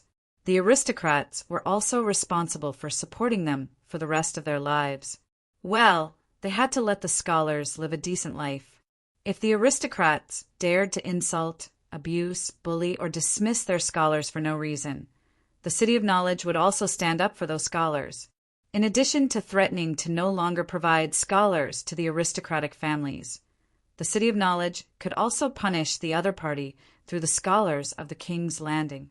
Without the scholars, there would be no one to manage the messenger crows. The aristocrats could not even communicate with the outside world. As one of the ministers of the council, the scholars were eligible to participate in the imperial conference. Although Danny had artificially delineated the 5 major classes, these new social classes were very unbalanced. Counting the service industry, workers accounted for more than half of the population. There were more than 50,000 people, mostly women. There were 30,000 soldiers. The older ones were 50 or 60 years old, and the younger ones were only 8 or 9 years old. Only a few thousand Jith people chose to be merchants, although they had few businesses and shops. There were too few people who chose to be farmers. Almost all of them were cowardly farming people such as Raza and Naz. These days, except for the Jith people who had families and businesses, the new free people in the city relied on Danny to support them. Although there were sufficient materials in the pyramid, this kind of life of eating from the same pot could not last long. Therefore, she must restore the normal order of the city as soon as possible. In the new society under the new system, the first priority was to clarify the laws and regulations. 10 days after the defeat of Astapor, the mist of the early morning dissipated like a phantom. The red sun was like an egg yolk. Before it rose to the top of the Great Pyramid, the red brick square had begun to heat up slightly. Woo-woo, a long and low horn, sounded at the top of the Great Pyramid, and the whole city quickly woke up under a strange power. In the 10 days that the Mother of Dragons ruled Astapor, there were several similar situations. The citizens knew that she was summoning the city's residents to gather in the People's Square. I heard that this is the sound of the dragon horn.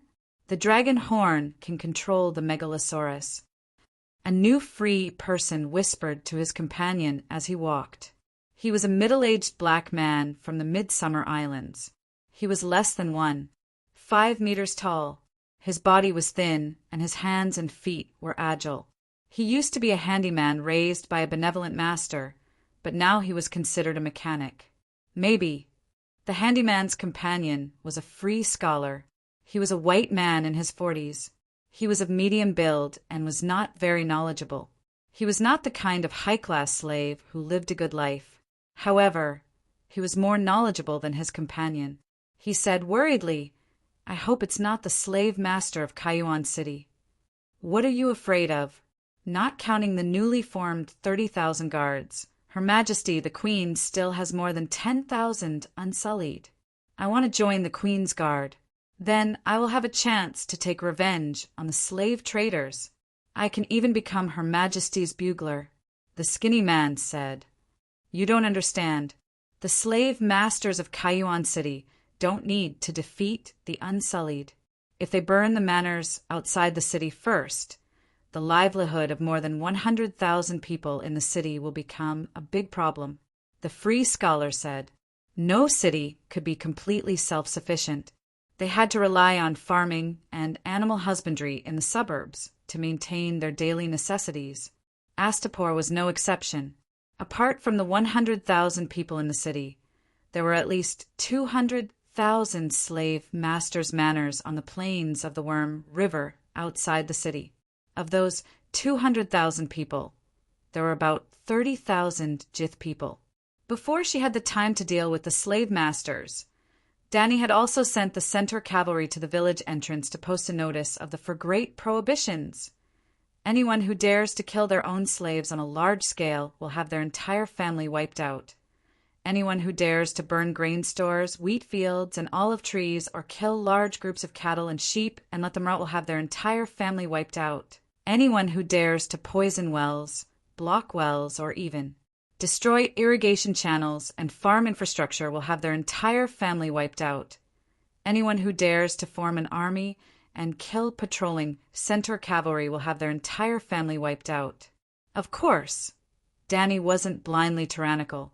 Behind the 4 prohibitions was a placating letter to the Jith people.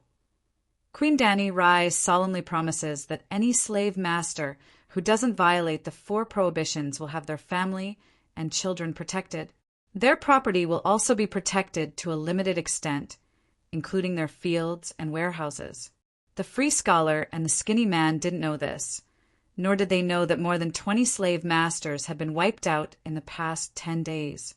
If slave masters could be frightened by a few notices, they wouldn't be evil slave masters. Some shrewd guys deliberately set fire to grain stores and olive groves, hoping to attract centaur patrols, and then they would wait for them to catch them all in one fell swoop. Unfortunately, the ideal was vivid and full, but the reality was cruel. The work of household registration for the new freedmen was indeed complicated, but it was all done by the clerical team. Danny herself was quite idle. While practicing swordsmanship with Whitebeard, she received a few citizen visitors. Her days were very relaxed and comfortable. Therefore, she had time to act as a scout for the centaur cavalry. Before every operation, Blackie would fly around the manor to see the situation of the Jith people clearly. The black dragon would even land on the ground and draw a map of the manor's defenses with its claws. The next step was simple.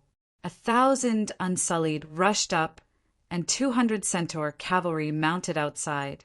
Almost all the rebellious manors were swept away in one wave. Then the heads of the slave masters' families were put on spears by the centaurs and run around the village. The rest of the people were honest. Well, Danny's so-called wiping out of the family was not the whole family. Only the adults were killed, and the children under the age of 14 were temporarily locked up. She would deal with them after she was done with this. There were 2 reasons why she didn't directly send the Unsullied to flatten the manors. First, she was afraid that the manor owners would be driven to desperation and frantically destroy food and production materials. Second, the casualties were too high. With the help of the big gang, 18 Unsullied and 22 centaur warriors died in quelling the unrest in more than 20 manors, while the other side only paid more than 1,000 Jith farmers. The idea was not 1,000 Unsullied plus 200 centaurs versus 1,000 Jith people.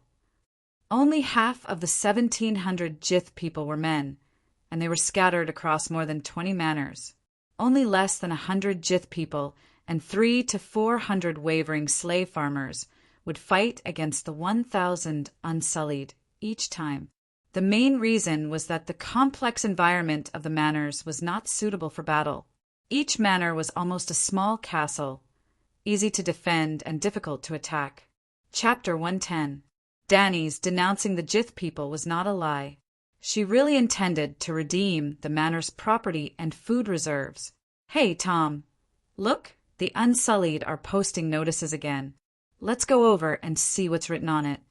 Before the Freedom Guardian Monument was erected, Danny ordered the craftsmen to build a low wall around the people's square to act as a BBS bulletin board for Astapor. If Danny had any decree to issue in addition to posting notices on the bulletin board and streets, she would also let the Unsullied carry this copper gong and scatter it in every corner of the city.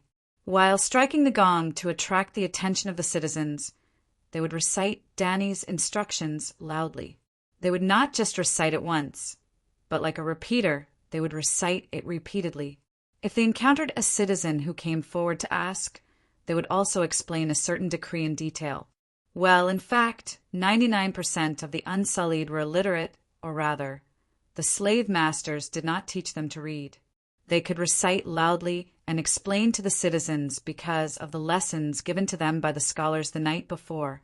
Danny commanded the scholars, and the scholars conveyed the holy will to the Unsullied, and the Unsullied went to the streets to let the citizens of the city understand Queen Danny's instructions.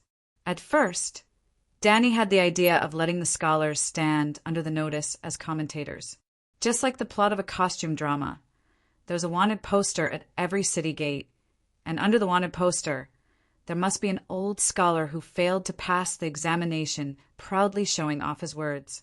When the old scholar explained the notice, the illiterate people around him would follow with, "Oh, yeah." Unfortunately, those scholars were pretentious and were unwilling to do it. "Your Majesty, it's not that I want to go against your will, but the king will not use Edu porcelain as a chamber pot. When the benevolent lord bought me, he spent a total of 1,888 gold coins. I am proficient in history, literature, poetry, musical performance, and other knowledge. When I was 25 years old, I also obtained a senior scholar certificate in the Volantis Great Library. I can't be confused with a street performer." At that time, Ethan cried to Danny. Then Danny asked Cora, "The ransom of a Westeros knight is usually 100 gold royals." "About 300 gold coins." Cora nodded with an ugly expression. First volume of Danny Lys Codex, preface. I am Danny Lys Targaryen. I establish this codex so that the light of justice may shine upon the land and destroy all sin and evil, so that the strong may not oppress the weak. Tom, the freelance scholar, read the words aloud. "So it's the code of laws." The skinny technician said in disappointment, "Jerry, you don't understand. The law is the foundation of governance, the pillar of the country. Now I can rest assured." Scholar Tom laughed. "Don't worry about what?" Skinny Monkey asked doubtfully, "I've been worried that Her Majesty the Queen would leave with the Unsullied after liberating Astapor. After all, she wants to return to the Westeros to restore the Targaryen dynasty. If that's the case, we'll be doomed. What does the Codex have to do with her leaving?" The technician still didn't quite understand. The freelance scholar shook his head and pointed in the direction of the Great Pyramid with an excited expression. He sighed and said, "Queen Danny Alice is more wise and brave than I thought. She really wanted to change the world, and she had the ability to change the decaying old world. It's not like what I was worried about. The liberation of the slaves was just a momentary outburst of sympathy for a little girl." "Hey, Mr. Scholar, stop sighing. Hurry up and tell us what's written on the notice." The illiterate citizen beside him stomped his feet impatiently. "Oh, let me see." The freelance scholar shifted his gaze to the notice wall again and read aloud. 1. Under the gods, the people of the world have different identities, but they are all born free.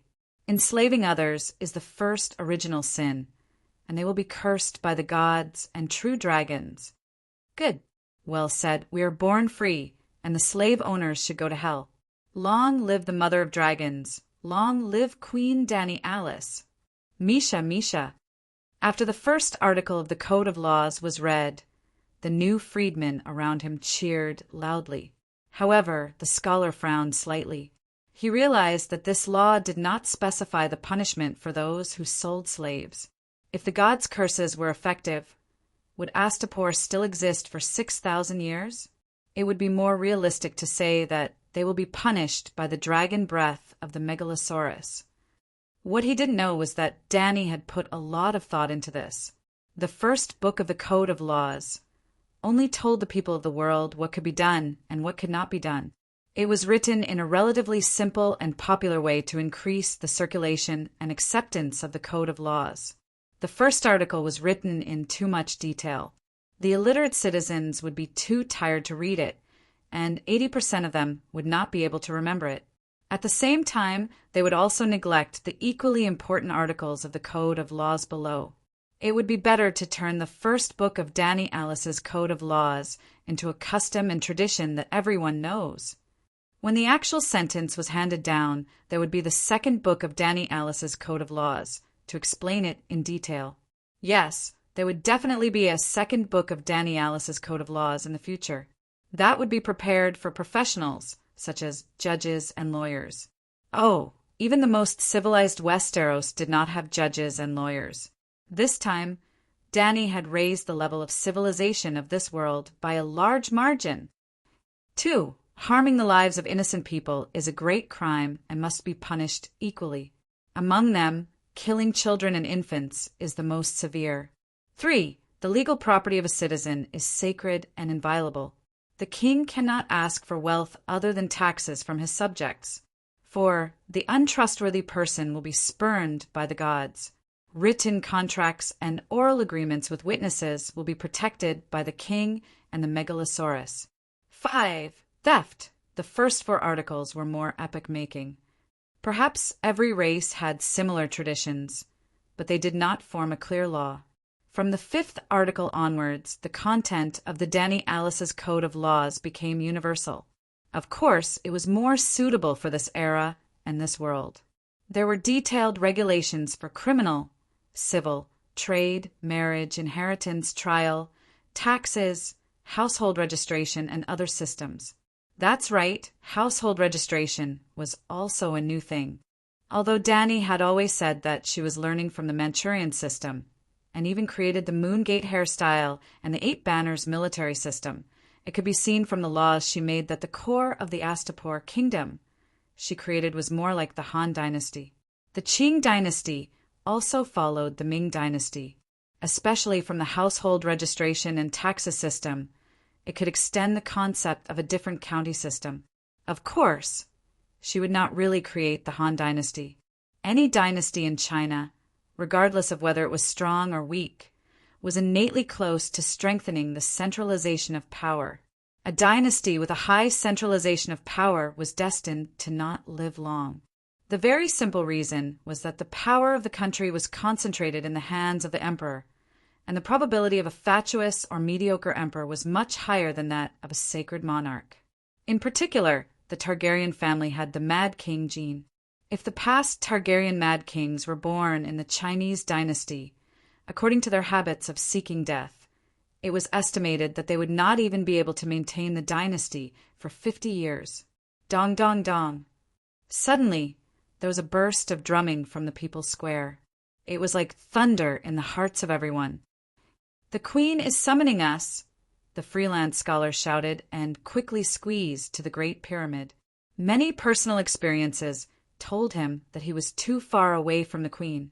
Other than shouting, "Long live the Queen," with the crowd, he could not hear or see anything else.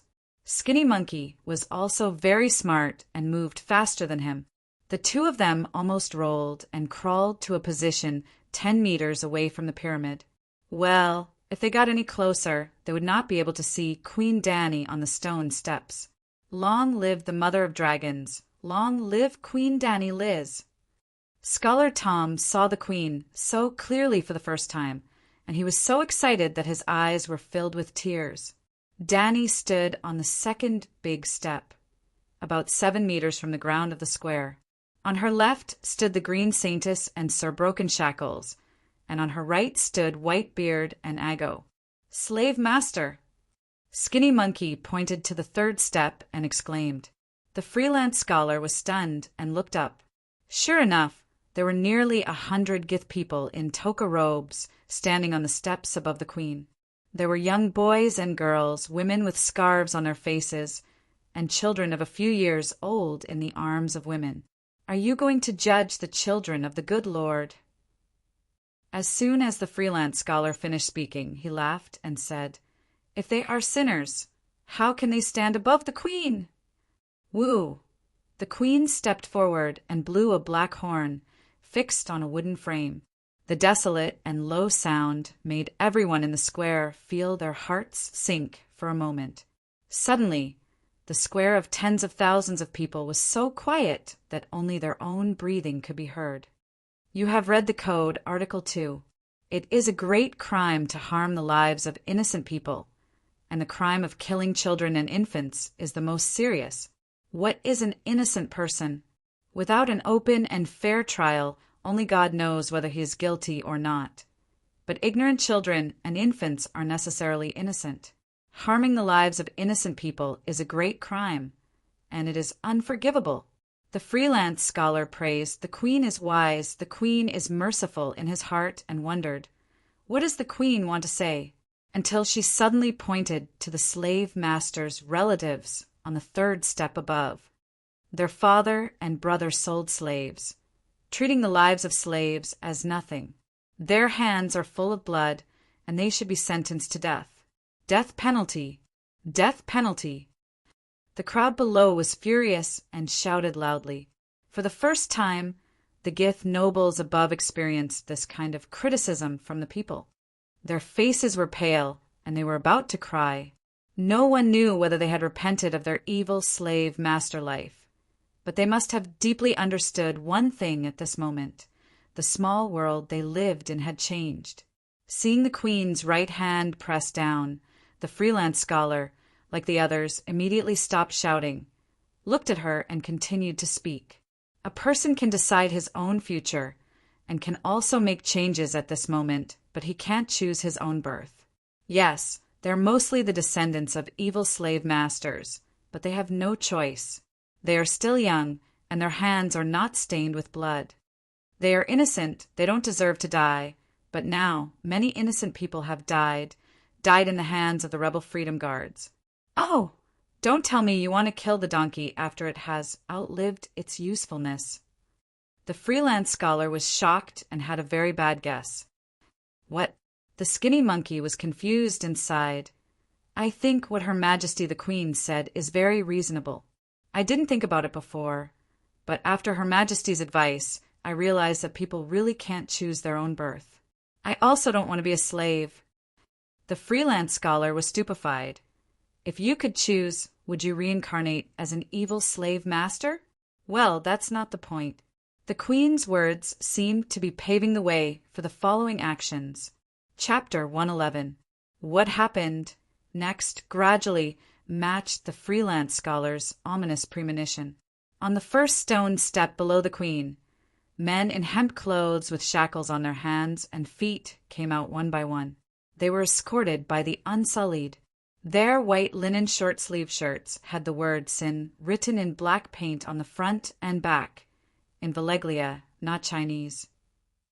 They wore tall white triangular hats on their foreheads with the words Freedom Guard on them. The freelance scholar Tom's face was a little distorted. What did this mean? Not only did she acknowledge their contribution to the slave liberation movement, but she also condemned them for killing the slave owner's son. Let them die honorably? The prisoners' clothes and appearance were still neat, but their faces were full of resentment and resentment. Obviously, they would rather live in cowardice than die honorably. Isn't this too much? The skinny monkey also reacted and suddenly felt that the Queen was a little harsh. The first 4 steps were almost crowded with freedom guards. A rough estimate put it at more than 500 people. There is no doubt that they are freedom guards. They have made outstanding contributions in the slave uprising, but they are also guilty of the most heinous crimes. They have killed hundreds of innocent underage children, including many infants. The tens of thousands of new freedmen in the square were silent. They agreed with the Queen's words in their hearts, but they also felt that the slave owners deserved it even if their whole family was cremated. At least the heads of the rebellious slaves should not be chopped off. The fox mourns the death of the rabbit. The Queen's speech continued. She shouted into the loudspeaker. Before entering the city, I distributed hundreds of leaflets to the pyramids, clearly stating that children under the age of 14 are not to be harmed. They have violated the rules I made and crossed the bottom line of being human. During the slave uprising in the city, the Unsullied executed hundreds of freedom guards because they were strong, hurt ordinary people, and killed the children of the slave merchants. Selling slaves is a crime. Strong women and killing children are also crimes. There is no difference between the 3. Today, I have promulgated the code, making it clear that evil must be cleansed and justice must be promoted. I declare that they are guilty." The queen pointed to the freedom guards, who were forced to kneel on the stone steps by the unsullied, and made her judgment. Noises of discussion could be heard in the square, and the atmosphere was not friendly. Scholar Tom looked around and saw that everyone's expression was serious, and their eyes seemed to be unhappy. He could not help but sigh and say, "It's over. Her Majesty the Queen is still too upright. After today, there will definitely be new freedmen who will resent her. Sigh, Her Majesty the Queen is fair and impartial, but I don't feel too happy about it." The skinny man frowned. "The human heart is like water, and the people's movements are like smoke. Everyone hopes for the sage monarch, but when the true sage monarch descends, how many people can accept her absolute fairness?" The freelance scholar said bitterly, "It's better to kill him in a low-key manner and then post the announcement." Someone nearby heard their conversation and couldn't help but interject. "Yes." The scholar looked at the fat man in surprise. The fat man was tall and fat, and his face was fairer than the scholar's. It seemed that he had met someone of the same profession. Was he also a scholar? "I'm Tom, a freelance scholar." "Oh, hello, Tom. My name is Morono, a warrior of the Mother of Dragons Infantry Legion," the white fatty said. "Warrior?" The scholar Tom's mouth twitched, and when he was about to ask again, he heard the queen say loudly, "They are guilty and must be judged. But at the same time, they have contributed greatly in the process of liberating the pyramid. So I'm here to ask Her Excellency the Green Saintess for one thing. Can you ask the gods to put their sins on me? I'm willing to accept the punishment on their behalf." Danny's words not only shocked the freedom guardians who were secretly cursing her in their hearts, but also countless free people in the square. Even the Green Saintess next to her was a little bit unprepared. Her face behind the green silk scarf showed obvious shock and disbelief. Danny saw that the Green Saintess opened her mouth and didn't answer, so she continued, "Green Saintess is the high priest of the Divine Grace Temple. You are qualified to communicate with the gods and help them to pass on their decisions. Can I accept the punishment of the law on behalf of the freedom guardians who bear the sins?" What else can I say? The Green Saintess's mind was in a mess. She was completely confused about Danny's behavior. She could only reply mechanically, "Your Majesty's kindness and justice move the world. What you have done moves the gods. Her Excellency the Green Saintess said to me." Danny seemed to have received an oracle, and she shouted excitedly into the loudspeaker, "The gods allow me to accept the punishment on behalf of the freedom guardians. I should have been sentenced to death, but I'm the queen and I can't kill myself. Therefore, for every 10 people's sins, I will be whipped once." "No, princess. Your Majesty. There are 500 people down there." Whitebeard had a complicated look on his face. He was moved by the justice and kindness of the princess, but he was also worried about her honesty and intolerant character. At this time, when he heard that his queen was going to be punished on behalf of the slaves, and such a heavy punishment, he was so excited that he almost burst into tears. "Your Highness, you are really the kindest, most benevolent, just and righteous queen in the history of civilization." Not to mention Whitebeard. Even the Green Saintess who was talked about was shocked on the spot. She never thought that Danny had such courage. The freedom guardians below and the free people who heard the queen's words on the square all cried out "Misha, Misha" with tears in their eyes. The descendants of the Gaia's nobles above also gradually admired the kind-hearted and just Queen Danny in the incomparable shock. Well, the poor people of the world of ice and fire, this was the first time they experienced such a traitor-style trick of the great celestial empire, and they fell into it after only one wave. These people couldn't be blamed for being naive. Danny's operation was all a play in the eyes of modern people. But when they thought about Chow Chow, the elites of the 3 kingdoms had experienced various kinds of tricks. Facing Chow Chow who cut off his head, they were still shocked and in awe of him. Compared with Chow Chow, Danny really paid a lot this time, and the price she paid was much higher than him. Not to mention in the other world where the hierarchy was more strict, even in ancient Huaxia, she could easily surpass Chao Lu. Liu Bei also fell to the ground in a play. The fundamental reason was that in this era where the nobles had the highest privileges, people were never equal.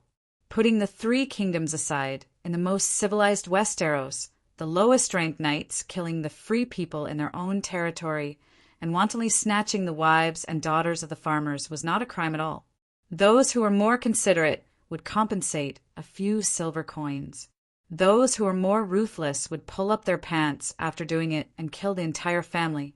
Hunters who hunted in the forest of the noble's territory were considered as stealing the noble's property. They would either have their hands chopped off, really chopped off, or be sent to the Great Wall to feed the deviant ghosts. In Slaves' Bay, the privileges of the nobles were displayed even more brazenly. For a stage play, in order to simulate the Battle of the Gai's army, the Gai's people made 200 slaves pay the price with their lives.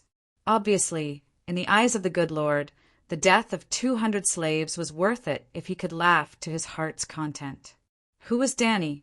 The mother of dragons, a noble descendant of the royal family, the true queen of Astapor, took a whip for 10 slaves, even if she let the Freedom Guardians offset their crimes and gave each of them a few whips. The Green Saintess, the descendants of the good Lord, and the new free people in the square would all praise her fairness. But, all right, Dany also wanted to complain. In this world, it was not popular to give one's body, hair, and skin to one's parents. Otherwise, she would have cut her hair. Soon, the Unsullied built a wooden cross at the entrance to the second floor of the pyramid. Dany, wearing a soft apricot yellow linen cheongsam, consciously put her hands into the ring on the cross and leaned her body against a thick pillar. Then a muscular man with a fierce face and a bare upper body walked out from the pyramid. He was 2 meters tall, and the muscles on his lower abdomen were bigger than Dany's breasts. His arms were thicker than Dany's waist, and he weighed more than 350 pounds. The Devil's Tail Hattar? Shocked gasps could be heard in the square. Just like how Cleon's pig-killing skills were the best in the city, Hattar's whip was also regarded as the most vicious, just like the Devil's Tail. It was said that he once whipped a female slave who had bitten Krasnik in half, and the whole process only took 12 whips. Boo-hoo! They actually let Hattar carry out the punishment. This is too. Someone in the square started crying. Dany explained, "Only Hattar's whip is worth the sins of 10 freedom guards." Misha, Misha, Misha. So, everyone couldn't help but raise their right fist and shout loudly. "Calixi, I am your blood. Let me take the punishment for you," Calilo said with an ugly expression. "Blood of my blood, I will be fine. Furthermore, my current identity is not only Calixi, but also the Queen of Astapor. Hattar, if anything happens to Calixi, I will slice you into 9,000 pieces." Jogo lowered his voice and said in rough Valeglia. Ago didn't say anything. He just pulled out the scimitar at his waist and stared at the fatty who kept using the belt at his waist to sharpen it. "There is no need for you to threaten me. Last night, Her Majesty the Queen called me to the bestial battle arena to watch how the 3 dragons tore a strong bull into charred bones. In the end, she even asked me, 'Is the bull from the Red Wasteland stronger, or are you stronger?' Damn it, I couldn't fall asleep after that. Every time I closed my eyes, I would dream of the 3 dragons breathing fire at me." Slap, the Devil's Tail Hattar whipped the Queen's back with a wooden face.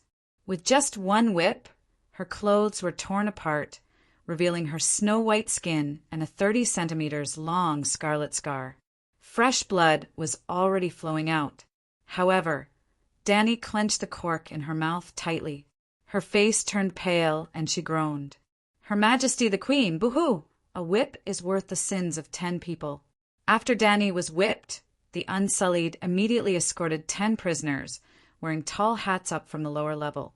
In front of everyone, the Unsullied untied the chains on the prisoners' hands and feet and took off the sin clothes on their upper body. The 10 bare-chested, burly men didn't rejoice at regaining their freedom.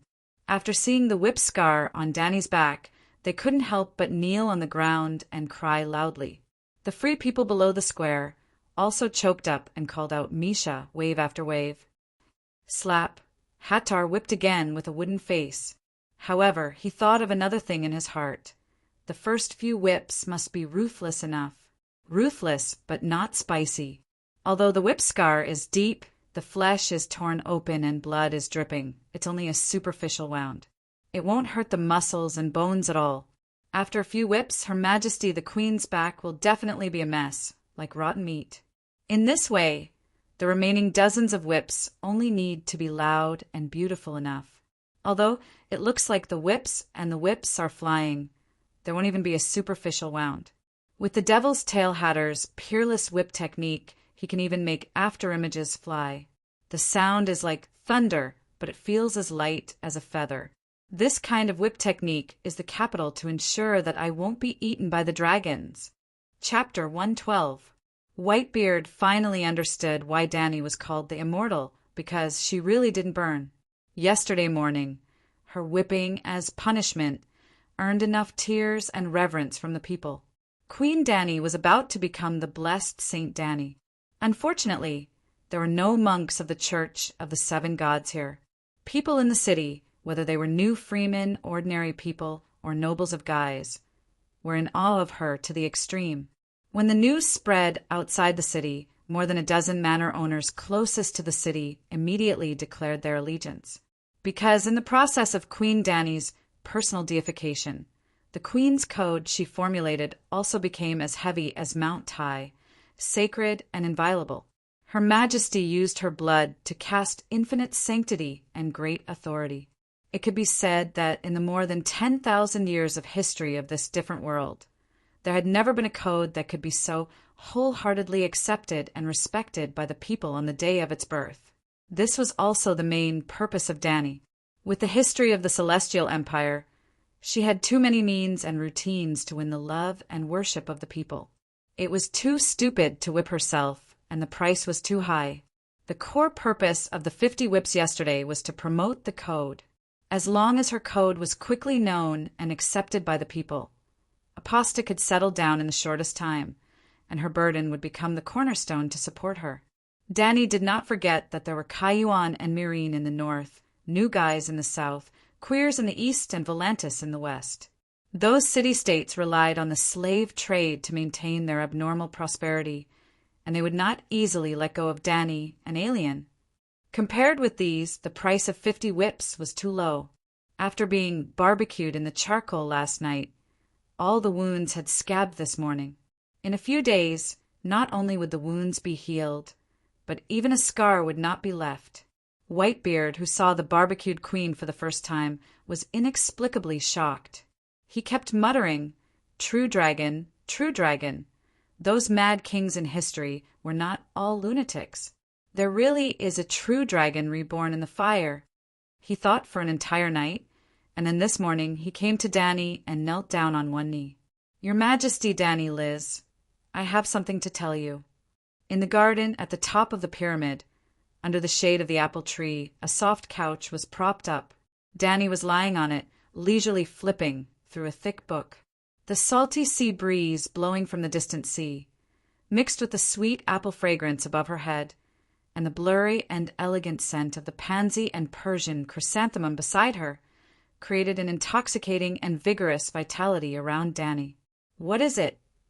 Danny's eyes didn't move away from the book. After she had gained complete control of the 18 pyramids and the Temple of Divine Grace, she moved all the books, as long as they were not duplicated, regardless of the text or content, into the Great Pyramid beneath her. As a result, in an age before printing, Danny had a large and luxurious library at her disposal. There are more than 300 books. She was now reading a history book. The author described the 5 wars that led to the destruction of the Guise Empire from the perspective of the Guise people and the war with Valeglia. Through this more objective and fair history book, Danny confirmed one thing. The Guise Empire 5,000 years ago was not Egypt, but more like the ancient Roman Empire. In the symbol of the harpy, The claw of the harpy was not holding the slave chain at all, but the golden lightning. The meaning of the two was very different. The former Gaia's empire was a great and glorious civilization, but after the destruction of the capital of Gaius, the old Gaius, by the Valeglia, the Gaia's people completely fell. They couldn't be blamed. The original purpose of the existence of Slave Bay was to cultivate high-quality slaves for the Valeglia, bed slaves, scholars, housekeepers, gardeners, servants, and so on. The Gaia's people didn't have the right to choose their own development model. Your Majesty, seeing that Danny was still engrossed in the book, Whitebeard couldn't help but call out again. I'm listening. Go ahead. Alas, I lied to you. He lowered his head and sighed. Now Danny was interested. She put the bookmark and closed the book. She turned back to look at the old man kneeling on the ground and asked, What did you lie to me about? My name is not Aston. The old man's hesitant eyes had a hint of hidden pride. My real name is Barristan Selmy. Danny looked at him strangely and couldn't figure out why he revealed his identity at this time. She nodded and said softly, I guessed that you were hiding your identity, but I didn't expect it to be the fearless Barristan. Viserys has told me a lot of Westeros legends, and your deeds occupy a large part of them, surpassing the White Bull and second only to Arthur Dane, the divine sword of Buddhism. Danny's reaction made the old man both disappointed and inexplicably relieved. Although His Majesty didn't show the ecstatic and shocked expression that he should have when seeing a legendary person, he also didn't get angry because of his slave of 3 surnames and surrender to the usurper. The old man breathed a sigh of relief and said slowly, Your Highness is too kind. It was Sir Jarrow Hyder, White Bull, who put on the white robe for me. He was my legendary captain for life, and Sir Dane's swordsmanship is beyond my reach. Huh. Danny chuckled and looked at him strangely. If Viserys was here, he wouldn't talk to you so calmly. He would have the guards drag you down and cut you to death. In the past 10 years, he never said a good word about you. Every time he mentioned the White Bull, the divine sword of Buddhism, and the other legendary Kingsguard, he would scold you. Your Majesty, I am ashamed. I have tarnished my own glory and dimmed the glory of the Kingsguard. The old man's face immediately turned red. He was so embarrassed that he wanted to find a hole to hide in. Sir Selmy, please stand up. Danny wiped away the smile on her face and said seriously, The truth before my eyes is far better than the rumors, even the rumors that are spread by millions. After being together for so many days, I have clearly witnessed your noble character and outstanding martial skills. The old man didn't stand up. Instead, he lowered his head and said in a choked voice, Your Majesty, your magnanimity makes me ashamed. I have to be so magnanimous that it makes you ashamed. Otherwise, how can I increase your loyalty? Danny said seriously, I am not being magnanimous. Your previous actions are enough for you to straighten your back and explain your purpose to me. Sir Barristan, why are you here? You can't be helping the usurpers to assassinate me, right? No, I never wanted to hurt you. Whitebeard immediately waved his hand and said quickly, My white robe has been taken away by Joffrey. I will never serve those people in King's Landing again. Robert's heir Joffrey took off your cloak? Isn't the Kingsguard a lifelong profession? Why did he do that? Did you side with the wrong team in the Game of Thrones? Danny asked curiously. Barristan did not have many scenes in Game of Thrones, and his role was not clear enough. Her memories of him were already blurry. The Kingsguard dedicates their lives to the king. How can I side with the wrong team? Barristan shook his head and smiled bitterly. Regardless of whether the king was wise or mediocre, kind or cruel, wise or crazy, the Kingsguard would always be loyal to them. The Cregon family is Lannister's best and fiercest hunting hounds. Gregor Cregon is known as the Magic Mountain and is Duke Tywin's most ferocious hound. His brother Sandor Cregon is known as the Hound and is Joffrey's most obedient fighter. After the evil boy ascended the Iron Throne, he wanted his hound to wear the white robe, And Queen Cersei wanted his twin brother, Kingslayer Jaime Lannister, to become the captain of the Kingsguard. Get rid of me, and their wish will be fulfilled easily, Whitebeard said with grief and indignation. Oh, so you're saying that if they let you continue to be the captain of the Kingsguard, you'll continue to do so and be loyal to them? Dany asked with a frown. I don't want to lie to you. If Joffrey on the Iron Throne did not strip me of my position, there's a high possibility that I'll continue to serve the king in the King's Landing. I'm ashamed to admit this, but it's an undeniable truth.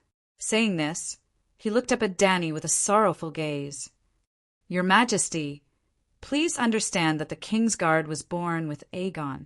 Their fundamental duty is to be loyal to the king on the Iron Throne. This is the first time a change of dynasty has happened in the Westeros. Theon Bella also has the blood of the true dragon. His grandmother is Princess Lele, and Princess Lele is your grandaunt. Speaking of which, you and Robert are cousins. This is a bit of a trap. All right, I understand. Sir, you're a knight who values honor as your life, and being loyal to the Iron Throne is the greatest honor of the Kingsguard. Dany nodded and let him off the hook for being a slave of 3 surnames. She asked, What do you plan to do now? Your Majesty, I've come to a realization, the old man said solemnly. Dany's mouth twitched. She gritted her teeth and said, What realization? When Joffrey took off the white cloak that White Bull tied to my shoulder and sent someone to kill me on the same day, it was as if there was a layer of fog in front of my eyes. How did all this happen and why? The tall old man had a look of reminiscence on his face. He said sadly, I grew a beard, disguised myself, entered St. Belial's Cathedral, and sought answers from the 7 gods, starting from your father, to Robert the Usurper, and the evil and cruel Joffrey. I thought about it bit by bit and what I did with them.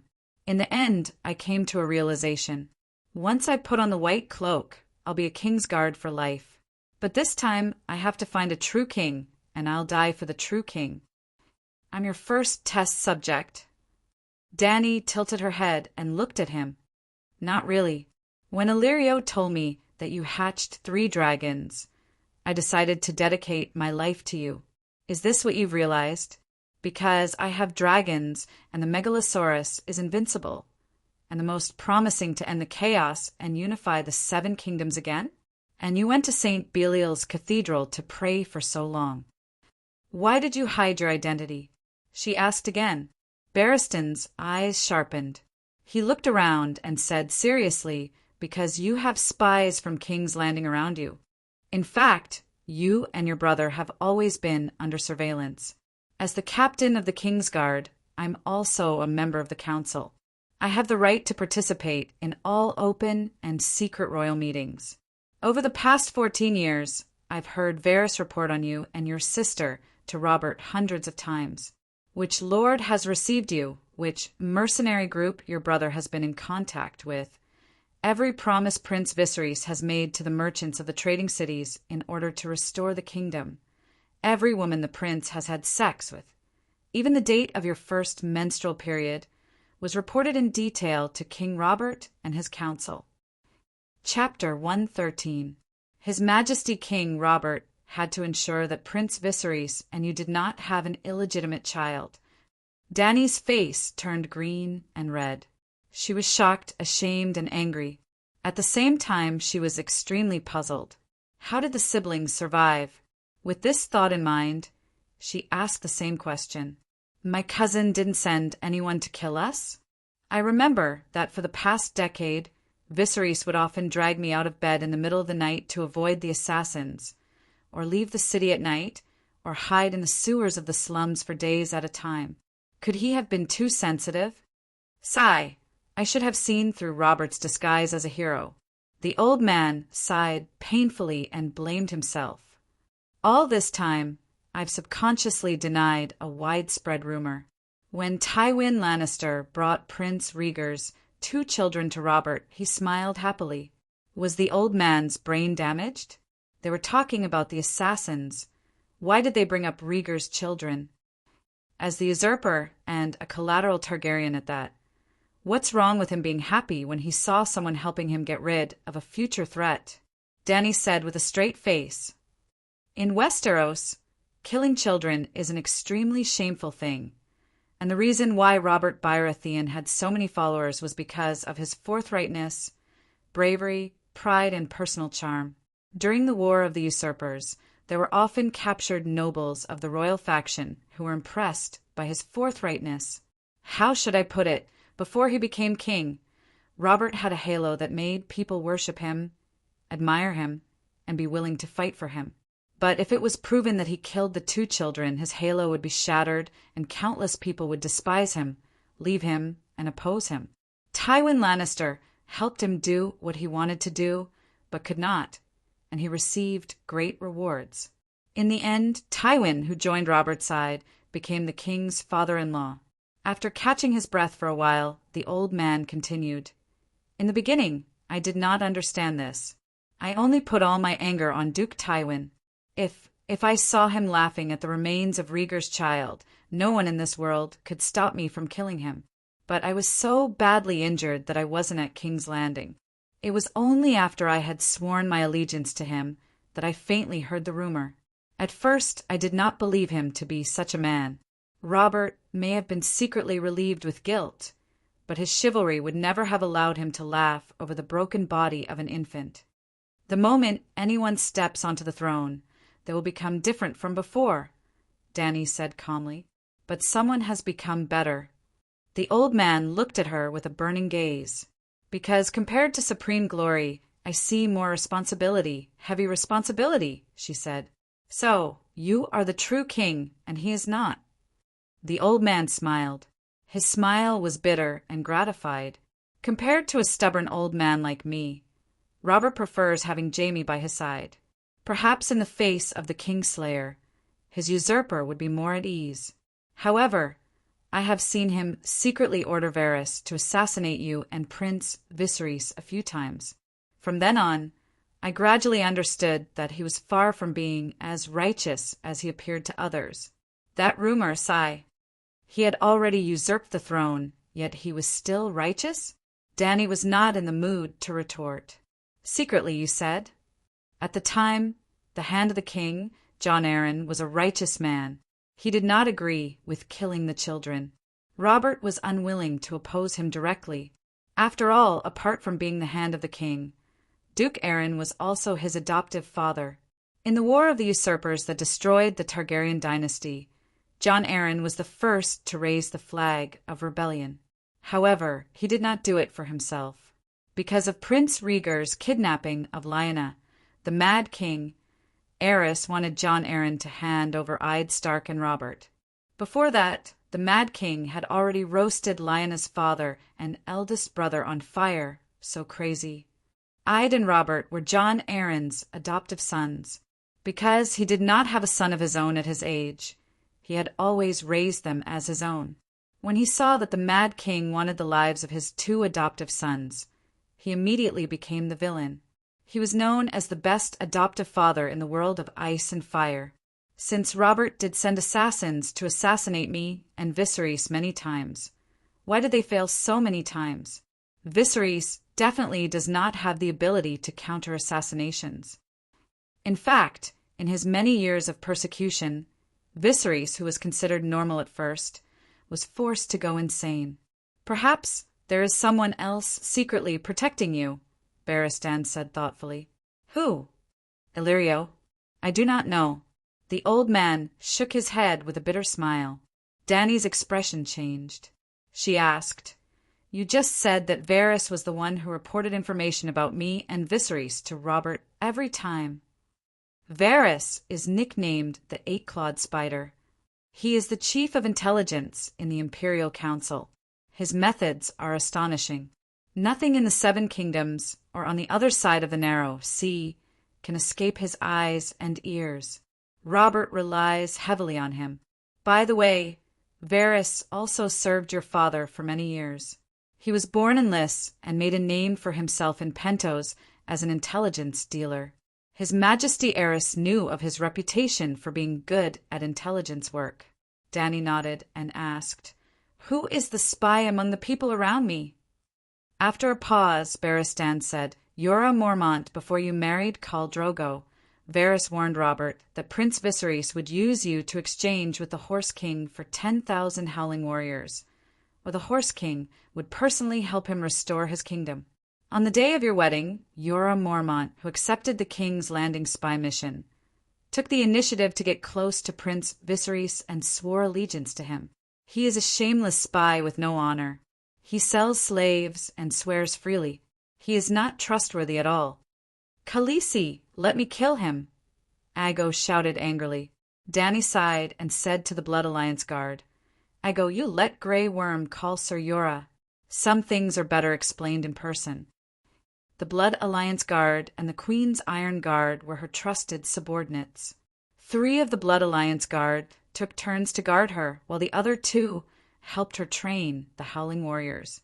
After conquering Astapor, except for the Unsullied, almost all the Dothraki slaves were absorbed into Dany's Khalasar. She had learned from the Manchus in the Red Wasteland and came up with the 8 Banners system.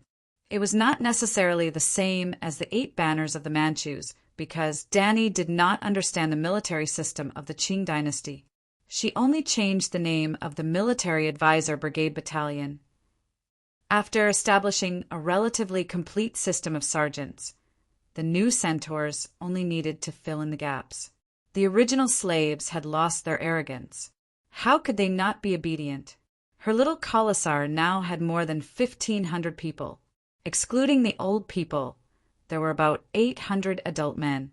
A few hundred more had joined the rebel slave warriors. The Blood Alliance guard demarcated a grassland outside the city and built a camp.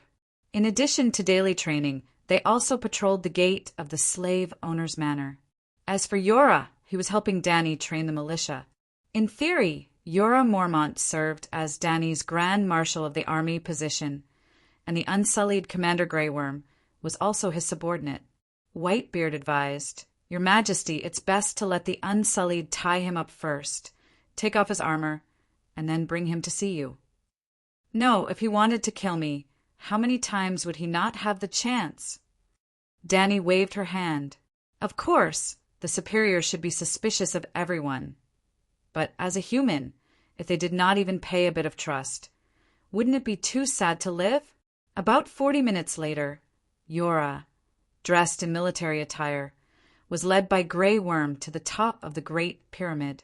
As soon as he came out of the staircase, the knight found that the atmosphere was a little wrong. The fake attendant, who had always disliked him, was completely different today. Now the way he looked at him was a little too righteous. Well, just like how Chun Yongren looked at Lu jamming on the rooftop. In fact, Jorah had already discovered the true identity of Whitebeard, but he did not dare to reveal it to Dany because he knew that the other party must know his identity, the identity of a spy. Sir Jorah, this is Sir Barristan Selmy, the fearless Barristan. Do you know him? Dany said directly. Jorah's heart thumped and secretly called the old thief treacherous. Where is the tacit understanding between the two of us? As if reading his mind, Barristan said coldly, I don't allow anyone to secretly threaten the safety of Her Majesty the Queen. Dany seemed to have an illusion in front of her eyes. Barristan coldly said to the bitter Jorah, I'm sorry, I'm a police officer. The strong bear-like knight seemed to suddenly collapse, physically and mentally. He looked at Dany bitterly and said, Your Majesty, I'm sorry, I've always wanted to be honest with you. At this time, you're still talking about being honest? Barristan sneered. You're a traitor. What right do you have to talk about me? Jorah glared at Whitebeard and persuaded Dany. Your Majesty, you can't believe this guy. He betrayed the king and prince he was loyal to and turned to the usurper. King Aerys had 7 Kingsguard, except for him and Jaime Lannister. White Bull, Buddhist Sword, Prince Martell, and others all died on the battlefield for the monarch. Obviously, Whitebeard and Jaime are the same kind of people. This was too insulting. Jaime Lannister was almost recognized by the 7 Kingdoms as the most degenerate and the least chivalrous knight, and Barristan valued honor the most. especially the honor of being a Kingsguard. You are slandering me. In the battle at the Trident River, Prince Martel, Sir Darry, and I were with Prince Riga. The three of them died bravely. I was seriously injured and passed out on the spot. After that, I recuperated for half a year before I could hold a sword again. What about you? When I bled for Prince Riga, you stood on the side of the traitor. Barristan's old face was red as he pointed at Yora and roared loudly. Your Majesty, Yora Mormont has been betraying your secrets. You followed Drogo back to Horse King City. You were pregnant. Everything you did and said was betrayed by this shameless spy to the 8-clawed spider. Every piece of information can be exchanged for a large number of gold royals. After you and your brother die, Robert will wash away all the stains on him and return to the 7 kingdoms in glory. Dany thought for a moment and said slowly, Sir Yora, you joined Eddard Stark to overthrow the Targaryen dynasty and joined Robert after the war with Barristan. You have your own reasons. I can understand and will not pursue it. We are only talking about the present. Whitebeard glanced at the pale Cora and sighed. Your Majesty, your breadth of mind, depth of wisdom, and benevolence surpass any king in history. It's a pity that some people are not qualified to receive your benevolence. Yora also knew that as the captain of the Kingsguard, Whitebeard was clear about all the information he submitted to King's Landing. There is nothing to say. I will be lenient if I confess. I hope I can stay for the new year. Yes, I serve King's Landing. 2 years ago, when I was a mercenary in Myrtle, Varys Littlebird found me. Chapter 114. Varys promised that as long as I completed the mission, King Robert would issue a pardon, absolving me of the crime of selling slaves and escaping justice. At your Majesty's wedding to Khal, Prince Viserys easily accepted the loyalty of an exiled knight. Your Majesty, you have to understand that I did not have much loyalty to Targaryen at the time, not to mention that I participated in the war to overthrow the Targaryen dynasty. As the Earl of Bear Isle, my loyalty was to the Lord of Winterfell, and it was normal for any northerner to hate Targaryen. King Aerys had used cruel and humiliating methods to kill a king of the North and his heir. Of course, I had no prejudice against you and Prince Viserys. The problem was Prince Viserys' conspiracy with Illyrio. When I received Varys' mission, I even felt a sense of mission. Sigh. I think that no noble of the 7 kingdoms would want to see the Dothraki wreak havoc on Westeros. Just as I once advised you, under the provocation of foreign invaders, the warring lords would even put aside their prejudices and unite to deal with the invaders. Even if the one who led the foreign invaders into Westeros was once royalty, even if the nobles were at odds with each other and even fought each other. Thump, thump, thump. The garden on the top floor was unusually quiet. Only the sound of Dany's fingers tapping on the book cover could be heard. She was not angry, but her expression was serious. Because he understood Dany's personality, Yora's words were direct, completely expressing his state of mind at the time. If it was the old Dany Liss, he would only beg for her forgiveness, but would never say such straightforward and sincere words. It would only backfire, making the delicate and sensitive Dany Liss, who had a strong desire to restore her country, hate him even more. This Dany was more reasonable and had the magnanimity to think from the perspective of the person involved. As long as the reason was justified, she could accept it under normal circumstances. After a long time, a sea breeze blew in from the north, causing the persimmon tree branches to rustle. With a splash, a large, golden persimmon fell into the pool. Dany seemed to wake up from her thoughts. She looked at Whitebeard and asked, Sir Barristan, do you think there's a problem with Sir Yora's choice? This. The old man's face scrunched up and his mind was in a mess. He actually agreed with Cora's words.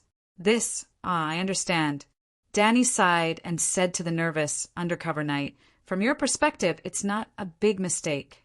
The question now is whether the oath you made to me, the oath to become the Queen's Iron Guard, counts as part of your undercover work. Can I still trust you?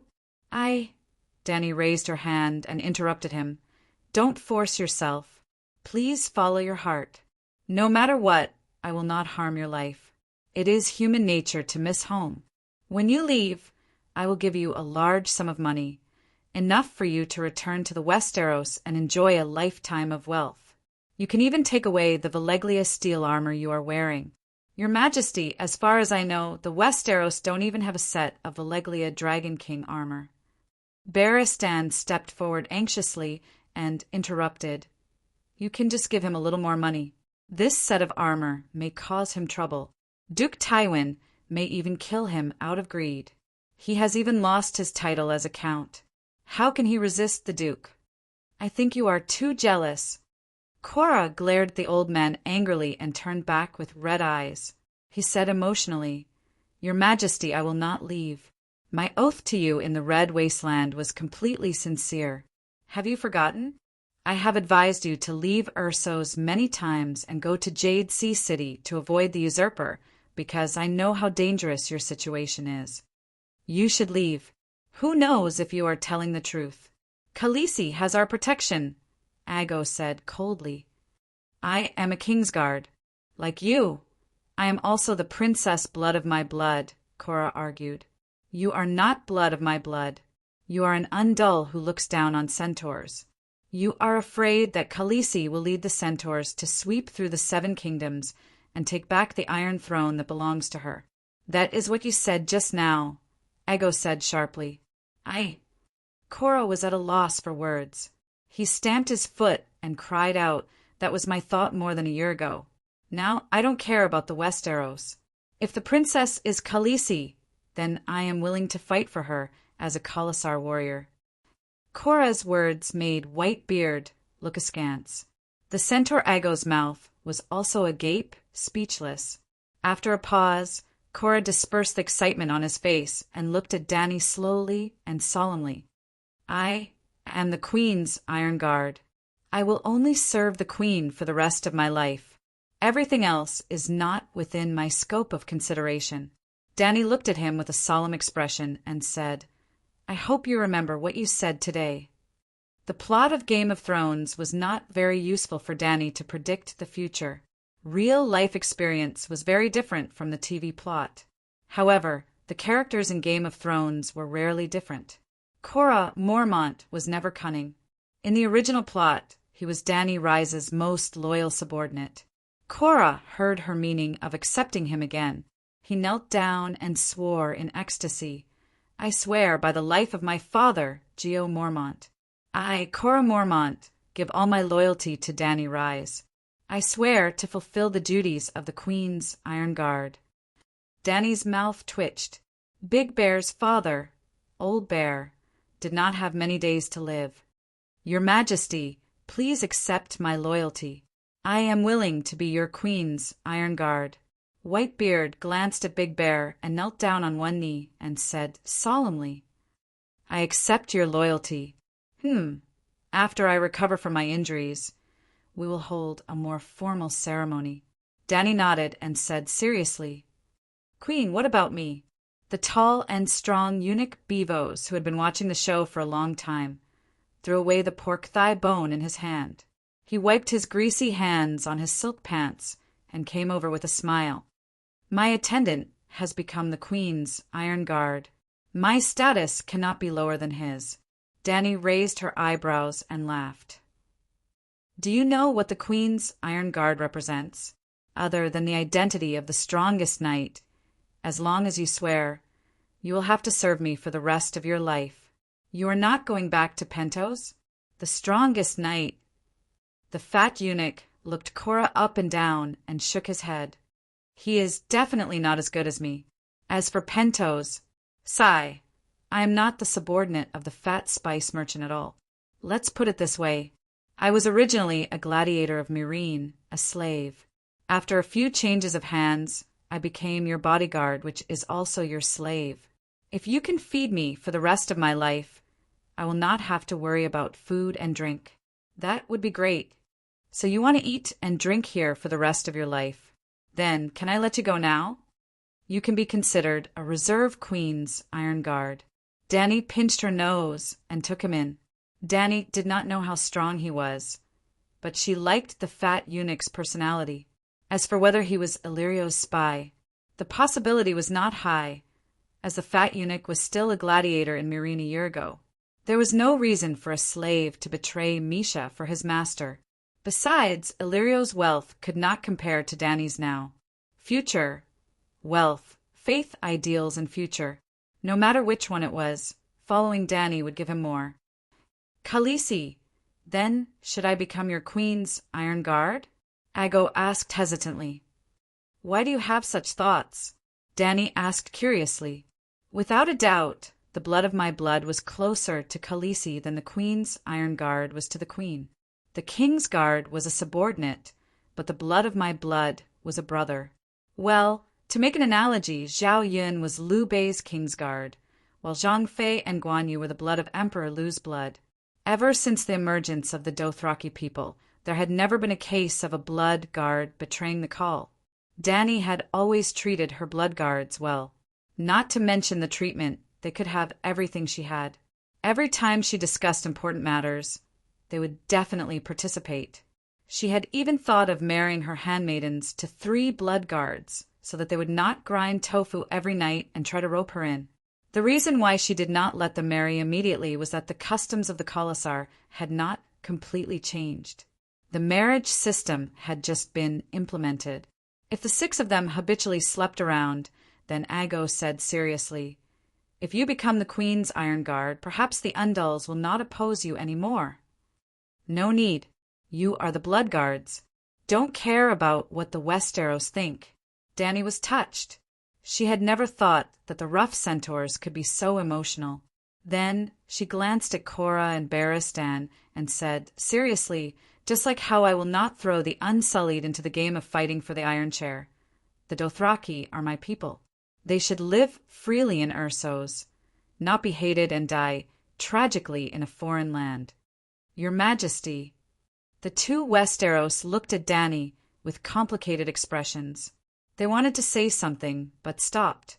In the end, they sighed emotionally and stopped trying to persuade her. Although they were ashamed to admit it, they were indeed relieved. It was a little too early to be relieved.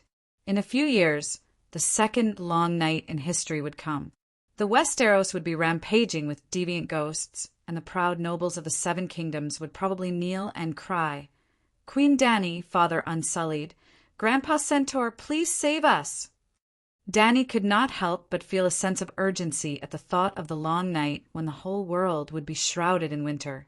She did not know if deviant ghosts would appear in Ursos, but all the crops would definitely stop under the snow. The winter would last for at least 5 years, so she had to prepare more than 5 years of food for her people in advance. She also had to take the Dothraki seahorses into consideration. They had never had the habit of storing food, so they might not be better off than the Westeros. She had to resume production as soon as possible. She had to solve this infernal affairs incident as soon as possible. Only then could her people unite and start a large-scale production. Thinking of this, Danny looked at Cora and said, "Knight, since we've talked about it, tell me how you contacted the King's Landing and what you were involved in." Cora avoided her gaze and said awkwardly, "The people who contacted me were all subordinates of Varys. I don't know who they are, but they all know me. Usually, if they need information about you or convey orders about the King's Landing, they will send me a secret signal when I'm alone." Fortunately, she was smart enough. No one except herself knew the important secrets that she had experienced after coming to this world. She didn't even tell them the truth about Valeglia and the gods in the Immortal Hall. When and where did you encounter the 8-clawed spider's secret signal? What information did you send to the King's Landing?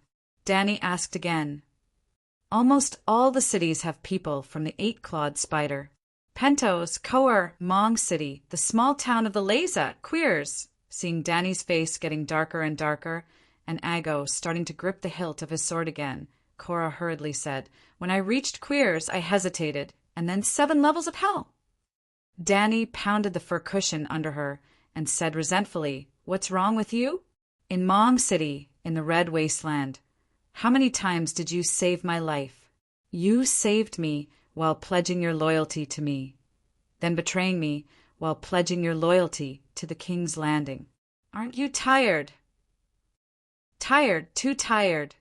Cora had the urge to burst into tears after being understood by someone. Chapter 115. In the blink of an eye, half a year had passed. According to the Westeros, the Summer of Ghosts had just ended, and the Seven Kingdoms had almost entered the rare autumn. Oh, it should be autumn, and next year would officially enter bitterly cold winter.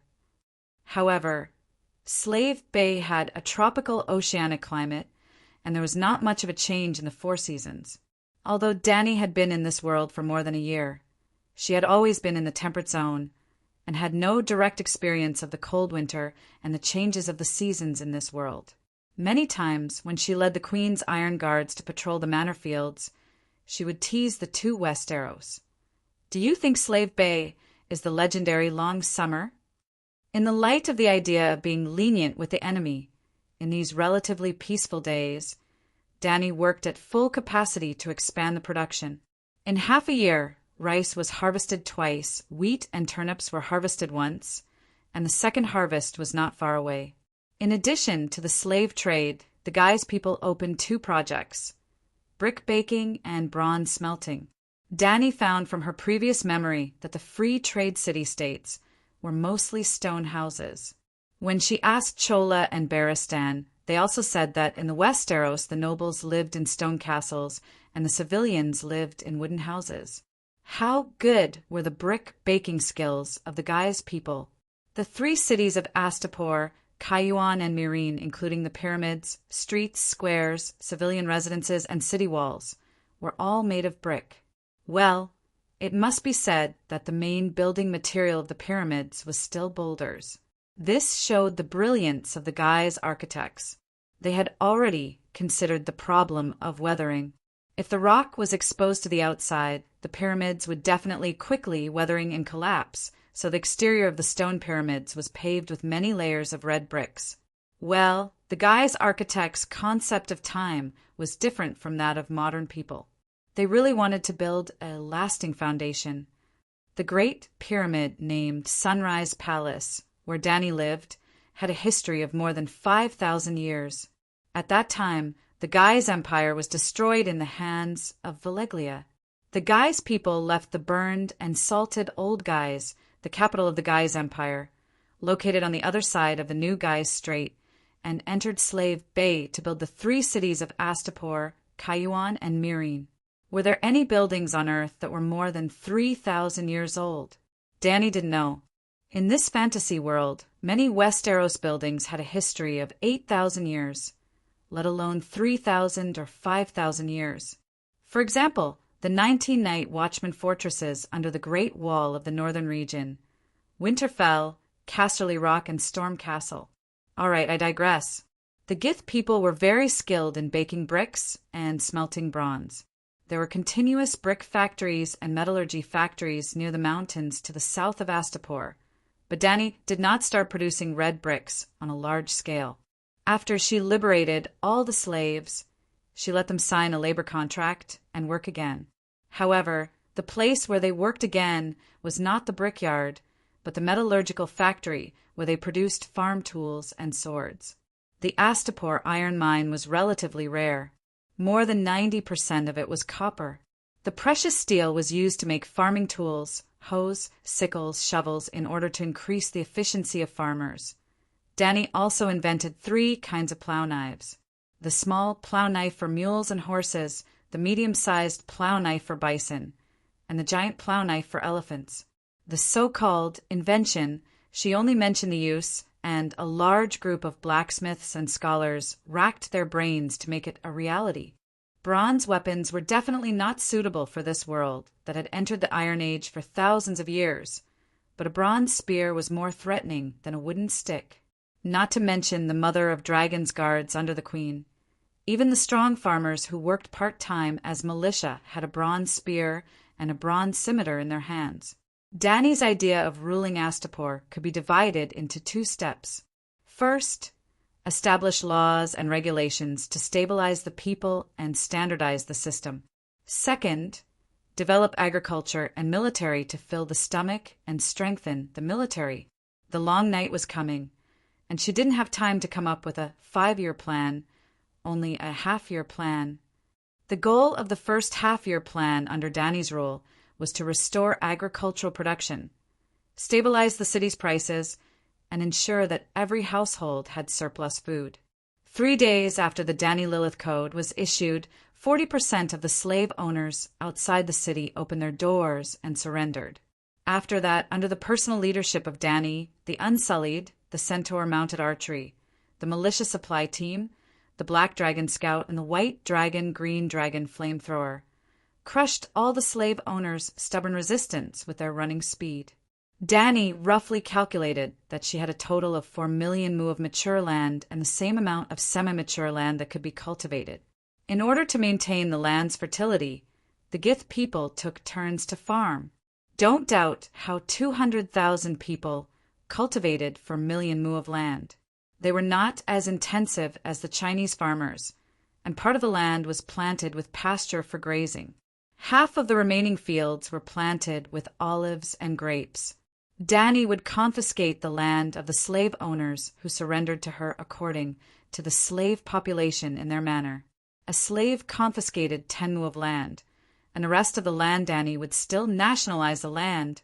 Well, Queen Danny was the country, but she also kept her promise and would give monetary compensation and buy it at the original price. At the same time, the owner of the manor could also take away a lot of property other than food and livestock. Don't look at them losing more than half of their land and a lot of food. Compared with the owners of the manor, who did not surrender, they were too lucky. For the slave owners of the manor, who only gathered troops to rebel, except for those who died in battle, Danny would not kill again after capturing the manor. She would only let the adult men and women of the family serve as corvettes, depending on the tenacity of the resistance, ranging from 3 to 10 years. The long night was coming, and 90% of those who shouted, "Queen is merciful," would not last for 10 years. If the slave owners not only resisted the heavenly soldiers, but also dared to commit the evil act of breaking jade and stone, then they would be beheaded. In the above 2 cases, all the property would be confiscated. After measuring the land, all the farmland was redistributed by Danny. Everyone in the city, Gith people, the new free people, the city people, the slave farmers outside the city, the centaurs, and the unsullied people, each had 15 mu of land. Well, only the farmland was distributed. The pastures, fruit groves, and olive groves were still in the hands of Danny for the time being. It seemed that it was not enough. Many people did not need land, such as the skilled workers, the city merchants, the ordinary people of Gith, and so on. Danny was just using the method of distributing land to carry out a completely fair redistribution of the social wealth that had been gathered. People who did not need land could go to the Chayang Palace with their household register, find the Queen's document, and exchange the land for gold and silver. There was no bargaining, the same as the market price before Danny broke the market in Astapor City. Well, Danny's Great Pyramid was renamed Chayang Palace, and a plaque written in both Honshu and Valeglia was hung at the entrance of the first floor. She told others that those beautiful square words were the dragon language, which she learned from the Megalosaurus and had magic power. The first and second floors of the pyramid had been redecorated by Danny. The first floor was where Danny received visitors and judged major crimes. The citizens could freely enter and leave to watch, equivalent to the ancient government office. It was very spacious, as big as a football field. The second floor was where government officials worked, such as handling household registration, helping the people sign contracts, real estate and land sales. The houses that originally belonged to the Gith people all belonged to Danny, or were bought at the original price or confiscated because of crimes, or the owner of the house became public. Except for herself, there was no ordinary family in all the pyramids in the city. Except for the smaller pyramid where the bones of the ancestors of the Gith people were buried, the rest of the pyramids were used by Danny as granaries and storage warehouses for supplies. The people in the city could buy the brick houses that originally belonged to the Gith people from Danny, or they could buy the land and build it with their own money. Most of them were relatives of the big slave owners. Danny first confiscated all their property and then subsidized the alimony of 10,000 to 100,000 gold royals, nominally belonging to the infants. Danny was not like the modern black-hearted real estate merchants. Whether it was ready-made houses or land that could be built on, it was almost real housing prices are as cheap as onions. 1 acre of land could be exchanged for a 100 square meter house. Was that cheap enough? There were more than 300,000 people in Astapor, and each of them was allocated 15 acres of land. In theory, they could exchange for 15 houses in the city. Of course, in the process of freeing the slaves, although many people died in the city, it was still impossible to give each of the 300,000 people a house, and it was impossible to open it for them to exchange. Only people who got the urban residence could exchange for a house in the city, and farmers who got the rural residence could only exchange for the big manor that originally belonged to the slave owners. Whether it was the people in the city or the farmers, each family could only exchange for a house and the rest of the land. The farmer's land could not be bought or sold, but the people in the city could exchange for gold and silver as startup capital. It was really hard to say who earned and who lost. Although the city was in a good location, except for the pyramids in Astapor, the ordinary streets were all dirty, messy, old, broken, and old. Even when going out, one had to wear a veil to avoid the red brick dust brought by the sea breeze. The big manors of the slave owners were all very luxurious, with brick castles, gardens, clean and clear wells, swimming pools, fruit trees, spacious courtyards, and horse farms, gorgeous halls. Except for being a little far from Her Majesty the Great Queen, it was simply too perfect. The cities were maintained by the Unsullied, and the villages were managed by the village elders. Danny arranged a village elder for each manor, and according to the size of the manor, a village elder was in charge of 10 to 50 families. They did not care about their status and lived together in the red brick castle. Then, the 10 village elders formed a village committee, responsible for collecting taxes and organizing labor. The village elders took turns to be the village chief, and the village chief had the right to meet the queen. Danny's 800-horse cavalrymen were still in charge of the village patrol. They only patrolled on the main road and could approach the entrance and end of the village, but without the village chief's permission, they could not enter the manor. The horse cavalrymen had 2 main duties. First, to act as couriers and postmen, or help Danny pass on government orders to the villagers, or escort the village chief into the city, or deliver letters to the villagers of different villages. Second, to assist the village militia in arresting bandits. The women and elderly in the Khalasar took over all the pastures from the manor owner, and helping the queen graze was their job. It could be said that the small city of Astapor was completely under Danny's control.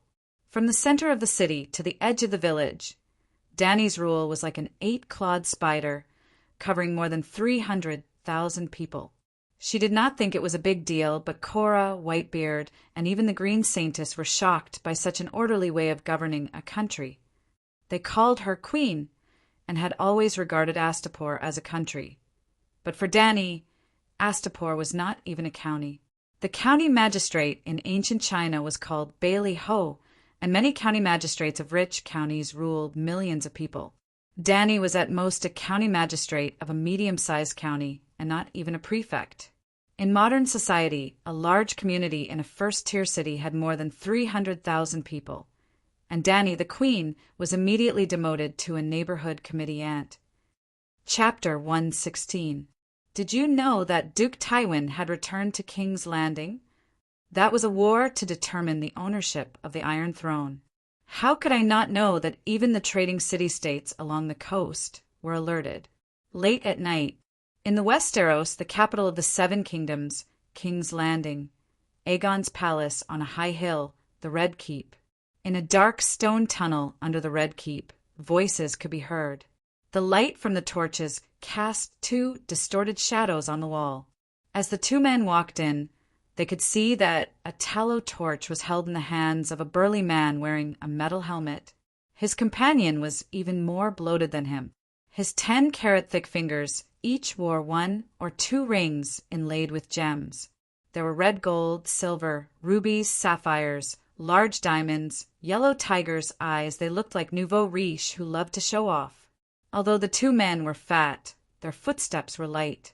The man in the helmet walked as if he was gliding on ice, not making a single sound. The nouveau riche with the yellow forked beard was even more peculiar. He placed his weight on his heels and maintained the stealth state of a water dancer as he walked. One could not judge a book by its cover. These 2 fat men were actually brilliant water dancers. "Since you knew, why did you choose to come to me at such a dangerous time? Tyrion may have Duke Tywin's intelligence, but Duke Tywin is far more vigilant and vicious than him. When facing him, as the head of intelligence, I have to be on my guard every minute and every second. Every word and every movement cannot be wrong." The man in the helmet complained. The man in the helmet wore an old, hard leather coat with brown stains and a rusty iron armor. A dagger and a short sword were tied to his waist. He had a round face with scars. His upper lip was smooth, and there was a short black beard on his lower lip. If it weren't for the pair of eyes that reflected light from time to time, anyone would think that he was a fallen warrior that could be seen everywhere on the Flea Street. The nouveau riche sighed. "I also did not want to come to King's Landing at this time. Although Stannis's fleet suffered heavy losses in the previous battle, he hired Salado Sang's fleet. That infamous pirate called himself the Earl of Blackwater Bay and almost sealed off the sea route from the narrow sea to King's Landing. Furthermore, there was not a single ship left in the waters near King's Landing. It was completely barren.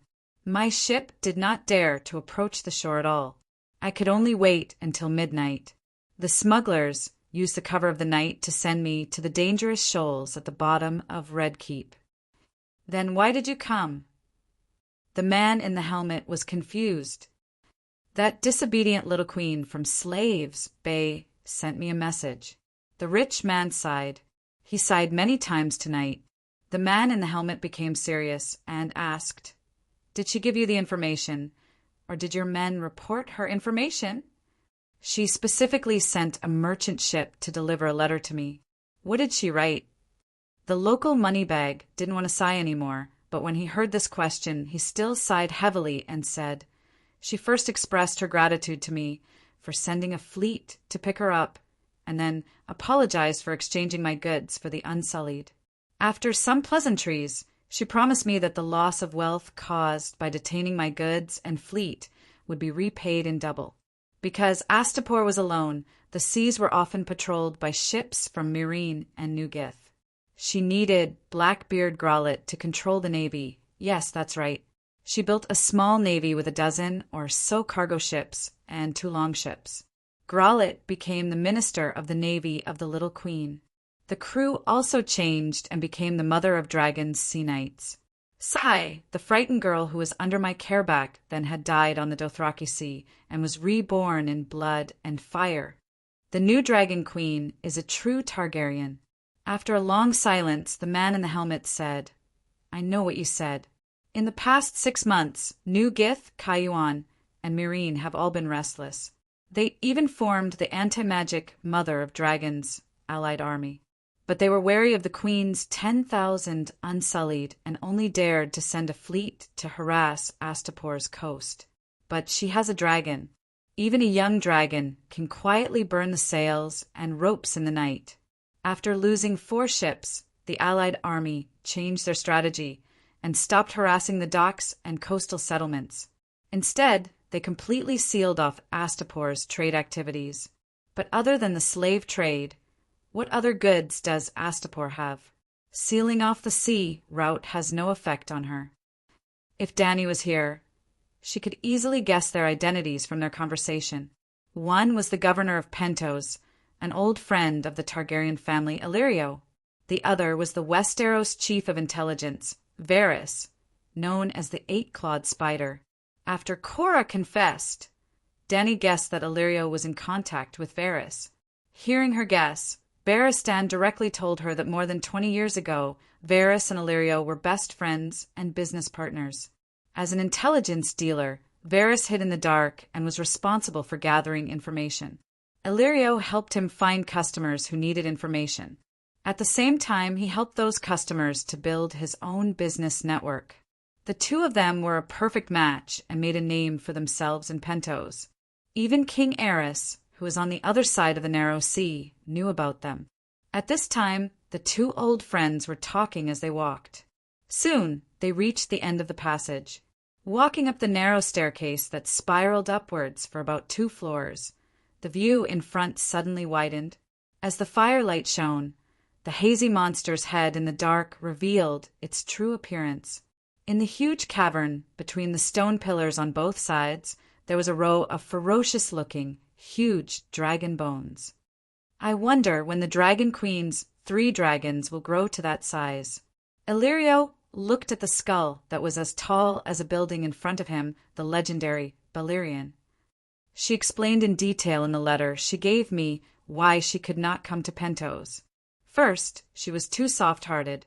She only wanted to buy the Unsullied to protect herself. After seeing the miserable state of the slaves, she decided to do what a queen should do, make the world a better place. The corner of Varys's mouth twitched. He was speechless. I remember that she did not receive the slightest bit of royal education. She was surrounded by cruel centaurs. Where did this idea come from? Maybe it was that overly righteous captain of the King's Guard? The fearless Barristan is a legendary figure. His influence on her must be greater than Mormont's. I'm a little regretful that I sent that old man to find the little queen. Varys sighed. We originally thought that Barristan would help her increase her influence. He is famous in the Westeros and can influence the choices of some knights. Illyrio shrugged and continued. Second, she wants to wait for the dragons to grow up. Very smart. Varys nodded and praised, then shook his head. But we do not need a long-haired Aegon. She can be Rhaenys or Visenya, but she cannot be Aegon. If the dragons are controlled by her, our plan. Varys's voice trailed off. His eyes flashed with an inexplicable light, and his expression gradually became gloomy. Hee, don't worry, my brother. Illyrio patted the fat eunuch's shoulder and laughed. Dragons have 3 heads. A knight can only control 1 dragon. That Dragon Queen is still asking me about the Targaryen bastard. She wants. Varys's expression softened, and he said thoughtfully, I did not receive this news. It seems that Astapor's little bird is slacking off. Perhaps she did not even mention it to anyone else.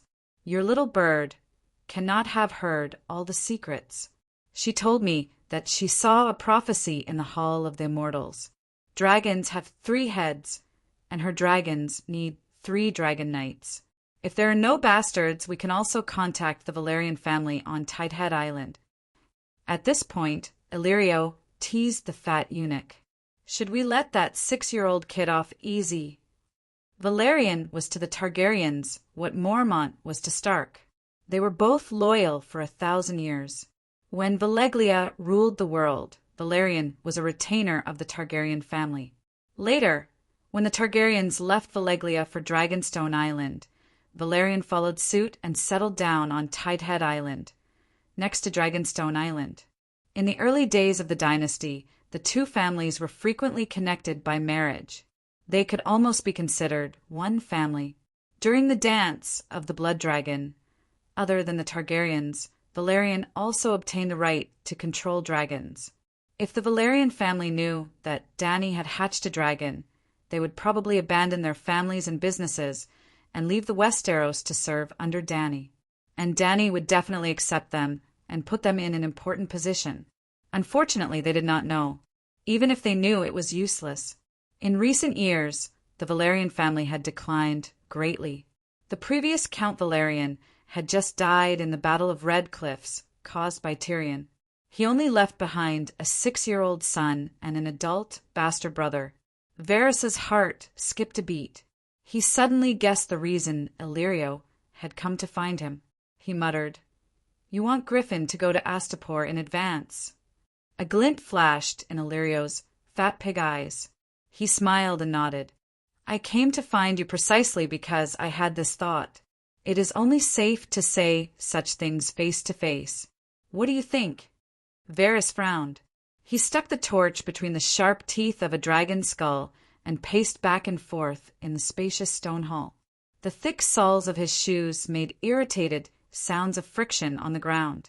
Clearly, he had lost the calm state of mind that he had maintained all this while and had left the water dancer state.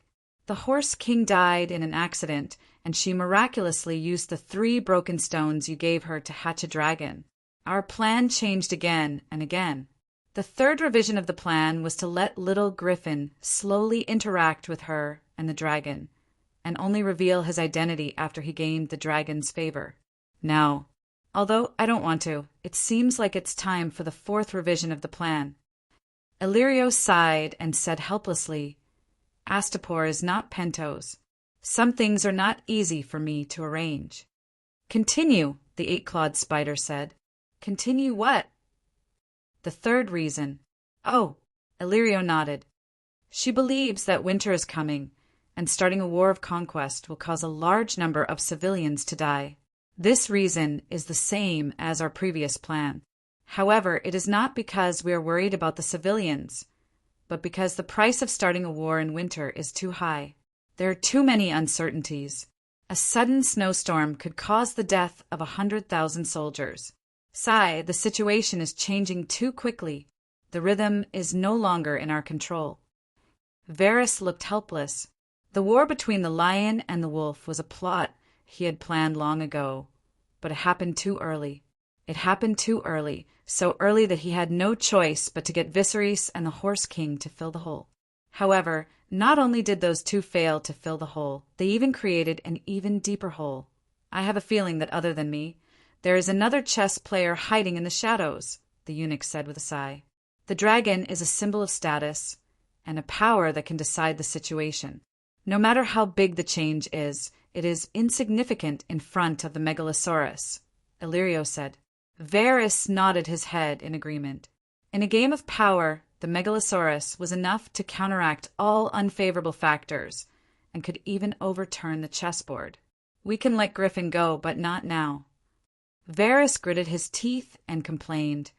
Since she has more than 10,000 unsullied, why didn't she wipe out Slaver's Bay immediately? Now, the anti-magic mother of Dragon's army is wantonly searching for mercenaries. In the past half a year, the Second Sons, Rose, and Raven have all entered Cayuan. If not for the Blood Troop being hired by Duke Tywin earlier, that group of Blood Troop would also appear on the opposite side of the Dragon Queen. Chapter 117. In the past year, the situation in the Westeros had also changed drastically.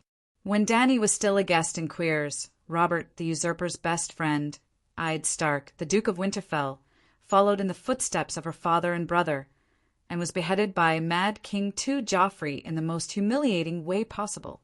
Stark's family in the Northern Territory was undoubtedly the main character in Game of Thrones, and their tragic fate was deeply sympathized by the audience. When Dany watched the show, she often thought of them as characters. But from an objective point of view, their family's fate was not too unjust. First, let's talk about Eddard's death. Rather than saying that Eddard died at the hands of Joffrey because of Robert, it was more accurate to say that his wife and daughter worked together to kill him. It was said that Eddard Stark had a low EQ and no political brain, but he knew very well that he was not suitable for the King's Landing. When Robert personally came to the Northern Territory to ask him to be the Prime Minister, he was going to refuse. Robert is my best friend. If I refuse him, he will definitely fly into a rage and scold me. But in a few days we will be good again. At that time, after holding hands with his wife, I'd said this to her. I'd and Robert grew up in the Arryn Valley. They were both adopted sons of Duke Arryn, and they had rebelled together. They were the best friends in the world of Song of Ice and Fire. Eddard's judgment was not wrong, but his wife was the most orthodox of noble women, and she was very realistic when it came to matters. When they were young, Caitlin Tully could face her childhood sweetheart Littlefinger's love with the most rational of emotions. Now that she was a mother of 5, she could also handle King Robert's invitation with the most rational of attitudes. She urged her husband to accept the king's appointment with 2 reasons. First, in the past they were good friends. Now that he was the king and she was his subject, the heavenly might was unpredictable. Second, the child had grown up, and it was time to talk about marriage. King's Landing was the capital of the 7 kingdoms, a place where the nobles gathered. Rob, the eldest son, was the heir, so he had to stay behind when his father was not around. Rickon, the 3rd son, was only 3 years old and could not leave his mother. Caitlin herself would not go to King's Landing. There were 3 children who planned to go with Ide to King's Landing: Sansa, Arya, and Bran. 2 of the daughters were looking for husbands. Caitlin and her husband did not like Theon and never wanted him to marry Sansa. And Bran, as the 2nd son, did not have the right to inherit, so his future was bleak. It was not an unfounded fear. Ide's younger brother, Ben-Jen, did not have the right to inherit and ended up as a night watchman at the wall. If he went to King's Landing with the protection of his father and the king's uncle, Bran could at least become a full knight. If he was lucky, he might even become a Kingsguard. There was no doubt that Caitlin Tully made the choice that a good wife and mother should make. Unfortunately, she was too politically naive and ignored the fact that King's Landing was facing a storm, and her husband had no ability to avoid it. Instigating her husband to go to King's Landing was barely enough to clear her name, but kidnapping Tyrion was too stupid. Well, it was also because Littlefinger was too smart. He gave her the super Mary Sue mentality of, a man who loves me will not hurt me. Even if I get married, he will continue to be my bootlicker. It was easy to fool Caitlin, making her believe that the person who murdered Bran was Tyrion. She could not help but sigh. Littlefinger was really a role model in the world of bootlickers. He had ruined the family of that adulterous couple back then. Back to the topic, even though Tyrion was a dwarf and was not liked by her father, he was still a Lannister. When Caitlin kidnapped him, it meant that Stark plus Tully had officially declared war on Lannister. This put Ide and the Queen's faction in King's Landing in a disadvantageous situation. Even though his best friend was the king, Lannister's power was too great. Robert had borrowed 3 million gold royals from Duke Tywin, and most of the court relied on Lannister. After talking about how the wife cheated the husband, let's talk about how Sansa Stark cheated the father. When Ide found out that Robert and the Queen's 3 children were not the king's, he did not immediately expose the matter to Robert. He had a righteous heart that was a little pedantic. He was worried that Robert would kill Cersei's 3 children, like how Tywin killed Prince Rhaegar's children. So he secretly found Cersei and told her, I know what you've done. I haven't told my poor but cruel best friend yet. I'll give you 3 days to take the children away, and then our 2 families will fight it out on the battlefield. When Cersei found out that he knew, she killed Robert in advance. Because in King's Landing, Ide's power came from the king. Normally, after killing Robert, Cersei should have immediately taken down Ide's family, or at least controlled him. But Cersei did not. In the first stage of Game of Thrones, the power struggle was Ide versus Cersei. The 2 main characters were both noobs at power struggles. Compared to Tywin, Varys, Littlefinger, Prince Martell, and Highgarden Rose, these 2 were like chickens pecking at each other. Cersei's court skills were maxed out, but her court skills were very advanced. After all, Ide had experienced the War of the Usurpers that overthrew the Targaryen dynasty. He had some experience and a certain political sense. When he saw his best friend die, the day after he gave Cersei his last notice, he immediately understood that he had killed his best friend. In his grief and regret, he decided to use his life to protect his best friend's Baratheon dynasty. At that time, Ide already knew that he would die, but he did not want his 2 daughters to die with him. So he held back and planned to secretly send his 2 daughters to a fast ship that he had prepared beforehand. When they left King's Landing, he would fight Lannister alone. Not to mention, when the king was first killed, I did have the capital to fight for his life. This was because Renly, Varys, and the others wanted to support him. Even Littlefinger, who had secretly made him bleed, did not want him to fall immediately. Those people did not support Ida's justice, but for the sake of political balance. If Ide fell, the next hand of the king would definitely be Duke Tywin, who had maxed out his military, financial, political, and court skills. Unfortunately, Ide righteously rejected the suggestions of those who supported him. The king's third brother, Duke Renly, could only run away. Varys did not dare to meet him again. Littlefinger decisively joined Cersei. At this time, Ide was still bound to lose, but he had already resolved himself. His best friend had gone to hell. Why should he be afraid of death? It had to be said that if Ide wanted to, he was very good at hiding secrets. Just like how he hid Jon Snow's identity from everyone, including the cunning Varys and Littlefinger. He also hid his plan to secretly send his 2 daughters away from King's Landing. Then his eldest daughter, Sansa, came out to trick him. The night before she left, she secretly went to see Cersei and told her everything about her departure. In the beginning, Sansa was a typical infatuated noble girl. She liked handsome young men, and Joffrey was very handsome, so she couldn't bear to leave him. Cersei suddenly woke up. The next day, she captured Ide and threw him into the dungeons. Ide's men were all killed. The Tower of the Hand was bathed in blood.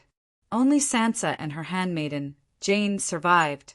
Arya was left on the streets. Ide was already prepared to die. He was not afraid of being thrown into the dungeons. But with his daughters in Cersei's hands, he had to give up his honor for the second time in his life. For his daughters, he admitted to the people of King's Landing at St. Baelor's Cathedral that he had committed treason and that Joffrey was the rightful king.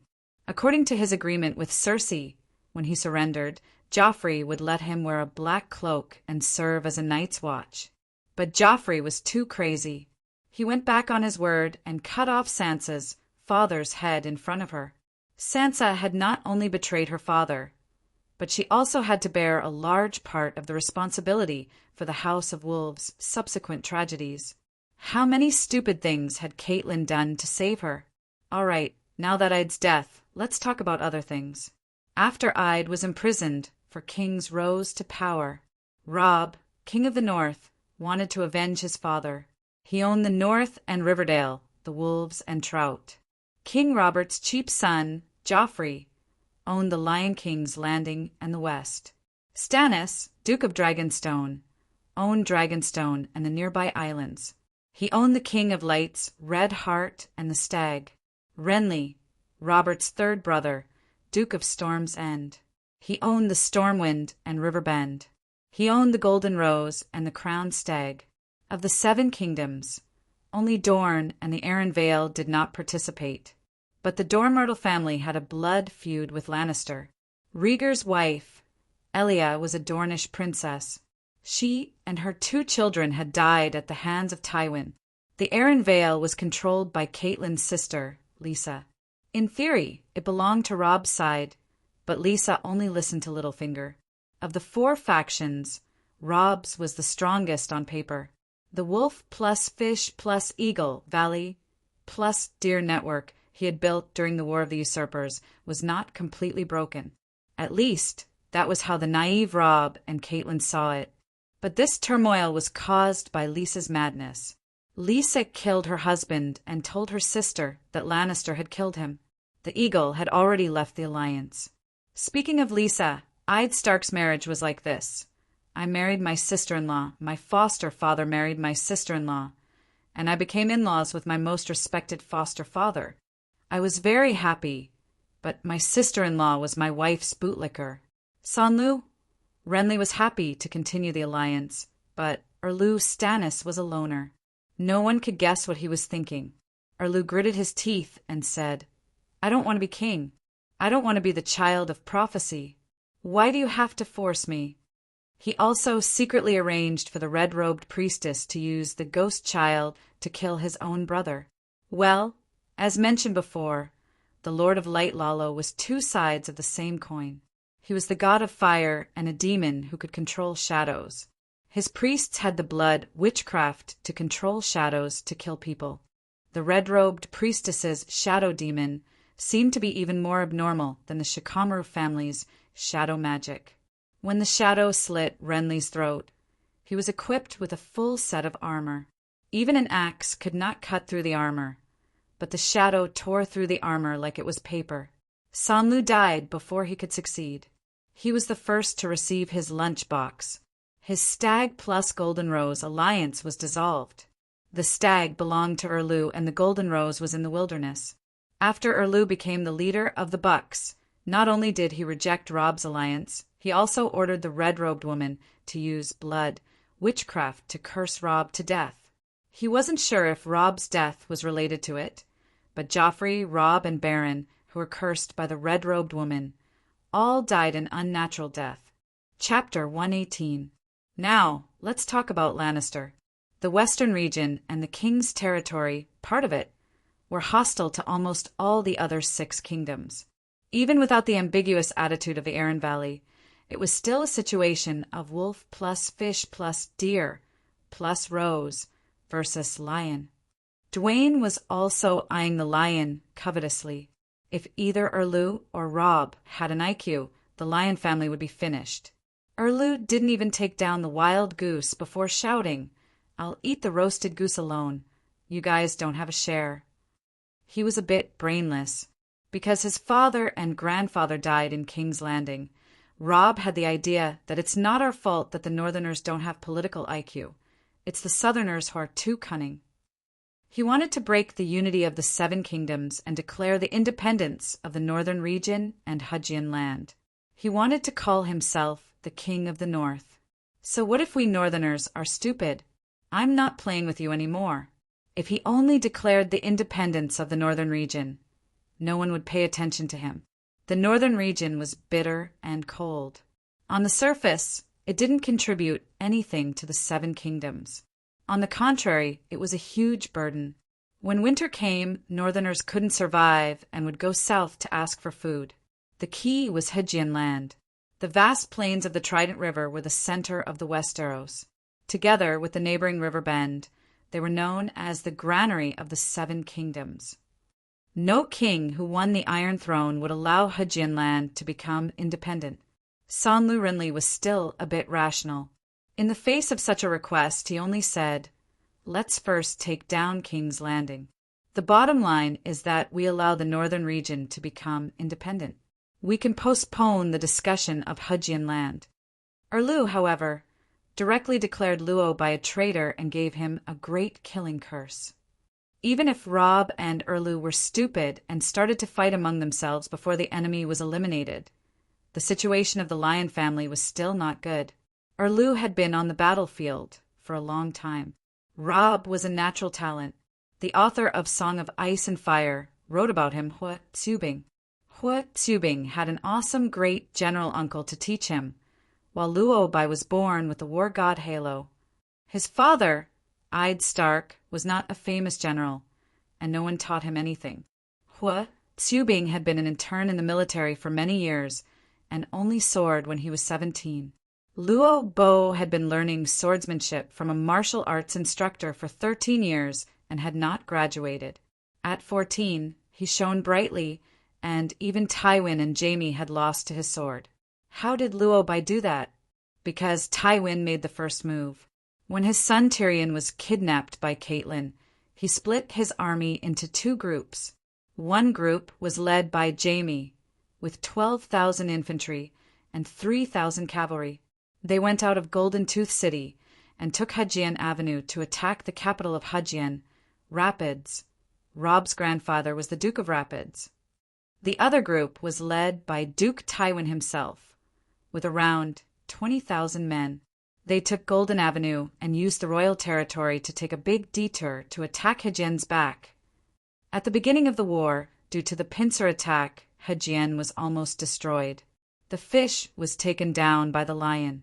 Not only was Rapids surrounded by Jaime, but even Robb's uncle, Ide, the only successor of the fish, was not captured.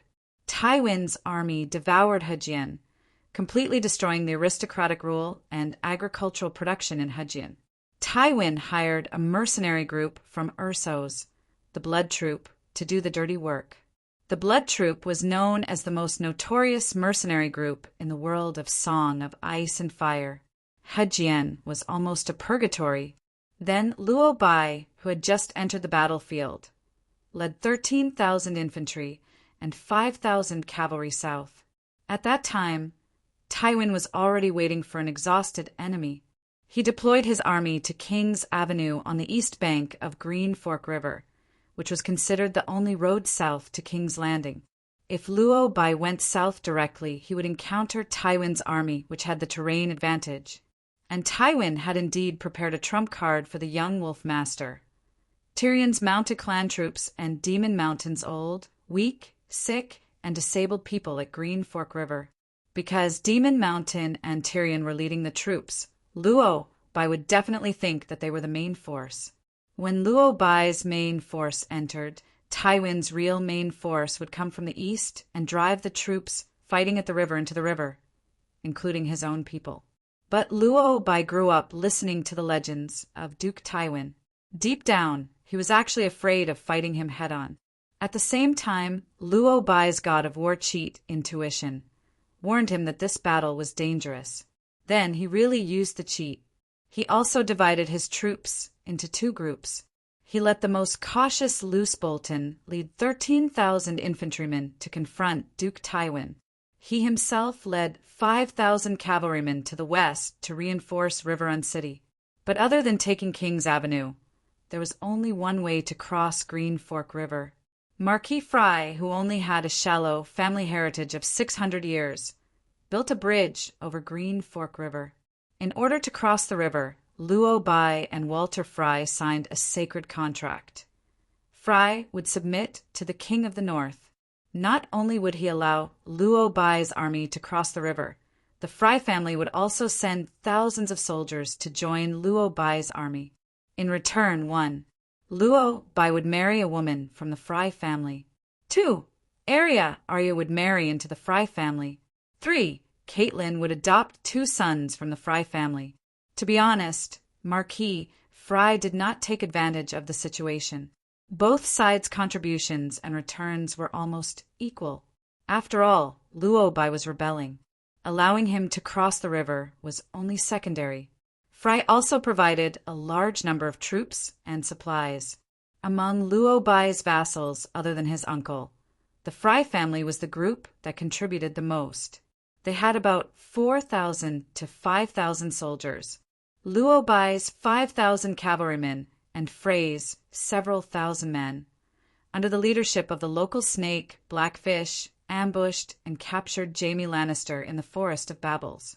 Blackfish, Blind and Tully, was Luo Bai's second grandfather.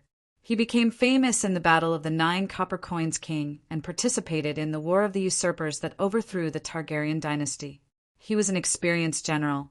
Luo Bai's talent plus Blackfish's experience equals undefeated. After taking down Jaime and wiping out the 15,000 Lion Army that besieged Riverrun City, the situation on Riverrun City was immediately reversed. Tywin was pinned down by Luce Bolton's northern infantrymen on the front. On the flanks, Luo Bai integrated the army of the Riverrun vassals and formed a huge military pressure. At the rear, not only was the King's Landing unable to provide support, it was also besieged by the Deer Army. It could be said that at that time, Lannister's life depended on Luo Bai's thoughts. If Luo Bai was not so smart and fought recklessly, even if Tywin could escape, he could only escape to the King's Landing alone. Unfortunately, Luo Bai was too smart. He was not being derogatory. He had already considered the situation after the battle. Erlu did not allow him to be independent and was also his enemy. If the wolf and lion fought fiercely, even if he could win, he would lose 800 of his own men. In the end, Erlu would have to clean up the mess. Of course, Lannister was different from Erlu. Erlu only opposed the independence of the Northern Territory, but Lannister chopped off his father's head. Therefore, Luo Bai would not let Tywin go. Since he could not fight head-on, he would have to outsmart him. After all, he was born to be a god of war. Therefore, not only did Luo Bai not encircle and suppress Tywin in the east, he instead went west and led the war into Lannister's territory. He came up with a different world version of the dragging knife strategy. If Tywin pursued him, he would find a favorable place to ambush him. Both Heiyu and Luo Bai had even found an ambush place. If Tywin did not pursue, the Western Territory would be at the mercy of the wolf. Lannister's family had a lot of gold and silver mines. Luo Bai and the others had plundered a lot. When they took Casterly Rock City, Lannister's family would be finished. It had to be said that Luo Bai's plan was very thorough. In order not to reveal his strategy, even his uncle-eyed Muller and the commander of the Northern Territory's infantry, Roose Bolton, did not know about his dragging knife strategy. In order to make it more realistic, Luo Bai deliberately left-eyed Muller in Rapid City to resist Tywin's return to the west. Luo Bai knew that his uncle's skills in the war would not be able to stop Tywin's return to the west. Eyed Muller's bait had failed, so Tywin would not suspect that it was a scheme. During the whole process, Luo Bai could be said to have calculated both himself and others. He used his tactical skills to the extreme. According to his plan, even if Erlu easily took King's Landing, which only had 3,000 soldiers, and the Wolf family had suffered great losses in the battle with the Lion family, he could still benefit from the Western Territory. Jaime had been captured by him, and if he took down Duke Tywin, Casterly Rock City would most likely surrender. It could be said that Luo Bai had done everything he could do on the battlefield. Unfortunately, Tywin was not led by the nose by him. From the beginning, not only did Luo Bai want to defeat Tywin unscathed, but Tywin also wanted to send that little brat to meet his dead father with the least loss. When he found that Luo Bai was not as weak as he had thought, Tywin completely gave up the idea of winning the battlefield. Lannister had many enemies, so he did not have the energy to waste on the hard-headed Northerners. War was just a service for politics.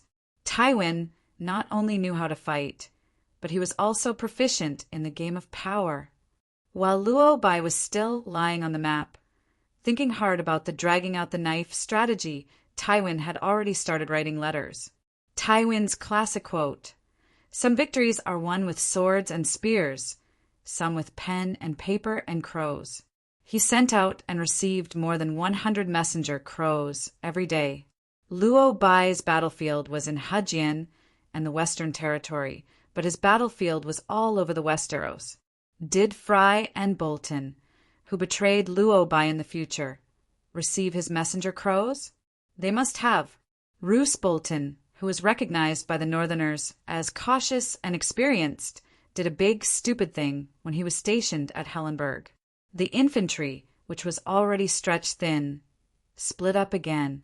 Tywin killed 4,000 to 5,000 of the original 13,000 infantry at Green Fork River, leaving only about 8,000 left.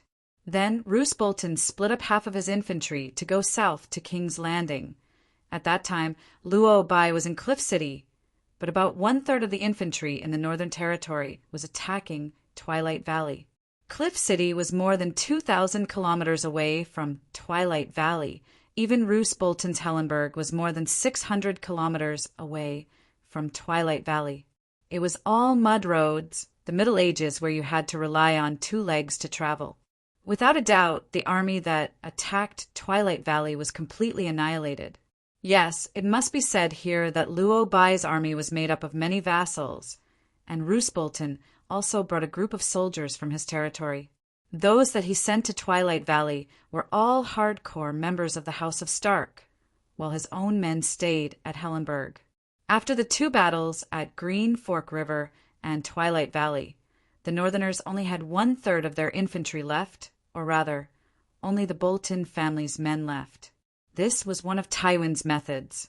Other than dissolving the enemy from within, Tywin also secretly developed a new ally, the Golden Rose, that was left in the wilderness after Sonlu's death. Tywin facilitated the marriage between Joffrey and little Rose Marjorie. The lion was the king, and the Rose was the queen. In terms of strength, Harcourt's Rose was the strongest among the 7 countries. Not only did they have 1/3 of the Westeros navy, they also had the most cavalry. For example, the king of the Northern Territory, Luo Bai, only had 5,000 cavalry, and the Western Territory had slightly more than that. Tywin and Jaime had about 7,000 cavalry in total. However, Riverbend had prepared more than 20,000 cavalry for Sonlu and 50,000 infantry. Even if Khal Drogo didn't die, his Khalasar wouldn't be a match for Harcourt's family. As long as the 7 countries were united, unless the Valeglia Empire was reborn, no one would be able to conquer the Westeros by force. Even Dany with 3 dragons wouldn't be able to do it, and 10,000 unsullied would only cause a ripple.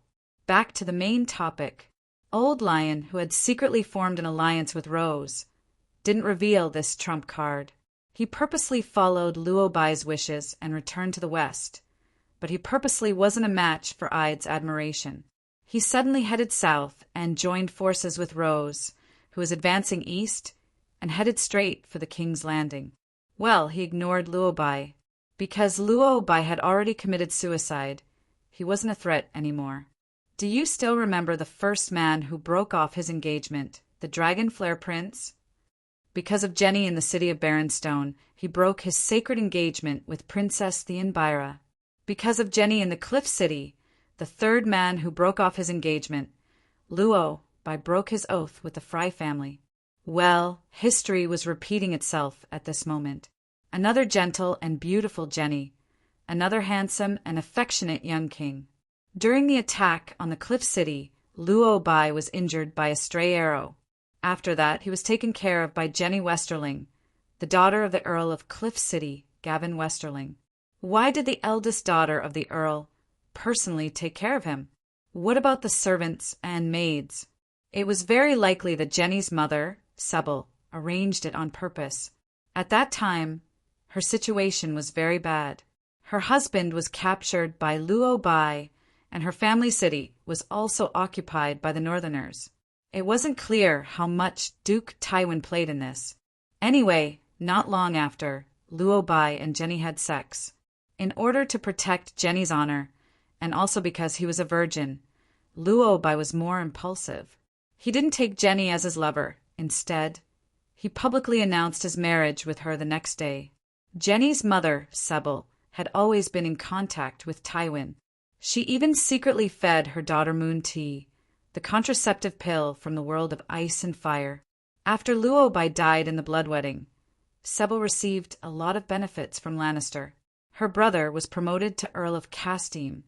Her son married a Lannister, and her 2 daughters arranged marriages, including Luo Bai's wife Jenny. Luo Bai, the man who broke off his engagement, inexplicably went from being a powerful player to being eliminated. Next was Erlu and Lannister. Erlu sent the red-robed woman to kill Sonlu with blood magic. After that, he used a similar method to seize his younger brother's Phoenix Breath castle. After that, he advanced by sea, wanting to take down King's Landing in one fell swoop. At King's Landing, there were only 6,000 gold-robed men. 4,000 of them were newly recruited street thugs. They weren't even qualified to be cannon fodder. Their naval forces were also far from being a match for Dragonstone Island's navy. Erlu firmly controlled the sea. If there were no accidents, Erlu could easily take down King's Landing. However, the little devil Tyrion went into overdrive. As one of the main characters, he was also a cheat. To be honest, Dany and Liz's experience in hatching dragons and subduing Unsullied was already considered a cheat. However, compared to Tyrion, they were still a long way off. Facing Erlu, who had absolute military superiority, Tyrion possessed Zhou plus Guan Yu and turned Erlu into Boss Chow in the Battle of Red Cliffs. At that time, the battle went like this. King's Landing was located on the north bank of the Blackwater River. To the east of King's Landing was Blackwater Bay. Erlu's army came from the Storm Territory in the south. Tyrion burned the docks along the Blackwater River and any buildings that were conducive to landing. The area outside King's Landing's walls was completely cleared. If they wanted to attack King's Landing, Erlu would have to build a pontoon bridge across the Blackwater River. Therefore, Erlu's fleet would have to enter the Blackwater River from the sea. They would have to use ships to transport their troops or connect the ships with each other. Then, they would have to use a springboard to assemble a crude wooden bridge. Tyrion built 2 capstan towers at the mouth of the Blackwater River. The stone towers were connected to a metal chain. When Erlu's fleet entered the river, the metal chain would sink to the bottom of the river. When most of the enemy fleet entered the Blackwater River, the capstan would twist and straighten the metal chain. This way, the river would be sealed off by a metal chain. This was actually nothing. If this was an ancient naval battle in a normal world, even if the retreat route was sealed off, I would have a strong military force and would not need to retreat. Moreover, my ships were not chained together like Chow Chow's. If you threw a fire ship from upstream, I could dodge it or use a pole to push the fire ship away. The problem was that this was a fantasy world. The scholars had been developing for thousands of years and still could not come up with anything that could be called science. Fire warlocks, on the other hand, had long been able to produce strange wildfires. Tyrion was indeed possessed by Zhou and threw a fire ship from upstream. However, the ship's hold was not filled with kerosene, but with wildfire. Wildfire equals incendiary bomb plus Amaterasu. 2 of the green flames burned the lower half of the Blackwater River into hell. After setting the warships ablaze, Tyrion transformed into Lord Guan Yu again. Barely more than a meter tall, he fought his way through a horde of tall, muscular foes. If not for Cersei, she would have sent someone to shoot him in the back. The imp would have been able to pass through the Erlu siege of King's Landing, which was a hellish difficulty level. Well, Duke Tywin was also ruthless. He had been hiding in a corner and waiting for Erlu's army to lose momentum at King's Landing. Only then did he come out to reap the fruits of his son's victory. Thus, in the Battle of the Four Kings, Sonlu, Erlu and Robb left one after another. Joffrey had the last laugh. Well, at least he was not dead yet. The first battle of the Westeros came to an end.